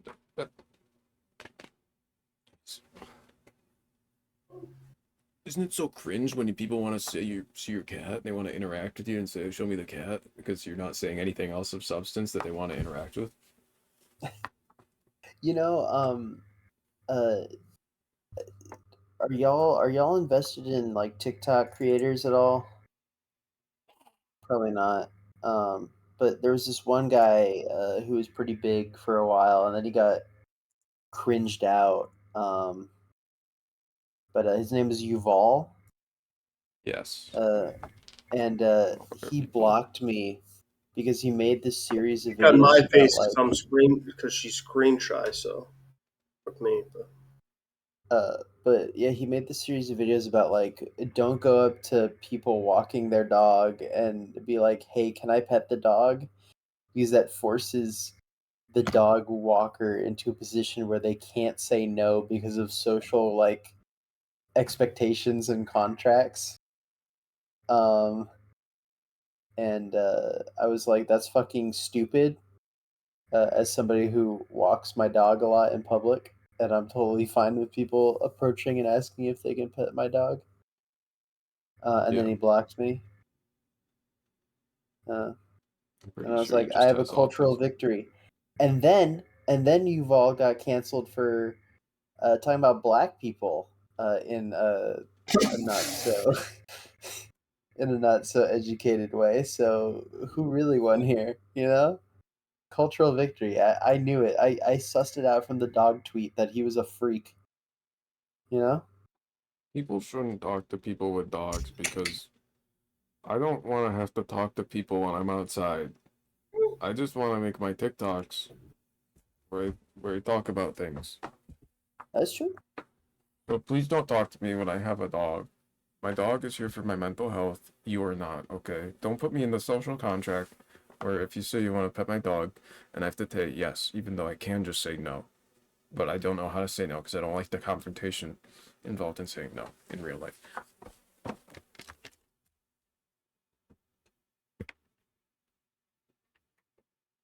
I am gonna say something harsh and true. I was talking with y'all, you know, I was talking with Max Hayden. I was talking about, hey, do you want to switch to Nubby Numbers Factory and be the top Nubby's Number Factory streamer right now? Yeah. And now we couldn't be because there's a higher streamer. And I'm just saying, all those views, all those 11 views would have rolled over to us. Why didn't that happen? That Next happened thing- when you were away with the brother Ben. That wasn't. Who's to say that was what happened? It was an emergency. Yeah, So- emergency session. I don't know. That's what you said. That's what you said when you left. So Just saying the nubby numbers conversation happened when you weren't here. You saw Nubby that. numbers. Yeah, we could have got nubby numbers could have gone to the moon. Nobody ever trusts me. Correct. I'm fucking sick of it. I'm fucking sick of it. But yeah. I guess too. Look at this dumb dog. He's a dumb dog. He's probably gonna start peeing now you picked him up. No, he's okay. He's a My sweet guy. kitty, who's generally more affectionate too. She got camera trap when I tried to wrangle her. Listen, the thing is, generally, I would. I mean, I'm already like, okay, go by. You can sit next to me and do whatever. I mean, what is the? I mean, people want to just see animals. I mean, go outside, look at an Nice. animal, or adopt a pet. I want to see the cat. I want to see the.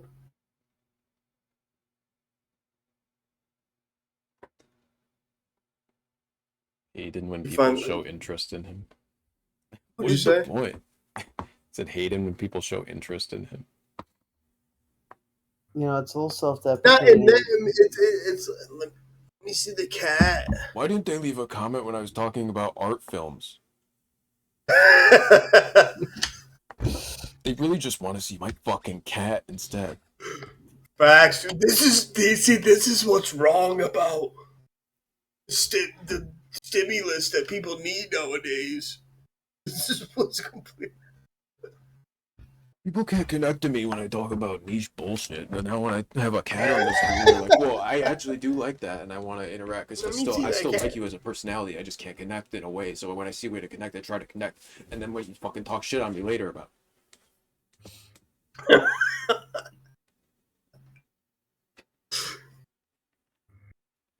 See, I think this is one of the. I'm sure it's happened before, but Max is just I love I'm a you, thinker. Max. That's a good thinker, and I love you. Thanks. I'm really good at analyzing people. Yeah, barely white buddy. White buddy. Yeah, is early loss still here? Yeah, what the fuck? Why are you still here? Do you actually like us? Ooh. The one I who gotta named say- me White Buddy. Calling in the out background, people 'cause this is always ruined my down. It was always my downfall. What is But- your downfall? Calling out people on the Who's There tab. Whenever I would stream, I would be like, "I know you're here," and then they would leave. And then I want to kill myself. Funny, yeah, lurkers. I am literally a lurker. Like I swear to God, like I lurk on streams and shit. Like just keep it on in the background while I'm. Yeah, no, we've had lurkers for a lot of the streams. Some of them left, but And that's great. Like I support lurk. If you're lurking right now, like literally, this one's you're for you. goated. I don't care. I'm with it. Like absolutely salute. Lurkers make the world go round. They're Facts. sick. Did you know that Very true. cheese makes the world go round, Bun? Does Cheese is make- actually You what know they that make that piss moon out actually of. tastes good if you just give it a chance. Real. Like honestly, if you just like give it a shot, like it tastes good. I had a bit. Both of you fucked it up. That's so unfair. It fucked up. I had a bit and you both fucked up. Like, okay, well maybe you weren't Maybe it wasn't reading the. Hey guys, why did the chicken cross the road? Bro, I fucking eat chicken. Did you know chickens suck dick sometimes? Okay. What just happened to me? Max, improv is yes and. Not for me, it's go fuck yourself. That's fair. the meta improver will say yes, no, yes, but no, but. Go on. Be yes. Mm, The skeptical improver will say perhaps. Yes, and actually, I disagree with the premise, though. So let's change it. I want to announce this tonight. SNL UK was announced. They're going to do a London version of SNL. Wow. The campaign starts tonight. Aiden for SNL UK. I want to be on the London. I want to fly to London and be on the Saturday Night Live of UK. You're not British, though. Exactly. Quick mind fuck, Hayden. What's an aubergine? Don't know. I know. That's an eggplant. You're gonna have to know that shit if you're gonna make it on the show. All right. Get out of here. What's a Get Panadol? out of here. A Panadol? Yeah. Do you know what Peep Show is? It's a Tylenol. Wow, a Tylenol. You know what the Peter Serafinowicz show is? Do you know what the how many Monty Python movies have you seen? I've actually seen more than the average bear. What?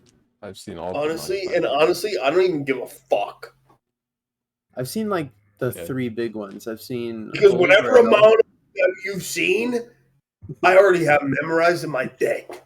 That's and fucking true. I'll be honest. Where is the fish? Is the fish? Exactly. That's from Monty Python's Holy Fish Part 2. That's what that's from. What a weird scene for me to be looking at as like a 14-year-old.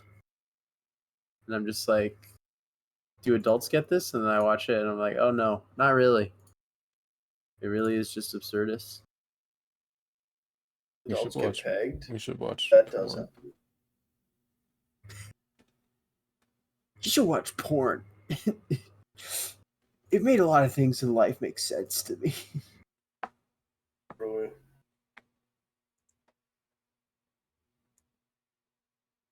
Oh.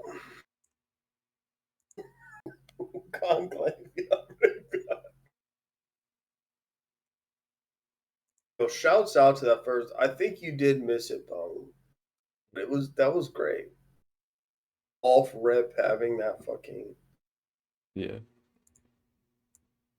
I want to give them. We had Ken call in. Ken needed relationship advice. And calling in and being schizophrenic and just yearning for love and trying to navigate that romantic world under those circumstances. Promoting the autobiography. I mean, I think that that was exceptional. I do appreciate him as a true fan. I'm gonna say something, but I don't want to get canceled here. I'm just saying. Okay. When you're schizophrenic and you're dating, not all cheating is wrong. You might be cheating with your own self. Exactly. You might be fucking bitches that ain't even there. I saw her in the corner of my room, I promise. Like Kanye right now, I'm like, I sucked my cousin's cock. And Dude, that's why my music is bad now. Well, your music's good now. My music is bad now, and that's because I sucked my cousin's cock. And that's when I decided to become a Nazi. In the end. Did you hate when you suck your cousin's cock and then... No. And then, bury you down inside, and then you become, like, an infamous musician and R&B and hip hop producer and musician, and then somewhere down the line you sleep with a nepo baby and you produce children, and then after that you have an existential crisis that soon snowballs into deep delirium. I mean, it's crazy when that happens. It's true. Not. Not. I'm back. Not.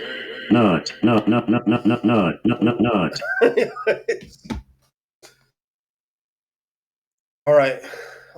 Did you guys do all the reacts? Burn through some reacts? Or I don't think we reacted to literally anything. I just talked about the Star Wars celebration.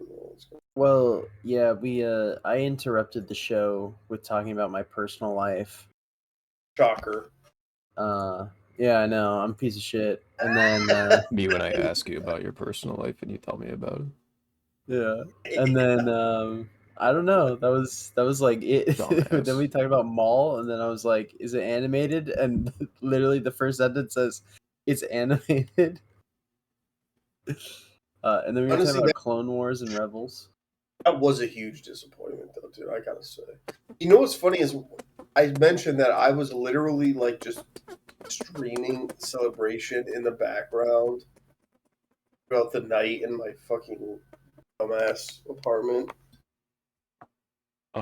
And it came up to my sister was here for Easter, staying with me, and it came up to Star Wars animation panel or something. It was Sam Witwer hosting it. I was like, honestly, this is like the most. Who cares about this? I muted it, and then at the end, it was like all was announced during the panel or whatever. It was like I would have been more excited about it if it wasn't what it ultimately is, which is just like all respect to animation and everything. It's not. It's not. What do I care? What am I supposed to care that much about? I know how he lives. I know how he dies. I know he dies twice. Yeah. And then you're making. The I real would question. be much more interested if you made a live action show about the tease you get in Solo of his fucking crime syndicate, which I guess I'm sure, like in this animated show, they'll touch on. But like I don't know. It's gonna be the whole premise.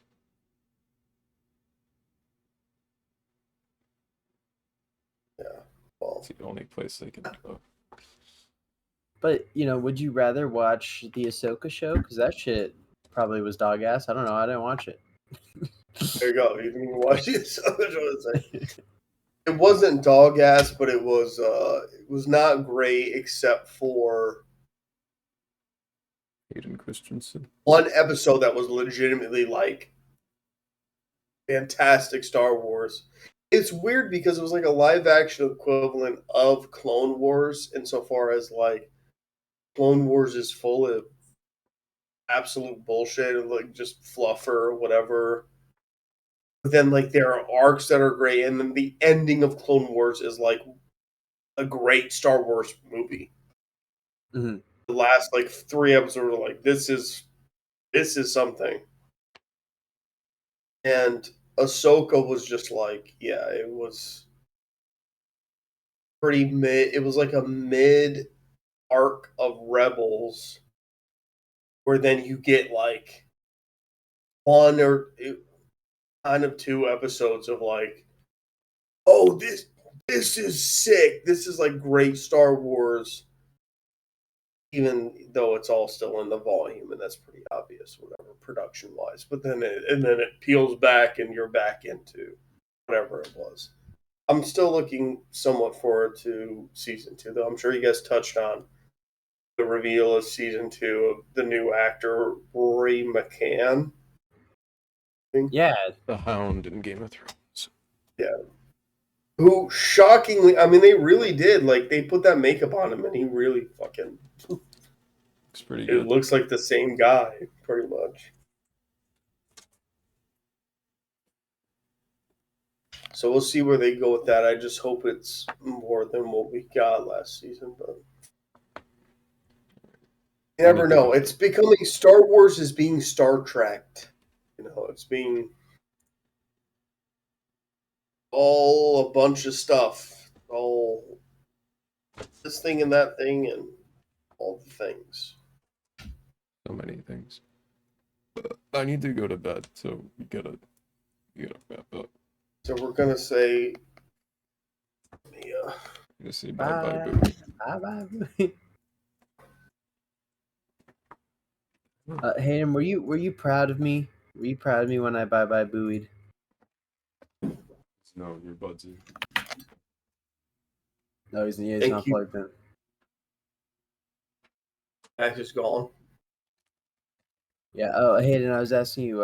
When I bye Bowie'd 3 weeks ago, were you proud of me? I was, for sure. Thank you. Definitely. All right, Max. Bye, lurkers. Bye. Bye, lurkers. And bye, Bong Tu, who is a champion tonight of filling co-host seat. Bye, Exceptional. And the lighting actually great tonight. I love it's fitting with the show. You caught the vibe. Yeah, I'm in the white void. I'm wearing the white shirt. It's awesome. Just like it's dark, but it's fun. You know. Bye, Bongoy. Bye, Bongoy. Bye, Bongoy. Bye, Bongoy.